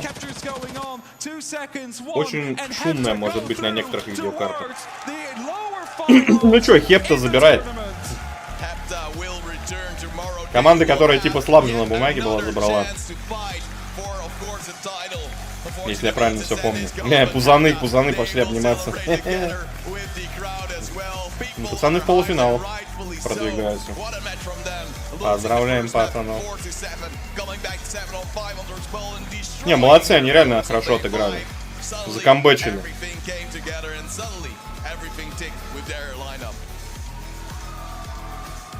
Привет, все у меня заработал, спасибо тебе большое, без проблем. А чё, в итоге просто переустановил и все работает? У тебя, видать, еще какая-то ошибка, значит, была в установке до этого, ну, в смысле, кроме системных этих библиотек.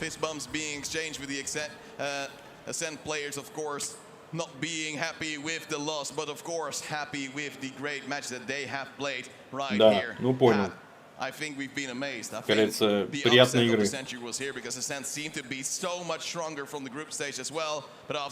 Так, ну у нас, походу, перерыв. Вот, у нас перерыв.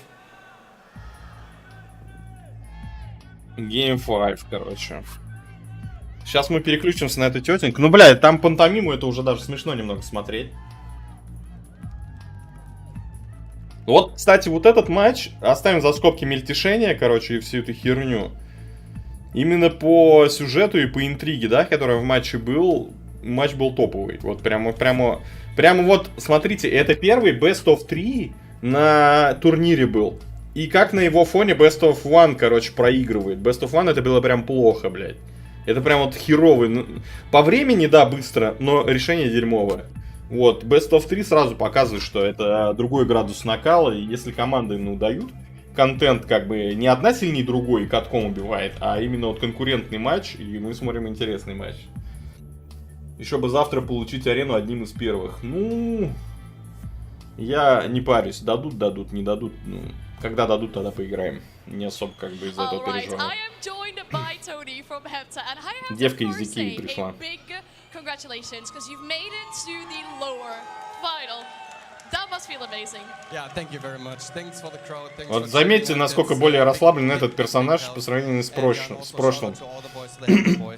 Просто стоял и думал, как на расстрел пришел, блядь.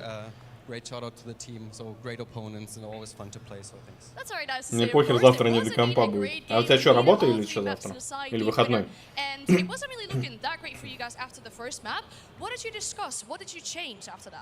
Что вы изменили после первой карты? On Sawmill, we had a chance. It was really close the first game. I know there were like 2 or 3 radar games come in place, right? But we had other strengths, and we said, okay, Chris, he was like ready with his sniper skill. So, and we didn't want to play air pit, right? So that's why we said, okay, it was pretty close. Let's get it one more time and try to get the win. It was not the best choice, to be fair, but at the end, I think it worked out because we know our strengths in bowl, and then also они с отдыха, что ли, возвращаются, ты вроде говорил. Ничего, говорит, особо мы не поменяли, снайперские скиллы, более лучший выбор сетапа.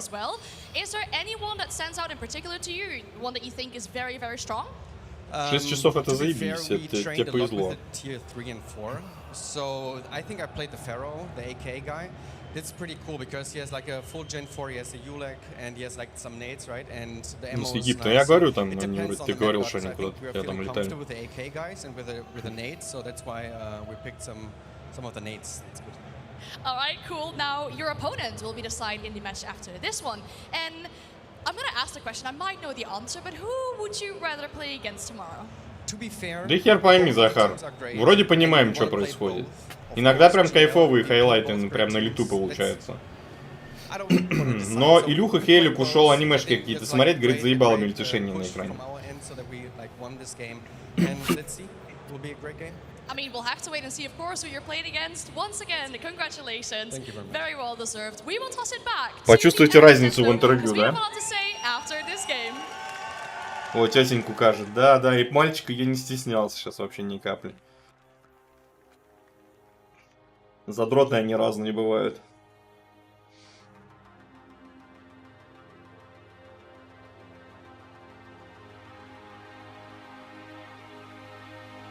Ну ты прям, я смотрю, тетеньку прям краем зацепил, ушла тетенька. Ну сейчас еще основную студию покажет этому. Тетенька молодец, она и там бегает, интервью берет, и этих двух долбоебов шевелит палкой, короче. Молодец.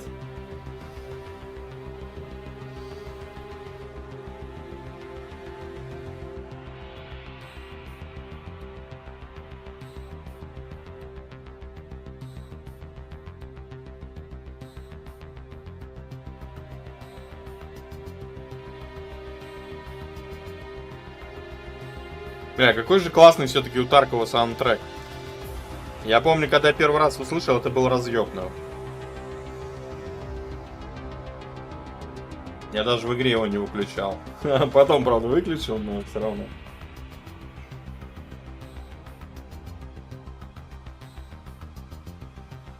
Сейчас, кстати, Захар, если тут еще этот матч был прям, ну, такой четенький. Хорошо было, хорошо. Прям эмоциональные качельки немножко были.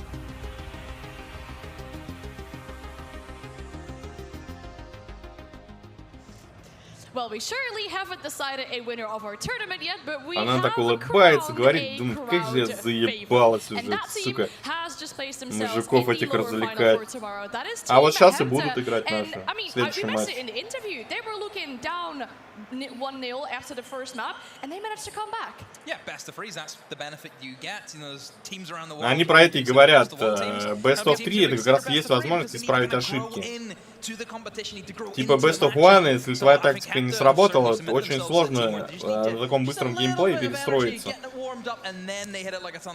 Типа первая карта вот как разогрев, короче, а дальше идет камбэк.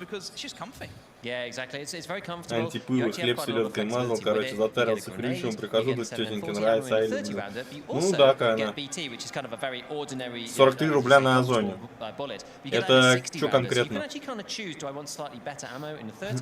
И это в нормальном магазе уже ты вычислил магаз? А то ты это, Александр, залетел, и мы с тобой там много про что пропиздели, короче, и что конкретно надо понять. We also have our fastest round so far of the tournament.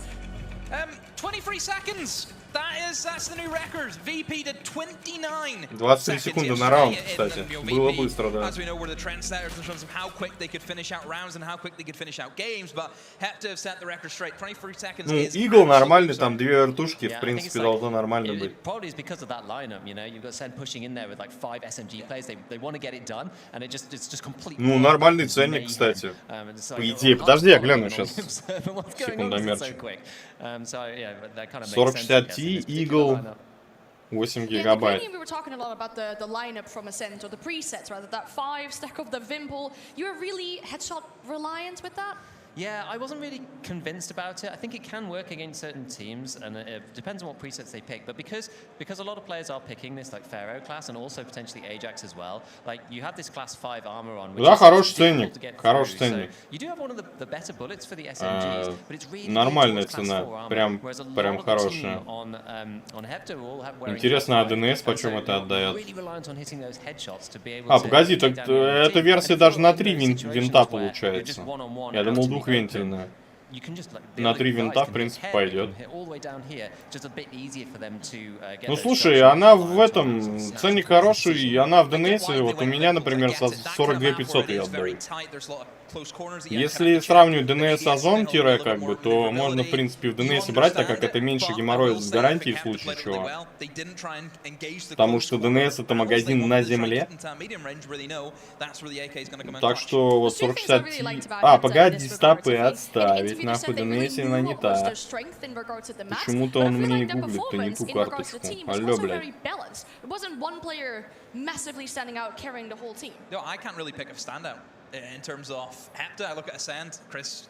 А, у нас такой на остатках нету, пардон. Sadly gets nothing out of it, but he's made a name for himself, certainly. But yeah, Hepta, it's that team performance, same way that we praise VP, same way that we performed Gamer Legion. Everyone can do it on the server. There's no dead weight. Вот, 53 такая в ДНС, 4060 Ti. 4060 обычно 42 500, а это 53. Ну, десятка, ёпта, по сравнению с Озоном. Если магазину ты доверяешь, то ты нормально экономишь, получается. Да, дед приятно, кстати, что я упоролся. Да, 52 тысячи. Вот я тебе про что говорю, понимаешь? Время интернет-торговли — это как возможности, так и скам. Поэтому, если ты где-то нащупал нормальный магаз, как бы, ну, держись за него, блядь. Это тебе ничего не гарантирует никогда, но как минимум, слушай, десятка, и если магаз проверенный, то это нормально, Рахмет парень. Ты, главное, жевать успевай, то есть спасибо, да спасибо нам говоришь.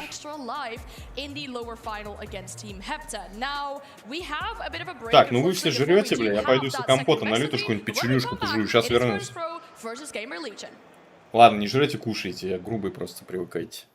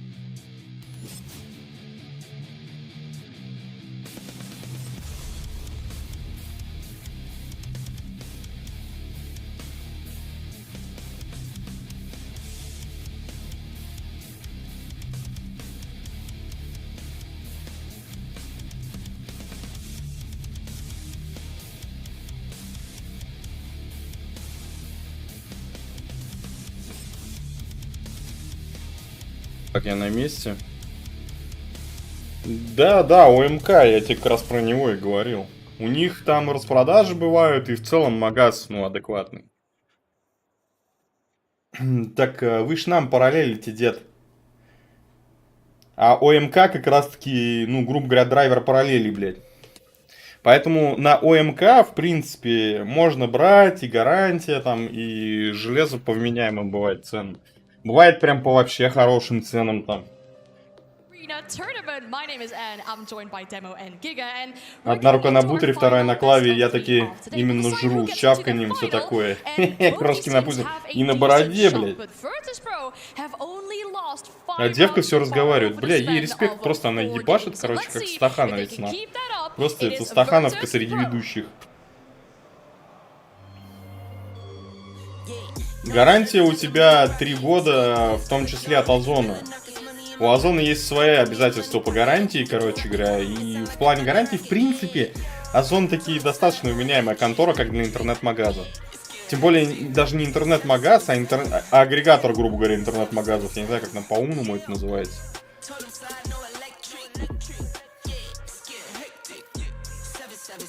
Мэджик прям смотрит на тебя, как на говно, блядь, называется. Бля, ну а с хардом кринжуха прям. Парень вообще что-то не очень.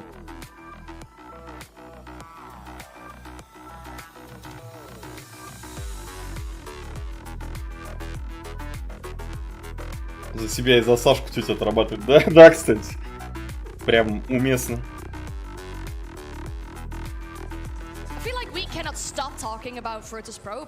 Озон что, магаз открыл? Шалкаш стример? Не, ты путаешь.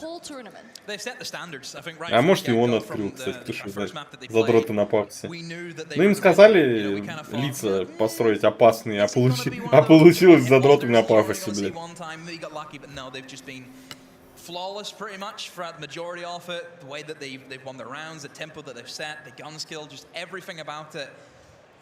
It's just a difficult team, isn't it? Yeah, exactly. They've just like lent into each map. Я вот как ультрабогатый стример кушаю хлеб с имитацией красной икры. Как вам, а? Вот там селедочное масло с хлебом.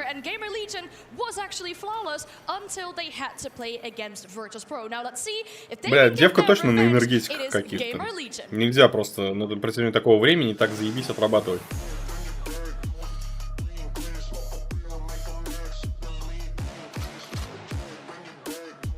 Ебать, у них челкарь в команде.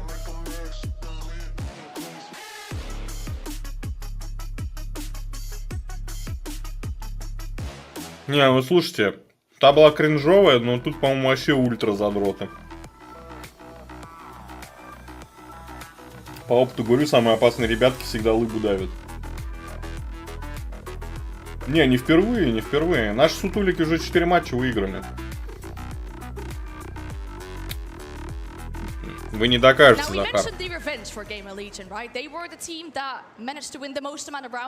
Или ты про ведущую. Yeah, exactly. You know, they've managed to, as you said before, Demo, they've managed to, get a little bit of blood out and, Мне нравится прям, смотрите, диссонанс словить можно, да? Девушка. Там прыгает, орет. И такая. Да? Я, конечно, хотел сказать, да, что это очень интересный чемпионат мы тут проводим. Господи, блядь, такая разница, это пиздец. Орлы сутулики, да. Я помню, как ты мне мышку скинул хорошую, которую тебе сутулые друзья рекомендовали. Я когда ценник нахуй на нее увидел, блядь, чуть со стола не упал. Хулиганы. Да, они, блядь. Реально. Район розовых пони, блядь. Какой район такие хулиганы, хули? Или это хулиганы из фильма Барби, блядь, никто еще будет понятно этот фильм.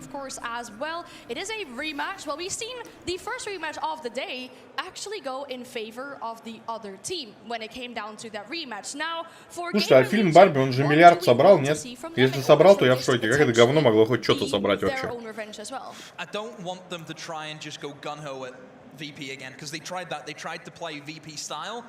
It's not going to work against them. You know, we've discovered that beforehand. So I want to see them just try and maybe go more outside the box. Maybe try and set their own tempo, set their own pace. Это будет кек, если, короче, Virtus.pro отлетят, нахуй. Вот это я буду ржать, блядь. Yeah, exactly. You know, we know that they can hit their shots, but they just don't want to go one-on-one brute force. But they've got a lot more kits. Где-то я тоже не смотрел. Я обзор у Дживибека смотрел.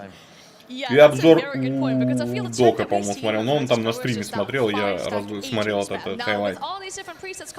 Мне не хватило, чтобы не смотреть кино.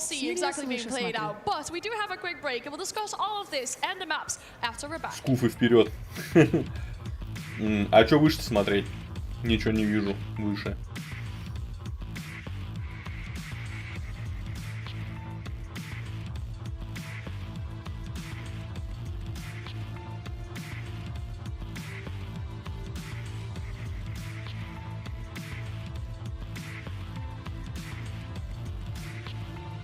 Я жую себе хлеб с имитацией красной икры, нормально мне.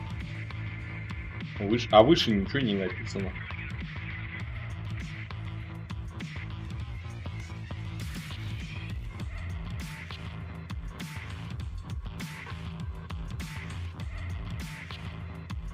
Ага, дед, согласен, да. Тут Барби поинтереснее, чем та, блядь, швабра, которая там в кино была.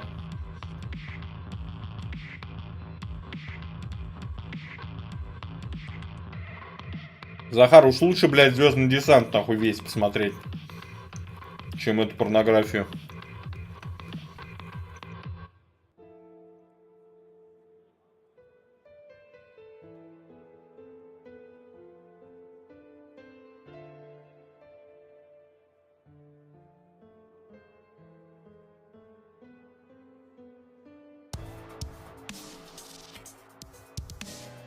Если нам сейчас опять вернут эту девку и двух мужиков этих, блядь, то зачем эта перебивка была? Мы ее каждый раз видим по 8 раз, блядь, между каждыми матчами. Или там девку откачивают, ну просто она такая выдохлась, типа поваляюсь сейчас до сцены, встану и опять продолжим. Я не говорил, что я это буду смотреть, я сказал, что в сравнении перспективу посмотреть Звездный десант, блядь, выглядит лучше, чем смотреть Негру-русалку и прочее. Так что не надо говорить, ну, приписывать мне того, чего я не говорил. We are about to head into our second best of three of the day and decide our very first grand finalist as well. The stakes are high for this game, and it is a best of three, as we mentioned before. And I'd just like to pick you guys' brain on what kind of maps we да вот want to see, Быкова даже в списке, по-моему. Мы до хрена что смотрели уже где-то, но завод не смотрели. Before, which is a fairly small map out of these maps that we do have. Тебе в Discord надо восстановить. Там вся движуха кино. Бля, как завелся. Не завелся. Я констатирую факт. Это вы там экзальтированно себя ведете. Илюха, я это сделал. Ну, что ты сделал-то? Ничего не сделал, неправда. У меня все записано. Больше 200 уже, там под 250 в общем, наверное. Учтенных только 220 или 225, что-то типа того. А еще до того, как я все это учитывать строго стал, мы сколько времени смотрели. Так что там точно не все написано.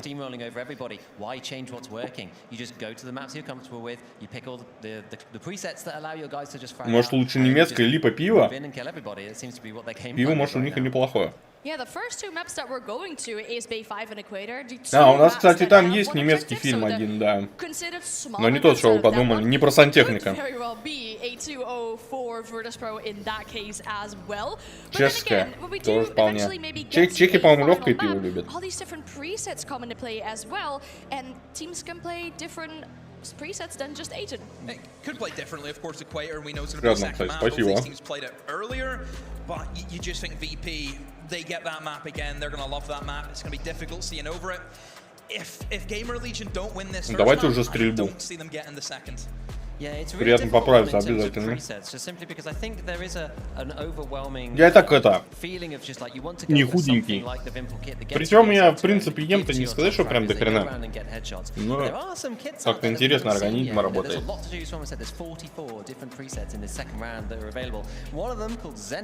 Иногда вообще один раз в день ем, блядь. Может, поэтому организм запасает, скажет, сука, сейчас не запасешь на веса, блядь, он не знает, когда в следующий раз жрать сядет. up front with a mega helmet on and let him soak up all the bullets. Well, the info we have for Bay 5 for both these teams. Не, европейского кино достаточно было интересного, да. Несколько испанских фильмов были. Иранские фильмы смотрели. В списке даже израильское кино, по-моему, есть. Французское, итальянское кино смотрели. Датское кино смотрели. До хрена.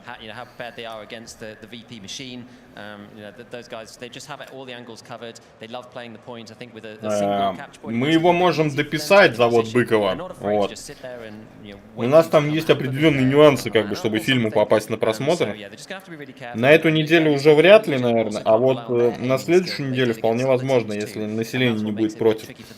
Быкова я сам завод не смотрел, так что я бы с удовольствием поглядел.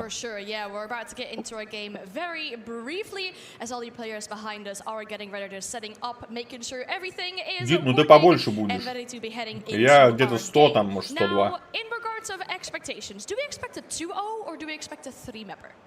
I think 2-0. Just, I'm gonna have to back VP. They've looked dominant. We've seen what happened whenever Gamer Legion went up against them. На бусте кто-то уже залетел. Иван как раз, наверное, ты и был, да? Я видел, что там эта подписка добавилась. They're the team to beat. They're the team who fundamentally have the fundamentals down to a T. So yeah, you expect VP. Do you agree with that? What he said. Exactly what he said. Yeah, well, we'll have to wait and see, obviously, if VP can remain undefeated, or if Gamer Ну, я говорю, я на тебя и подумал. We'll take it away on our very first map with Hap and Tolasma. Просто рожа Зеленского заебала. Так у нас и не было украинского кино. Не потому, что мы против украинского кино, просто нам не показалось интересным его туда добавлять.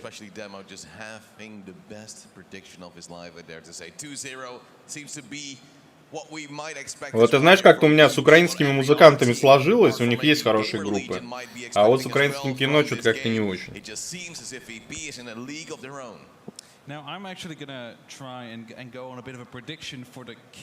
Фильмы годами ждут просмотра. Ну, поэтому где-то я тебе и говорил, что мы можем вынести это как предложение, чтобы посмотреть без очереди. Но тут зависит не от меня, а от тех, кто смотрит. Я могу только проголосовать за или против, и это один из голосов только будет. Не, у нас так-то диктатура, конечно. Но тут я как бы не готов репрессии объявлять. And it's actually interesting to see the Kalta coming out from a VP as well towards WTG. Takes the first frag with that as well as Rask will move up. And suddenly Gamer Legion without just actually being in the surface. А, у нас тут война началась, пока я жевал, да? О, нормально.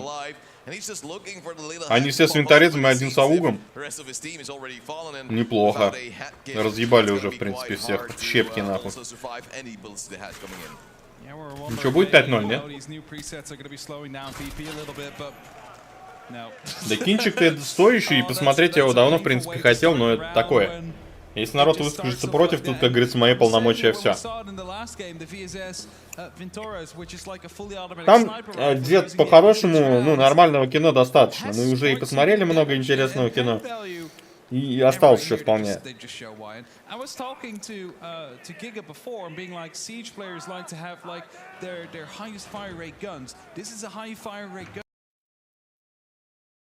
Что зависло? Алло. Так, но предложение, если и будет, говорю, то на следующей неделе. На это уже вряд ли. На этом мы уже там вроде как определились.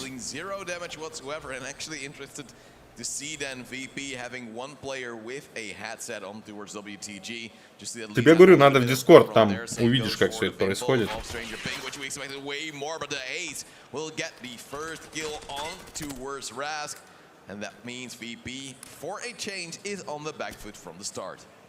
При этом на кино немного народу ходит в целом, а голосует за выбор еще меньше, поэтому там такое, получается, условно закрытое сообщество.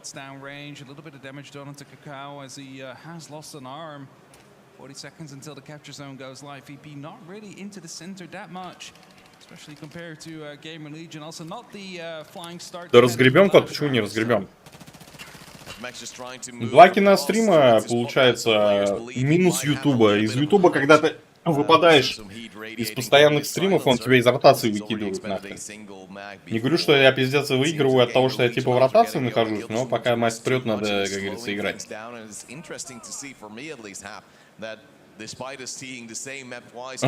Смотрю твой поток из-за простой искренней пиздоболи, сорян, но мне достаточно. А за что ты извиняешься? Мы тут просто и пиздоболем большую часть времени. Кстати, нормально. Сначала разрыв в одну сторону был, а сейчас в другую. Прикольно, да? Это как чемпионат мира по пощечинам. Сначала они им выписали, а теперь эти в обратную бьют. Жалко, не попал. А вот сейчас попал. Красава. Прям нет, когда очередной выходной бежишь. Ну, выходные, блядь, иногда тоже нужны, иначе я просто это... разговаривать на стримах перестану. He also knew that was not going to happen. Gamer Legion managed to get the capture, and right after Ferlix is going to be able to get the shots down onto the final player. Team kill not really helping. Так-то я не против 2 киностримов в неделю, вот чисто технически. Мне по кайфу кино смотреть, там сидишь себе, рассуждаешь, обсуждаешь, блядь. Лайтовое время. Если получится это как-то рационально уместить в неделю, с учетом того, что иногда я какой-то один из киностримов могу, например, прогулять, и будет он один в неделю. То есть это все, короче, такая информация к размышлению пока.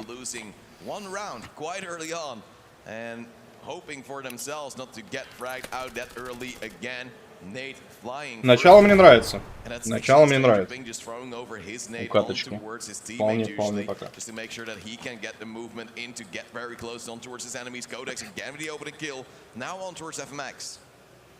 That's what Gamer Legion needs to do, right? Like, they need to continue on these early kills onto Virtus Pro, because as soon as they get one kill, then they start falling. Наши в синем цвете играют. Virtus Pro, которые. Getting the very opener is probably most important. Not to count them out when they've lost a single one, but you do know that it's going to be at least a little bit easier. Kakao spots a player, throws in a few bullets, not able to connect on towards the head just yet. 35 seconds until the point will open. Slow play after seeing such a chaotic and quick first round. Seemingly Gamer Legion able to stall off VP, and VP maybe just not as confident as they want to be, trying to move in at any time. It's just a slow play, and Gamer Legion having big map control on towards the point already, being able to still set up in buddy systems. And VP, you see them just checking way too many angles. They have absolutely no clue where they are, but Magic is trying to go for a flank. It's also kind of the downside, right, of not having all those headsets. The sound is going to be a lot less. Stranger Ping, I believe, maybe WTG that could have them. Gamer Legion set themselves up well, some tiny slits around on the actual objectives, going to be able to see where they are, going to be careful to not fire too quickly, though. You might get yourself picked up as Ferlix will take the kill into Magic, so it seems like Gamer Legion is able to put the numbers into their own advantage here. Kakao also takes down WTG, suddenly a 5-on-2 in VP, having banked on Magic, getting that flank, having to flank around completely, actually loses out quite heavily. Rask able to get to, какой тайминг был. Ебать, распил лица просто произошел в конце. Как он челочку-то поправил, аж важностью. Бля, да все, отъебался, короче, пока печенку жевал. Один удар, одна пощечина. Логично. Gamer Legion seeming a little bit more dominant, except for the fact that we had that first almost flawless round from the side of Virtus Pro. Just a little bit of a limb lost here and there, but nothing more than that. Virtus Pro, you need to kick it back in if you want to basically keep yourself up as the main finalist. А вот сейчас, кстати, Virtus Pro могут тильтануть. Они еще, по-моему, на этом турнире ни разу проигрывающими не были. Так что очень, сука, интересно проверить ребят на стрессоустойчивость прямо вот в этой вот, в разрезе вот этой вот катки.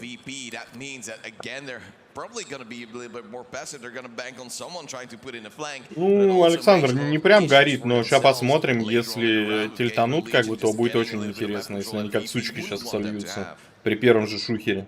Не исключено, кстати. They seem to be struggling out here, at least in those early engagements, and taking that the grenade there onto Ferlix is definitely going to be quite helpful. It's going to be removing one of those surf kits. And also a very capable gunner of the board. Bringing it back to even numbers here. FMX this time using the little slit inside the container to try. Зал кулачки на ногах за мальчишков. Да, мальчишкам. Мальчишечкам нашим помощь нужна. Поэтому, да, правильно все сделал. Ну, пока 1-1, но конец уже, скоро зачисточка. Прицел нравится этот. Ну, своеобразный такой прицел, я тебе так скажу. Я с ним редко играю. Мне нравится, знаешь, прицел какой? Где вот такой же, только красный кружок, а не вот эта стрелочка. Мне он как поудобнее, что ли.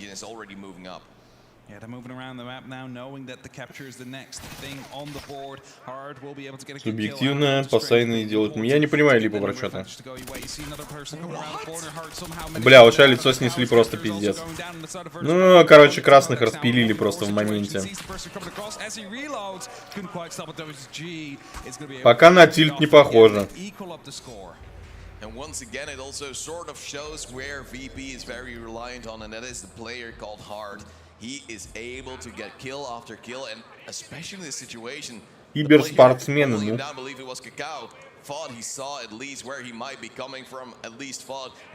Magic за год стрельнул, кстати, блядь. Он в течение 23-го года из никого превратился сначала в нормального стримера, в победителя турниров, блядь. И вот в итоге киберспортсмена по арене. Тоже норм. Прицел начала вайпа, а кружок этот, ну такой, не видно ни хрена вдаль. NotSerious красный кружок, больше английской кошки похож. Ну тут кому как, липа, я не знаю. Whereas they always had that clutch potential that you've seen, and we have seen many times before, as a grenade from Virtus Pros making its way over, won't find anybody on the side of Gamer Legion either. Now, I may not already... Мне с этим голографом ничего не нравится. Он как будто бы немного влево смещен на некоторых пушках. И он, ну, в этот момент относительно мушки он чуть левее и выше. И возникает небольшой диссонанс, короче, как целится. Ну и прицел не для дальника, да. Это ж ближняя средняя дистанция. If he will peek up, and then there will be the hat popping it off. It will be that ace taking out WTG, though, opening frag in favor of Gamer Legion. 20 seconds left on the clock, and VP actually again with a loss of life. Kakao has been hit on the legs, but Rask has been hit on the arm. A little bit of an engagement between the two of them.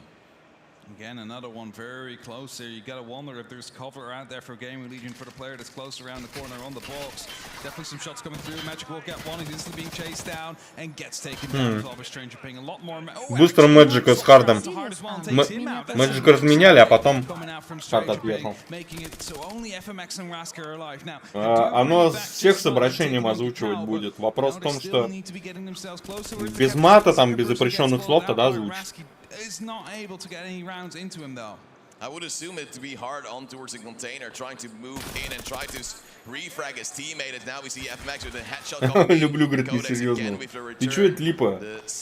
Воспылал любовью-то.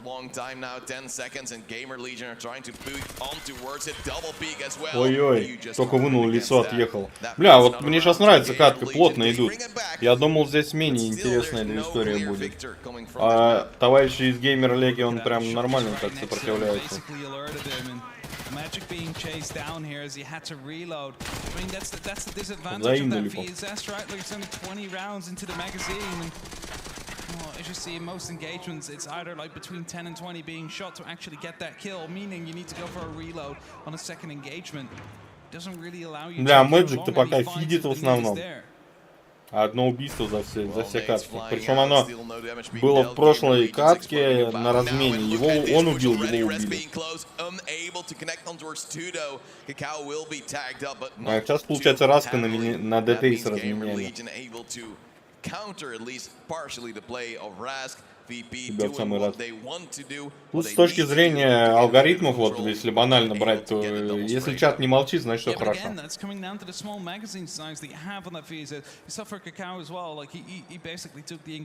Главное, чтобы я успевал этот чат читать и понимать.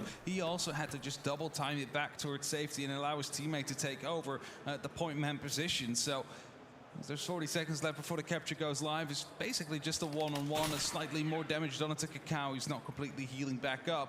Magic, though, has been spotted out, receiving some shots, actually being tagged up a little bit here.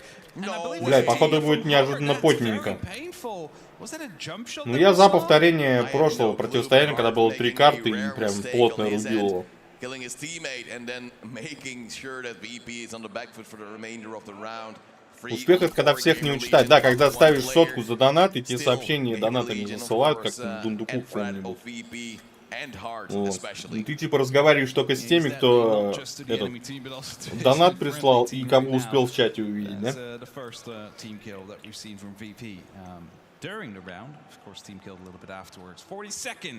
Липа, а это что за альфа 18-19?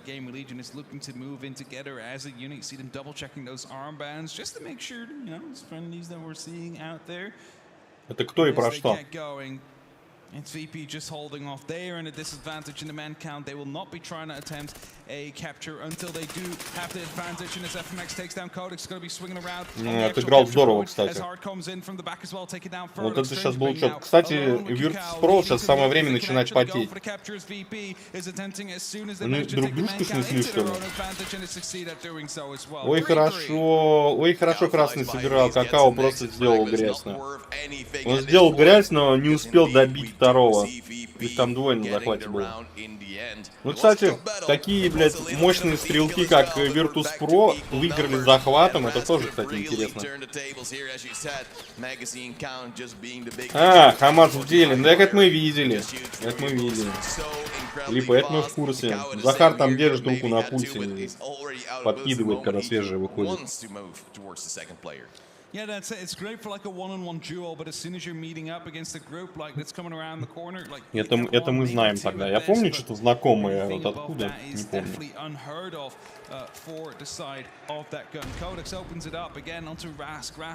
Это канал. Дед. Это в данный момент он обозревает ближневосточный конфликт, скажем так. Да, разбор боевых действий с точки зрения не враг, друг, а с точки зрения технического исполнения, грубо говоря. Это если совсем... Он, конечно, ангажирован, как бы, но он такой, мы за технику, мы обсуждаем только вот это. Вот. Ну, технически, да, обсуждает. Но он что надо и как надо обсуждает, грубо говоря. Я так назову это. Глянь. Если интересно такое, то глянь.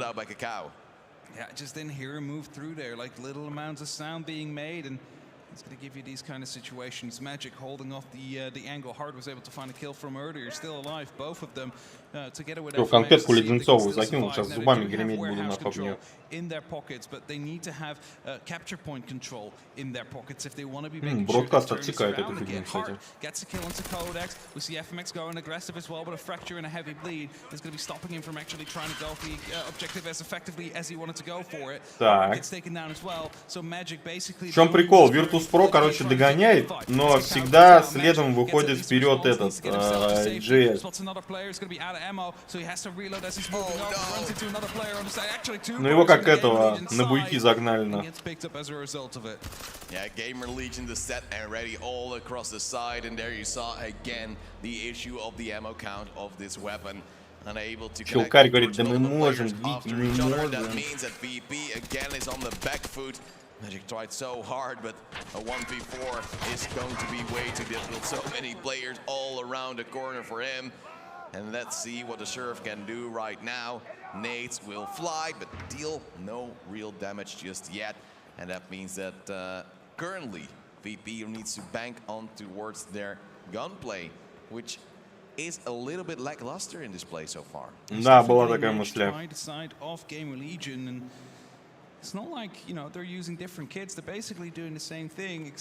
Захар, напомни только, что за мысля, потому что, ебать, я помню, что мы что-то обсуждали, прикинь, я до такой степени упоролся, блядь, что не помню, какое конкретно видео мы смотреть хотели.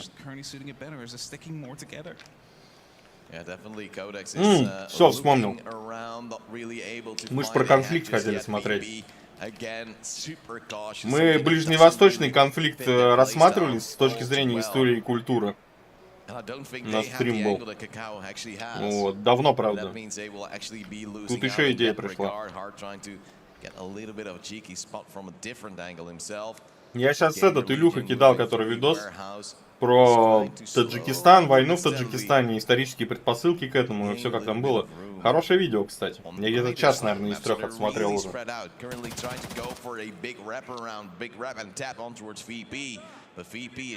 Интересная история региона, вернее, я так скажу. Ну вот да, про конфликт. Ну-ну. Я прочу. Looking to find himself with a nice angle as well as he goes for the reload, being ready for the actual capture point to be taken under control. Это про нашу заставу. Я пока не дошел до начала конфликта. Я пока смотрю только про предпосылки его. По поводу заставы, не знаю, застава там или что будет.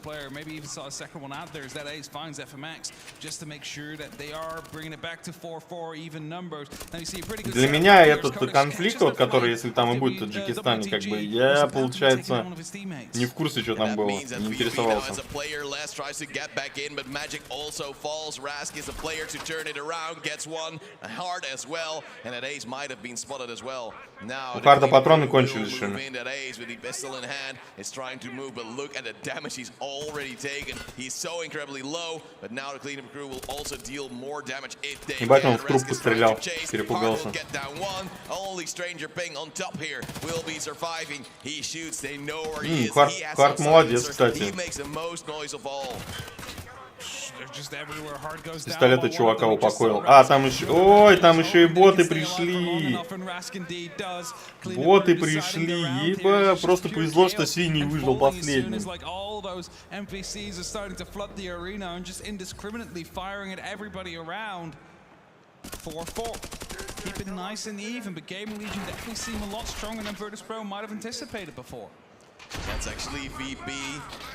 Смотрите, Virtus.pro, получается, опять сравнял. Сейчас смотрим, возьмут ли они, тренд переломит или нет. Возьмут следующую катку или опять отпустят.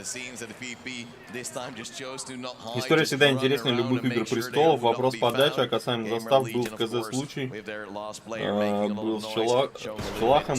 Взгляните, паря просто Рэмбо в одно дуло заставу вынес якобы. А я за 4 года там служил. Ваше здоровье, взаимно либо.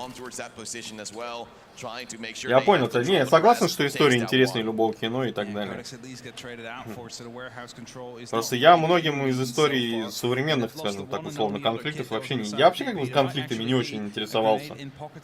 Я человек максимально не военный. Но потом начал стримить, потом Захар появился, начал мне мозг канифолить, назовем это так, короче, а потом мне стало интересно. Вот. Потом мне стало интересно, а сейчас вот потихонечку смотрим. То там посмотрели про это, то про это вот посмотрели, то вон про то.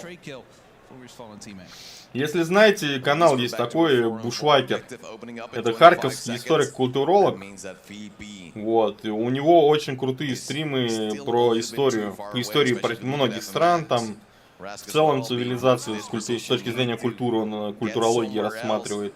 У него в этом плане очень классные стримы. Классные. И его смотреть интересно. Он в таком, ну, в такой нормальной подаче, вот с шутками, серьезно, где надо.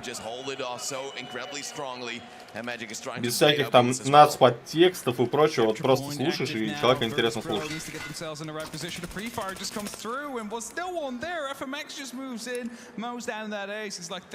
Ты ненавидишь раньше времени, ночь длинная. Да, тут как это, как, ну хули, аппетит, если пошел, только нет. А там можно и вздремнуть. Ну, получается, у красных фидеры остались, судя по всему. Судя по всему, мы смотрим, как Virtus.pro вперед выходит.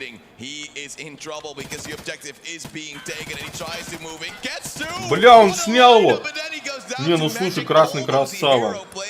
Красный красава, он сейчас просто выше головы прыгнул практически.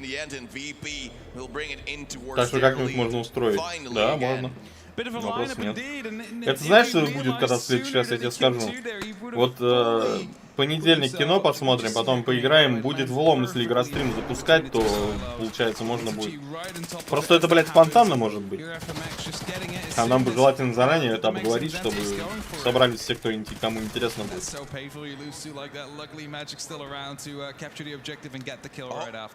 Ну тогда и я трубочку приделаю во славу счету стримера и за здоровье. Давай, давай. И тебе здоровья.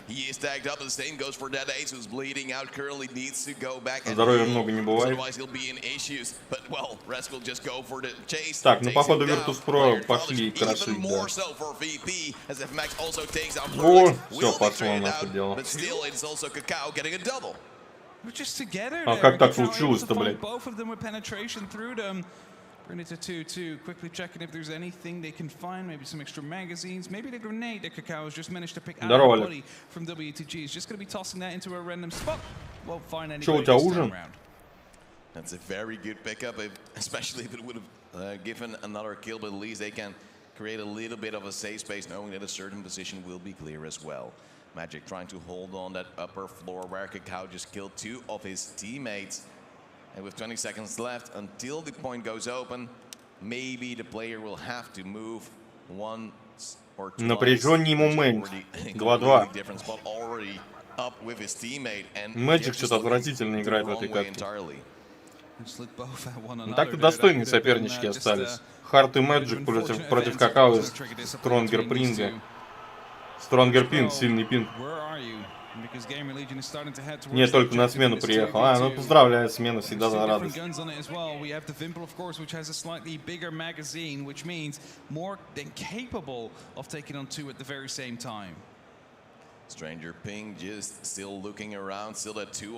А, не Стронгер, а Стрэнджер, понятно. Странный пинг. По крайней мере, его комментаторы так назвали. Сейчас,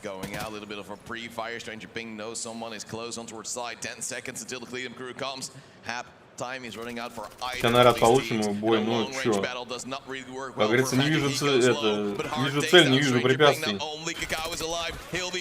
Ой-ой, ой-ой. Magic не дотянет. Magic не дотянет. А нет, дотянул, гля, красава. Magic молодец, сейчас молодец. Потому что это все очень быстро было, он, блядь, сориентировался просто как мангуст.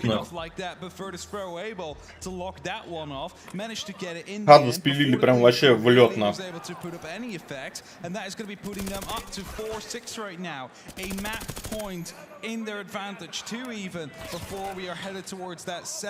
От лица Мэджика бы посмотреть. А, он из-за трупа стрелял.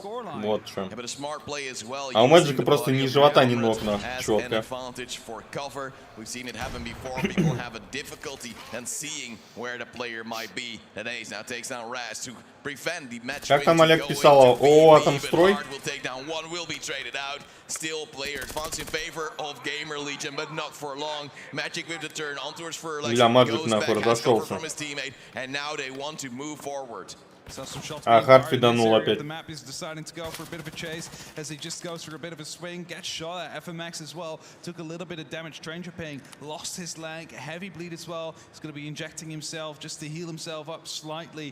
Кстати, дед меня опередил. Жабака, ты чё?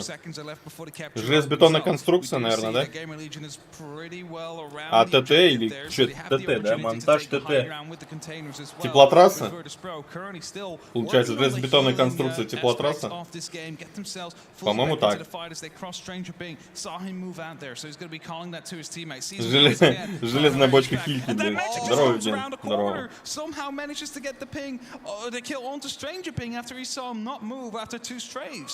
What a crazy play right there, and just VP gaining the player lead again. Time is running out. Распорядитель игр там орёт, блядь, шутки шутит. Actually having a very strong position here with his teammate. They will be able to come from the left or the right side just to cover it up. О, точки доступны для захвата. VP having the one player up, but for how long? because it will be Gamer Legion looking to equal the numbers, even better the numbers. А, технически ты управляешь теплотрасса, не угадал, блин. А про Мальпер это кто? Да, может. Это PvP арена.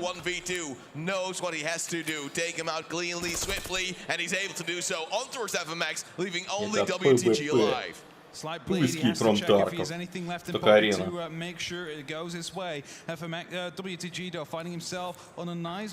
Интересно, а офлайн режим будет вообще у арены?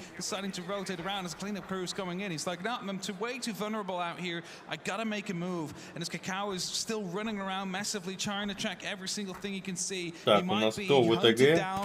Против Какао. Блин, ну Какао хорош. Но нет, Какао не затащил.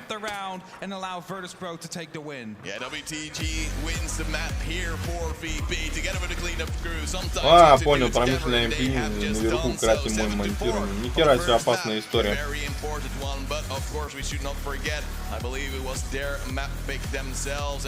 Короче, карту забрали.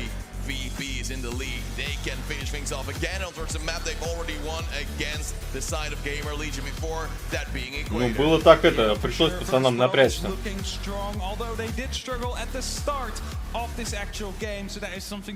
У Мэджика, кстати, как у всех велосипедов, охуеть какая борзая походка. Просто отметил без негатива.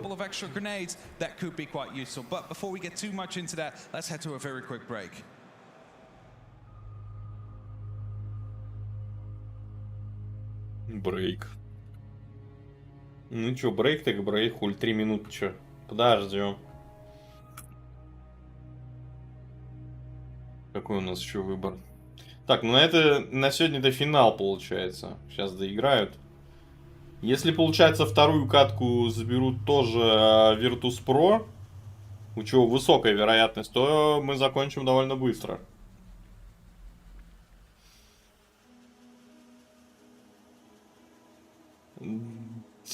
Тут как бы да, статистика, если лезть, то там дохуя чего опасным не считают.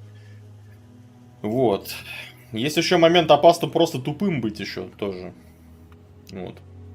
Форест Гамп это все-таки сказка, бля, да. Кино хорошее, но все-таки не очень такое правдивое, что ли.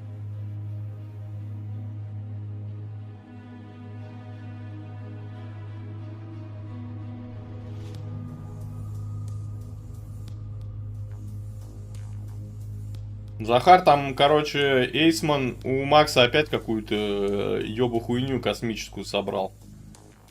Луноход или типа того. Они ж помнишь этот чел, который макеты делал? Шикарно, кстати, выглядит. Я сейчас в Дискорде у Макса смотрю. Прикольно. Там все, и, короче, антенка, какой-то указатель, колесики, блин. СССР. Это что-то СССРовское он собрал. Надпись СССР есть. Не знаю, как она по-умному называется, он не написал.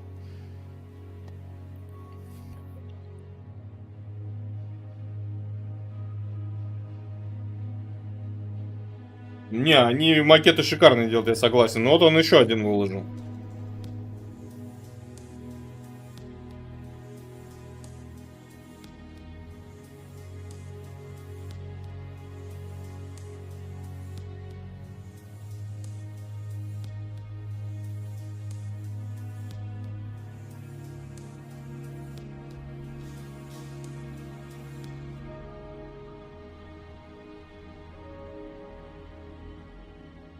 Ну, где-то я про то и говорю. Что тупость и непредсказуемость некоторых граждан, блядь, доводит иногда обычные, штатные, нормальные ситуации до какого-то, блядь, абсурда. И этот абсурд предсказать невозможно абсолютно. Вот, то есть ты просто не представляешь, как, блядь, это работает, да? То есть ты как вообще это сделал потом постфактум, если все нормально спросишь, просто он не объяснит, как он это сделал. Хуй знает, как ты сделал. Это, знаете, история, короче. Возил стирку на ремонт. Сейчас они пиздеть будут, ладно. Причем, да, я вообще в целом, это не только дорога. В общем, возил стирку на ремонт. Вот, пока мне ее там собирали, обратно уже забирал, приезжает чел, короче. А вы же знаете, что фильтр внизу есть сливной и помпа еще одна у стиралок. Я не знаю, как она по-умному называется, но этот фильтр, где всякие пятаки, там цепочки, крестики, блядь, туда фильтруются, и ты их оттуда забрать можешь. Вот, его периодически там надо проверять. Ну, в общем, чел, короче, допроверялся до того, что он сломал его. Вот, и он приехал, ему этот фильтр, короче, в общем, этот фильтр вот сам привез, сломанный, говорит, у тебя есть такой? Он говорит, есть. Новый есть, старый есть, говорит, давай, если сейчас возьму, ну, типа, а потом, бля, ну, машина, типа, загружена, я тебе новый, говорит, сейчас не дам, сейчас бэушный тебе принесу. Типа, просто так, забирай его, говорит, и езжай, типа, ставь себе. Он говорит, и еще там что-то ошибка, типа, на помпу указывала. Он говорит, ну, помпа бывает то, что фильтр забивается, и помпа сама, может быть, там немножко подзагрязнилась. Он говорит, ты ее посмотри, отверточкой поковыряй там. И говорит, попробуй, когда стирку запустишь, ее там запустить просто отверткой крутни, короче. И она, может быть, прокрутится, короче, и, типа, пойдет дальше, типа, будет работать. Вот. Он понял. А помпа это где? И начинает, короче, стирку обходить. Моя стирка стоит и сверху, сзади заглядывает. То есть у тебя, получается, по правой стороне внизу вот этот фильтр, за ним помпа. А он начинает смотреть сзади, короче, и сверху. Мастер на него смотрит, блядь, стоит. Говорит, ты фильтр этот где доставал? Он говорит, ну вот тут, показывает право внизу. Он говорит, я тебе помпа сказал, где стоит? Ну за фильтром. Ну так и где помпа? Тот опять назад заглядывает. Я говорю, блядь, за фильтром посмотри, говорю, за фильтром посмотри, там, говорю, загляни туда, там увидишь, крыльчатка стоит. Бля, ну так-то я не тупой, короче, я и тракторист, и сантехник, и монтажник. Ну, блядь, про фильтр ты, братан. Ну, про помпу ты вообще не догнал. Тот, блядь, смотрит на него, говорит, ты что за хуйня? И тот Захар, помнишь, я когда пришел, говорил, весь день долбоебы попадаются. И вот, короче, это вот один из них был. И он, мастер этот, его проводил, короче, он говорит, блядь, вот не поверишь, и весь день, говорит, такие. Вот сегодня просто, говорит, какой-то зашкаливающий маразм просто происходит, блядь. Так что тут это, я говорю, тупняк это штука универсальная максимально, это не только на дорогах, это везде происходит, блядь. Да, дед Иван, я тебя понимаю, блядь. Могу представить, бля, любая работа с людьми, это пиздец, как сказать, викторина, нахуй. Никогда не знаешь, что произойдет в следующий момент.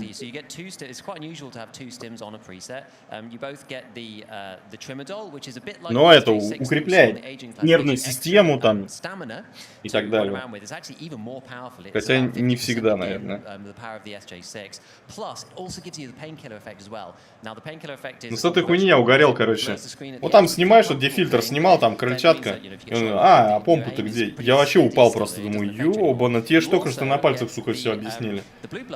Человеки умеют тупить божественно. Да, есть такое. Я бы сказал, даже они, знаешь, не то чтобы они прям филигранно тупить умеют. Или расшатывают, да. Я про что и говорю, не всегда. Или расшатывают вообще в хлам. Что будешь истерить просто от того, что чел что-то, блядь, там не так сделал. Ты же, сука, я тебя сейчас нахуй придушу, блядь. Естественно, никто никого в итоге не душит, но нервы в хлам. Ну, девка молодец все равно. А это два долбоеба по-прежнему. В моем случае нервишки расшатало. Ну как ты хотел уже ехать сборщика этого обоссать, как бы. Да, там, пожалуй, ты резок в оценках иногда. Хотя я тоже периодически было. Ну, особенно если я устал прям. Вот тогда я могу прям понервничать. А Захар знает, что еще момент, если я уже разошелся, если все пиздец меня порвало, то я начинаю матом, блять, разговаривать. Я вообще в целом не стесняюсь мат употреблять. Вот, хотя стараюсь быть приличным, насколько это возможно. Но если меня порвало, то я прям матом буду разговаривать. Иногда предупреждаю, вот сейчас я буду грязно ругаться. Давно такого, наверное, не было, чтобы я прям вообще вот прям рвался, нахуй, но раньше бывало. Здорово, Хэви. Резкость — это характерная черта расходного состава.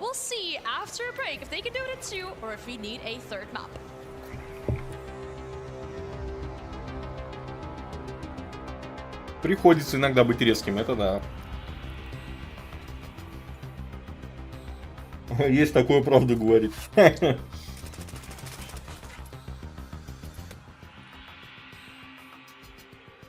Я у меня, когда-то, помню, пердак порвался, я говорю, народ, я сейчас вас всех предупреждаю, дальше стрим будет 18+, я буду разговаривать матом. Если кого-то не устраивает, лучше сразу уходите, на. Ну вот, 5 минут пиздеца изо рта выливается, короче, и потом все, опять все тихо, спокойно. Я из-за нервов не бухаю уже 6 годиков, исключение пива после бани и шампунь на НГ. Ну, я не то чтобы из-за нервов не бухаю, но тоже как бы это... Пару куролесов было по синьке, я такой думаю, блядь, ненормально, лучше не надо. Вот, и подзвездал. Не то чтобы там прям жесть какая-то была, но мне хватило, чтобы задуматься. Вот, потом в голове и зожная тема была в плане не бухать, там мозги по-другому работают. В итоге, сейчас могу сказать так, что не бухаешь ты, не сильно разница, если ты бухаешь, скажем так, умеренно. Не бухаешь, а иногда выпиваешь. Вот, и, например, сейчас вот там братан медовуху на Новый год делал, там стакан медовухи долбануть или вина стакан выпить, вообще не западло. Ну, а именно чуть-чуть. Что у вас горит, куда дрова бросать и ведень подносить? Да у нас пока ничего не горит, мы такую умозрительную ситуацию обсуждаем. Не бухаешь и проблем не знаешь? Ну, в том числе, да. Потому что по синьке чудеса творятся разные, это вопросов нет.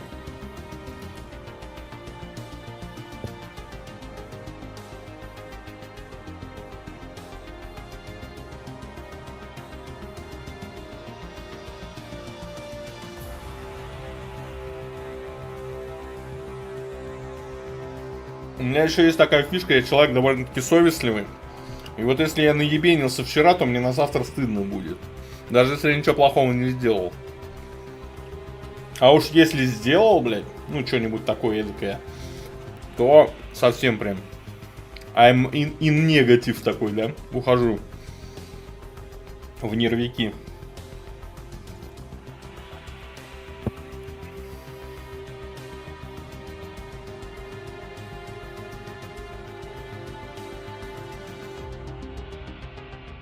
Синька всегда накаляет, я не то что пропагандирую, но на выездах по ножовщине бывал. И не бывал на поножовщине у планокуриков. Я трубочку добил, еще я объясню.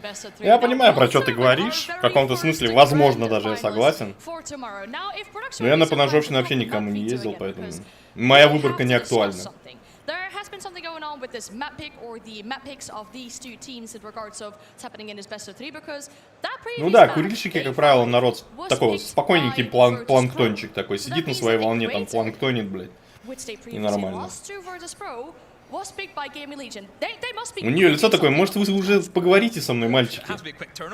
Я, конечно, понимаю, что толку от вас уже не будет, но давайте поговорим. Заметьте на нее, вот она, я вот смотрю на этой сцене всегда на нее. И у нее так интересно, она, как она улыбку надевает. Она стояла такая, хуяк улыбку надела, такая поулыбалась, сняла она. Профессионал, баба точно профессионал. Sure, I mean this is once again one of those smaller maps. It's the map that only has that one objective in the middle as you can see. Я себе всегда оставляю повод вернуться туда. Once again allows for that playstyle that VP seem to enjoy so much, that just shift W running playstyle. Shift W running playstyle, прикольно. Типа rush по центру playstyle.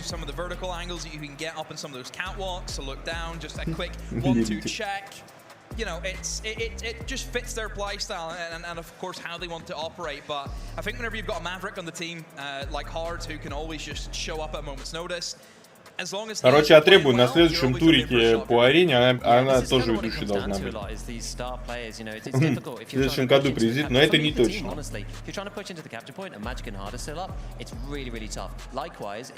Я попробую хэви, но ничего не буду обещать.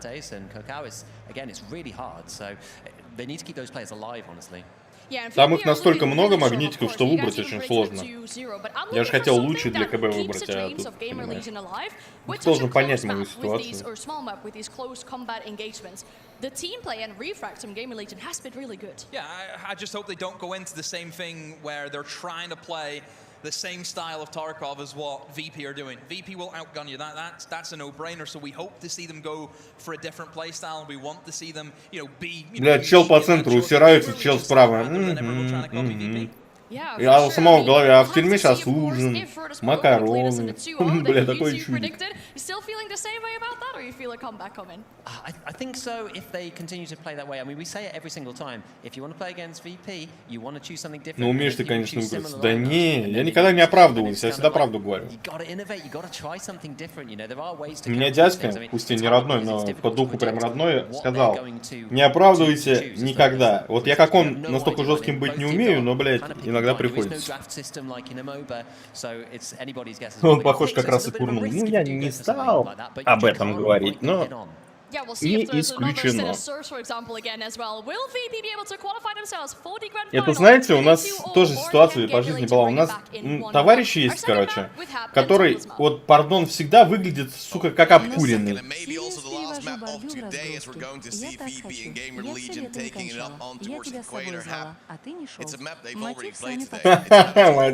Ну да, она пиздец в бедственном положении там. Вот у нас есть, короче, товарищ, который выглядит всегда, пардон, как обкуренный, вот прям вот удобанный в сопли. При том, что он, сука, идеально трезвый, вообще ни капли, ни алкоголя, ничего в нем нет. Но он всегда такой, у него вид, как будто укуренный. Вот его девки любят за это, я не знаю почему. Вот, и вот он такой ушлепанный. И, короче, как-то мы сидели в крыле на районе. Вот, сидим. И, значит, у нас одно время там наряды мотались, короче, ну, там проверяли молодняк, чтобы там после 10 не гулял и так далее. Вот, подходят, у нас, сука, все трезвые, ну, никто ничего вообще, ни пива, ничего, вообще ничего не было. И забирают самых адекватно выглядящих двух, потому что они выглядят подозрительно. А этого, который, сука, выглядит как конченый укурыш, они игнорируют и не берут, ебать. Мы все, сука, в шоке были. Типа ты вот выглядишь, как будто ты это, кровь там, анализ туда-сюда проверить. И двух увозят абсолютно нормально, адекватных с виду людей. А этот стоит вот прям вот реально, прям вот конч, ебать. Для них он нормальный. Я вообще выглядел. Это какие года? Блин, ну смотри, вот мне 35, я там гулял до 23-24 лет. Ну, 10, там, 12-15 лет назад. Плюс-минус. Там слишком большой разброс может быть по годам. Сие сложный момент. Не, просто к тому мы все сами в шоке были. Вот, то есть он выглядит как конченый нарик, короче. Забирает пацанов обычных, короче, все на спорте, блядь, там, баскетбол, футбол и так далее. А этот, блядь, ну просто было удивительно. Просто было удивительно. Такая история из жизни.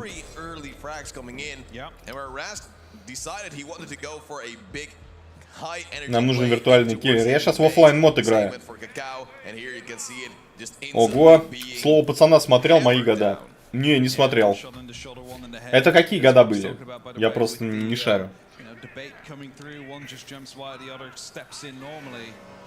Я как бы слово пацана вообще ни предысторию не знаю, ни сериал не смотрел и пока не хочу. Вот, просто как бы совсем мимо меня история. Я только до дома добрался. Красавчик, пиво купил, яйца посмотрел почем.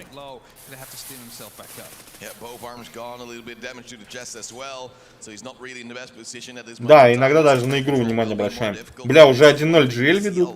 Или это они обсуждают?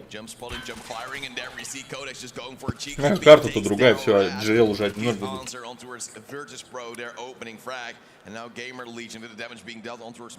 80-й группировка в Казани. Ну, 80-й, я в 88-м только родился. Яйца 129 КБ, дорого, блядь. Во время Горбача еще, понял. Вот ты знаешь, вот Илюха, который видео скинул по Таджикистану, ебать там разбор Советского Союза и процессов в нем происходивших очень четко сделан. И там понимаешь, что гниение Советского Союза, оно далеко не в 80-х началось, далеко не в 80-х. То есть буквально можно грубо оформить это так, что вот умер Сталин и понеслась нахуй. Вот прям вот. И вот уже тогда началось уже, как говорится, растление Союза, блядь.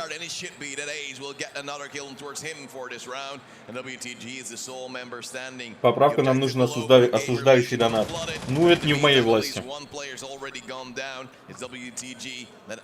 Донат с моими воплями уже есть, так что... Yeah, of course he has a bit of a bigger capacity magazine here. Surprised they're actually not capturing yet on the Gamer Legion side of things. And as I said, of course, just a little bit of a step on, step off kind of thing. He gets yet another kill. Now he has the opportunity to actually clutch this out. Бля, вот такие, кстати, молодец, нормально. Он и прошлые карты нормально тащил. Manages to find that kill before he gets hurt too much. Gamer Legion find themselves with 2 rounds. Yeah, they gave him a little bit of an opportunity to get back in towards the round as well. But Rask, of course, dying early. And then the rest of the team of VP not able to make their marks apart from the Андрюха в римку пошел. It's not what they needed. They needed to have 4, and 2 is not the same number. 2-0 for Gamer Legion.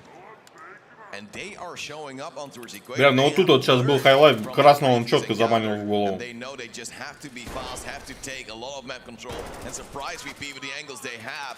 Max though takes down Kakao, and the early advantage might already be Первую карту забрали Virtus.pro. Quite a bit though, and we have seen that Gamer Legion necessarily doesn't, you know, worry that much about the disadvantage. Это вторая карта из 3 возможных. Если Virtus.pro ее заберут, то 2-0 они дальше проходят.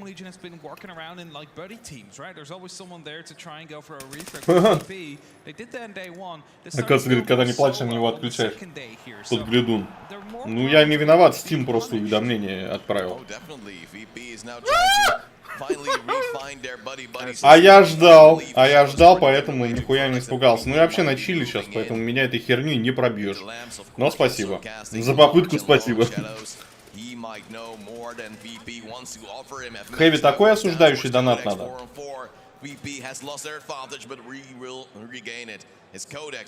Вот взял и забайтил Захара, короче, на донат. Still the advantage for Virtus.pro indeed, and they'll be desperate to get themselves back up another round. See right here the Gamer Legion really playing together, trying to hold off. Вот когда очко в Таркове сжимается, и вот этот донат прилетает, вот там пиздец, как бы это, в шоке стрелять не начать во все стороны, блядь. Захар умеет подъебать этой штукой.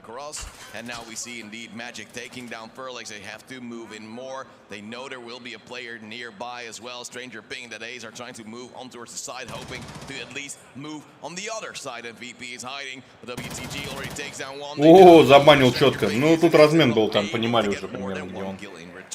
VP, their first round is in, but they still need a lot more than that. Захар, вот сегодня как бы осуждающий, да, но я не напугался, но в целом, блядь, вспомни, сколько воплей было по этому поводу, блядь.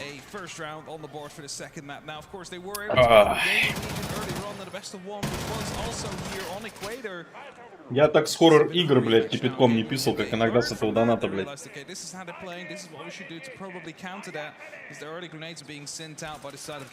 Кстати, вот, знаете, если вспоминать, хоррор-игры разные были, но реально страшно, мне знаете, когда было? Вот реально было страшно. Помните Сабнатику первую, когда надо очень на большой подлодке такой, вниз очень глубоко, туда, где кратеры, там вот эта вся хуйня. Вот там реально было страшно мне, я не знаю почему, но пиздец, там жуткая атмосфера. И еще момент, когда было реально страшно, это гнездо чужих, Вален Isolation. Вален Isolation, гнездо чужих, ебать, я там кирпичный завод наложил нахуй, пока я его проходил. Trying to step in and out of the fight here to see if there's any flank going on. His teammate came in to support as well, so Virtus.pro seem to be in a very good position here as the VSSs just continue to roar down range and send those. Ну, Сабнатика, да, хороша вообще, без базара. Вчерашняя игра мне тоже понравилась, но там Сабнатика более геймплейная, а это более ходильная.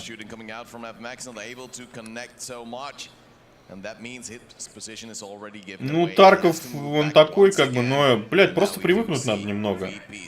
Это страх потери, лута там, еще так далее. Это все пройдет постепенно, наверное. Просто надо больше пвпшиться, больше всей этой движухи. Будешь постепенно привыкать. Я почему-то очковал за Last of Us. Бля, Last of Us, вот первая часть, вообще охуительная игра. Она хорошая игра, это хороший сюжет. Это хорошо прописанные герои. Ну, когда проходил, я мнение о ней говорил, мне очень понравилась игра. При том, что, ну, типа, геймплейно ничего особенного. А вот сюжетно прописанные характеры, взаимоотношения, режиссура, отлично. Но реально страшно, мне, наверное, там не было. Ну, она такая, как-то. На нервах немножко местами поиграла, но чтобы прям страшно мне не было.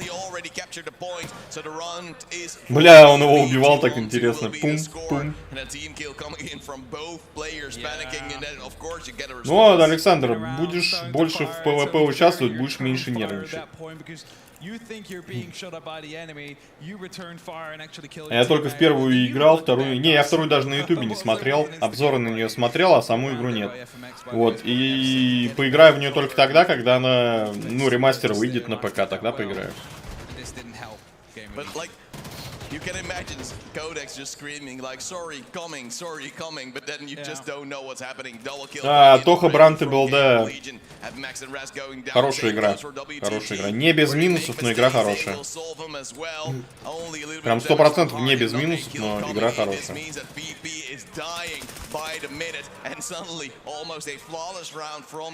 Быстро они раунд отбили. Yeah, definitely got a quick response there for the consecutive rounds we've seen from Virtus Pro. And the big question is Virtus Pro going to be able to respond instantly as well as we get into... Ну там моментами, там знаешь как было? Когда у тебя жизни-то начинает кончаться, начинаешь охуевать.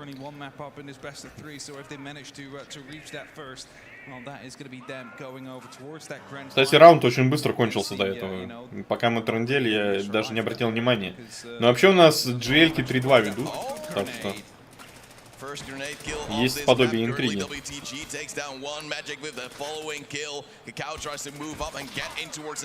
А чё я негодяй-то?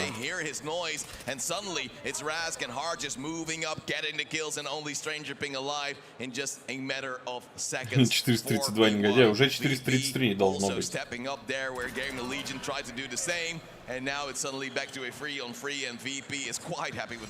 У меня YouTube на компе типа мобильный открывается. Не знаю, странно, у меня нормально работает. Это не Де Брантон, там, это у нас как история Тохи Бранта была. Там же, по сути, читалка, и ты выбираешь развитие событий. Бранты, я тебе так скажу, посмотри начало, если понравится, сам поиграй. Хорошая игра. Она стоит того, чтобы в нее поиграть. Она, говорю, она не без минусов. Там есть прям условности, которые, блять, ну зачем вы так сделали, прям иногда кажется, да? Вот, но играется один раз, точно с кайфом пройдешь. Возможно, и не один раз. Жизнь и какие-то невыносимые или там бесконечные страдания Тохи Бранты во времена чего-то там. Я помню там длинное название. Сама глава жизни, или как она там, я помню, как в моменте все рухнуло, и оказалось, события развивались со страшной скоростью. Не, ну там, не, вот в плане прописанности событий игра шикарная. А в плане условий наступления некоторых событий иногда вопрос, типа, ебать, вы вообще как нахуй это сюда натянули? Не, по лему еще не пугались. Один раз, когда этот плазмоган мимо нас шагал в пещере, немножко не рвануло. А так я понимал, ну, типа, что это ж ходилка. Какая-то ебака ничего там с тобой, по идее, не должна сделать. Когда попрет чернуха, я так понимаю, нам надо до непобедимого дойти, и там, наверное, чернуха будет. Но мне хочется быстрее ее закончить, интересно, чем кончится. Мне понравилась игра.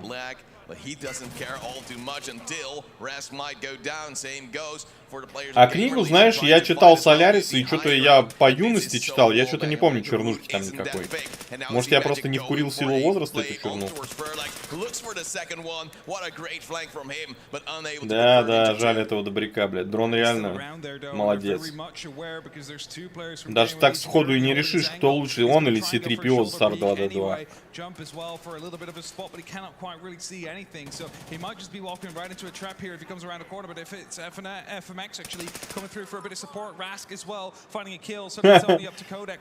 Бля, Липа там портянку написала, чат не пропустил.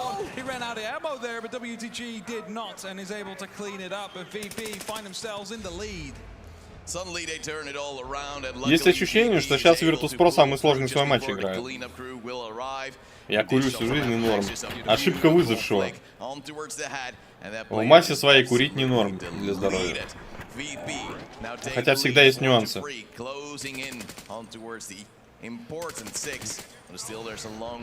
А, четкий размен. Убивает он, и прям следом ему в черепушку залетает. I'm not sure. Oh, grenade again coming out. This time Rask is the one that falls by it. It's definitely not ideal for VP, especially with Hard taking lots of damage as well. Kakao slightly tagged. Опять, да, кстати, видал. Не взлетел сокол, блядь. Приземлили обратно быстрее.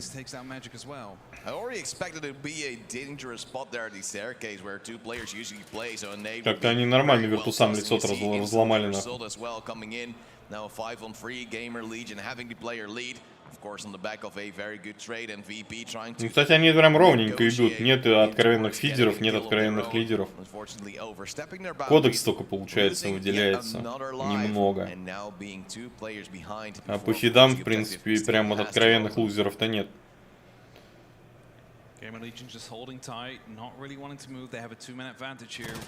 Несерьезно, ты на кого ставишь? Я думаю, Virtus.pro должны дотащить. Главное им не нервничать. А если они эту катку затащат, ну, в финале им должно быть даже легче, наверное. Так, ну эту катку они отдали.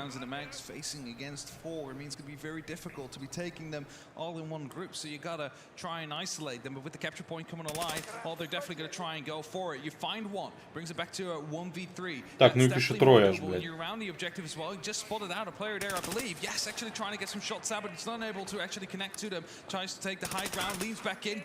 Бля, вау, вот Хард, ебать, что ты делаешь, блядь?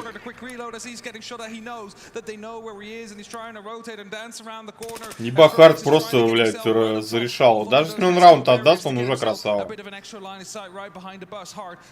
Причем он целый, 100%. Не ран, ничего. 15 секунд и давление начнется. А там, по-моему, фонари включатся, а потом выйдут эти, команда зачистки. Ну, Хард сейчас реально дал один из лучших хайлайтов, пока вот из того, что мы видели, это прям буквально один из лучших моментов был. And he might have the perfect angle as well. Ferlix moves in. Hard now knows where he is. Bullets flying. They have to reload, but the cleanup crew also coming in. Hard with a pistol does take him down. Бля, Хард затащил. Ебать, он просто разобрал их на запчасти. По сути, вот сейчас переломный момент должен быть. Они практически отданный раунд. Хард просто забрал.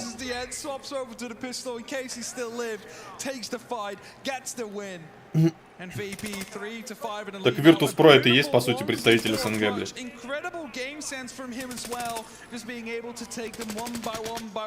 Не, Хард реально сейчас распилил вообще по масти, так сказать. Еще и из пистолета добрал. На все деньги выступил. Ну, заметьте, им сейчас 2 раунда брать, и они в финале. 2 раунда берут, и они в финале. А Геймер Легион будут с предыдущей командой в полуфинал еще играть.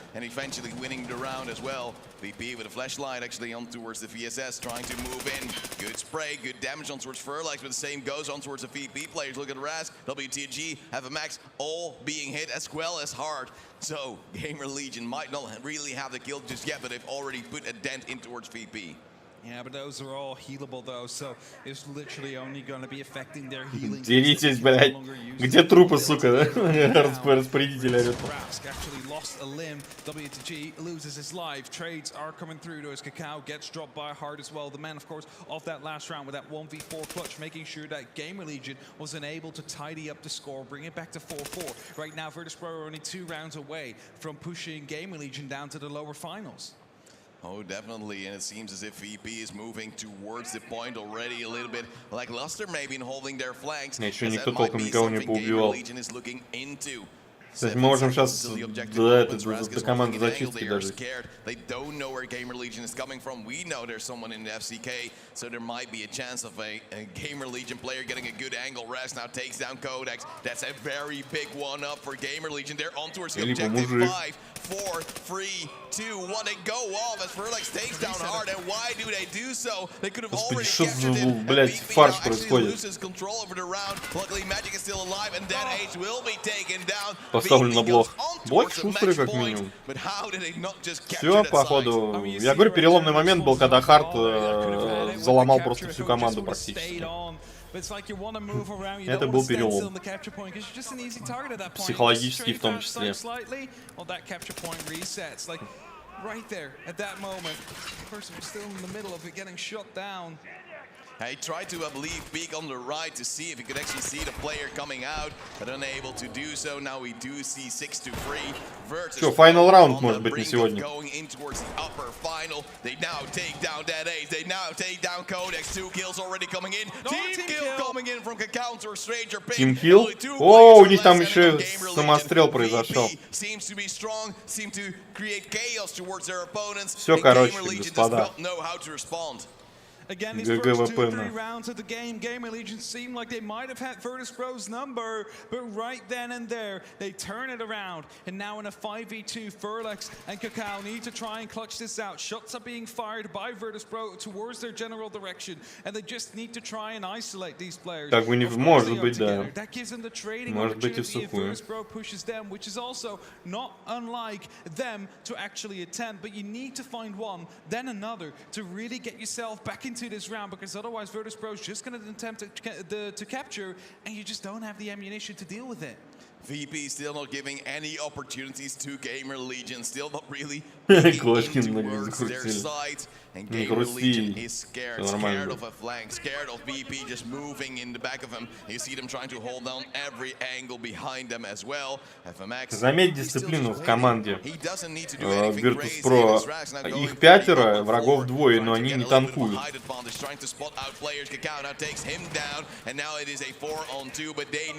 Ну и размены не сделали.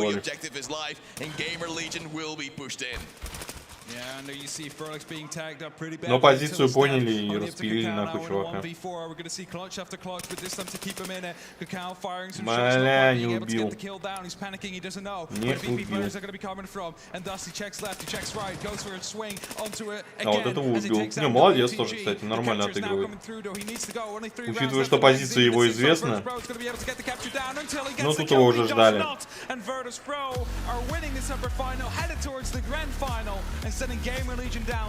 Какой же этот коллиматор русский страшный и красивый, ну.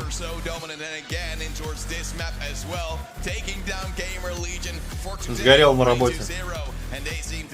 Не, ну немножко потно было для ВП. Бля, Magic вызывает у меня какие-то странные чувства в плане того, что он какой-то реально кринжовый чел. They do want to celebrate that victory. You saw the emotion as well as the clutches started to come through. At the start of the tournament, you know, it's just business as usual, but now it gets a bit more difficult. The teams are getting more into the game as well. You see that they are getting more and more tense as well themselves. Yeah, it's actually insane to see VP being that dominant of a fact. Давайте девку из Икеи покажите и пойдем отдыхать.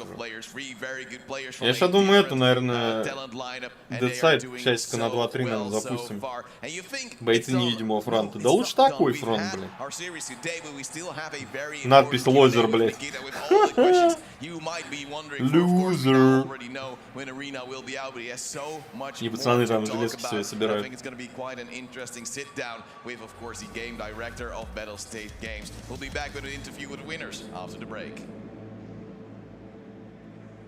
Интервью с победителями, давай.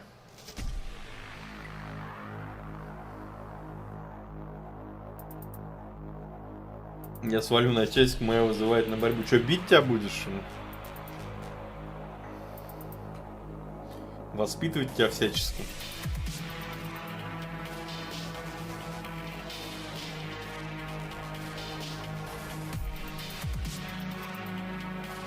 Я думаю, мы это, часика 2-3, если в хлам не устану, может подольше. Если устану, то нахер, мучиться не буду.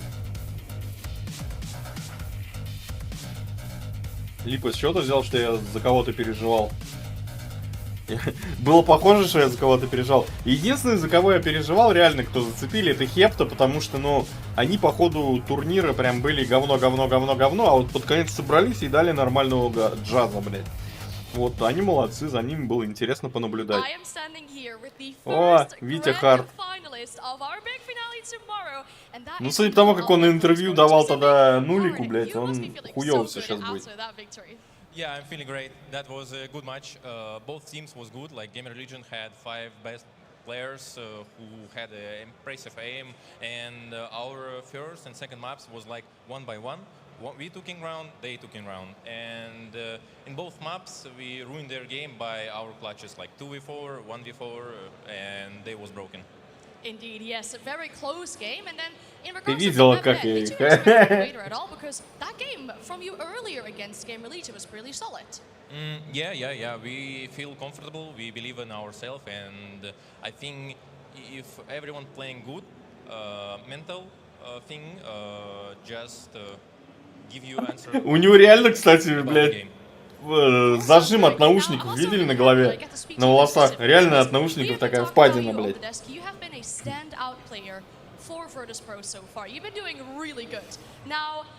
People will get access to Arena tomorrow. What would be your #1 tip to those watching that want to be as good as you? Arena, wait for Arena and play. That's awesome game with awesome emotions. Да, Александр тоже об этом подумал, не без этого. Ну, приятной борьбы тебе в любом случае. За наши мужские права. I don't care.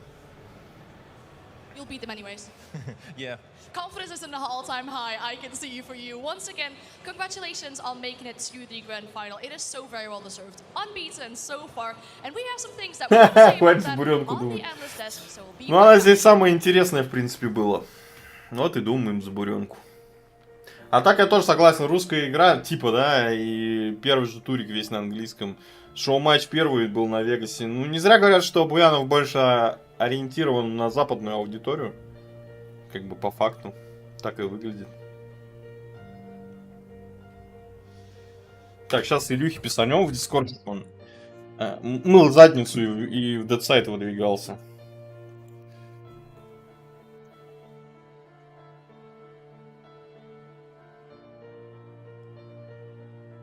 Гринго опять в корабли попер.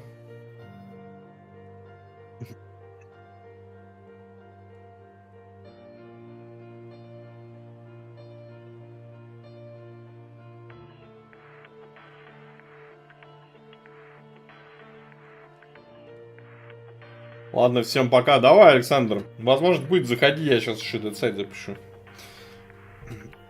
На пару часиков, я думаю, посидим.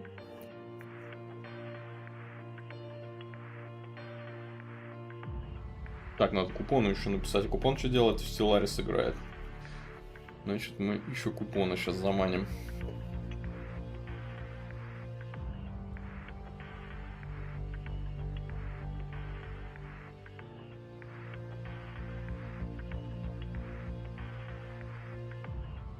Так, посмотрим, что после брейка будет. Сейчас я подойду еще.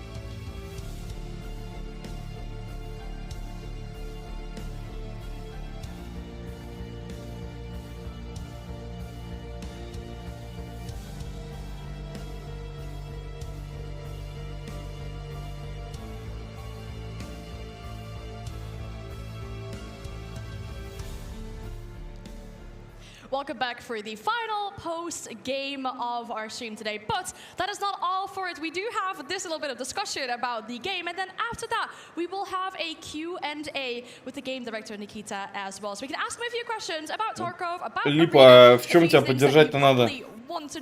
Расскажи, может, я тебя поддержу. But before we do that, let's talk about this game because we have confirmed our first grand finalist. Так, ну по дедсайду сейчас тогда отдельный стрим запущу. In maps, it is so well deserved.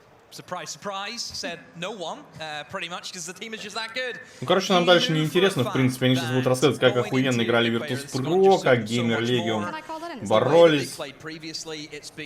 В чем поддержать я в полу, я тоже пока не понял.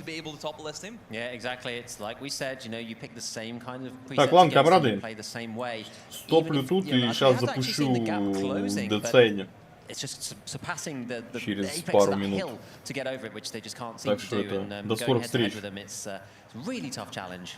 It is a very tough challenge, and we heard it in the interview as well. You know, they really broke them with those clutches. A 1v4, for example, as well. In particular, just so strong from the side of Roots Pro. It was so deserved. He obviously gets this one kill, that's fine. That ace was just looking for him.